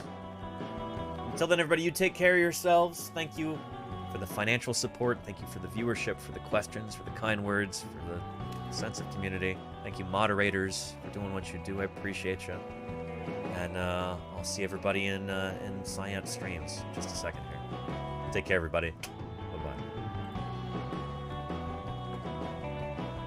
Available. When we did our art streams outside, I had a phone pointed on... Raiders!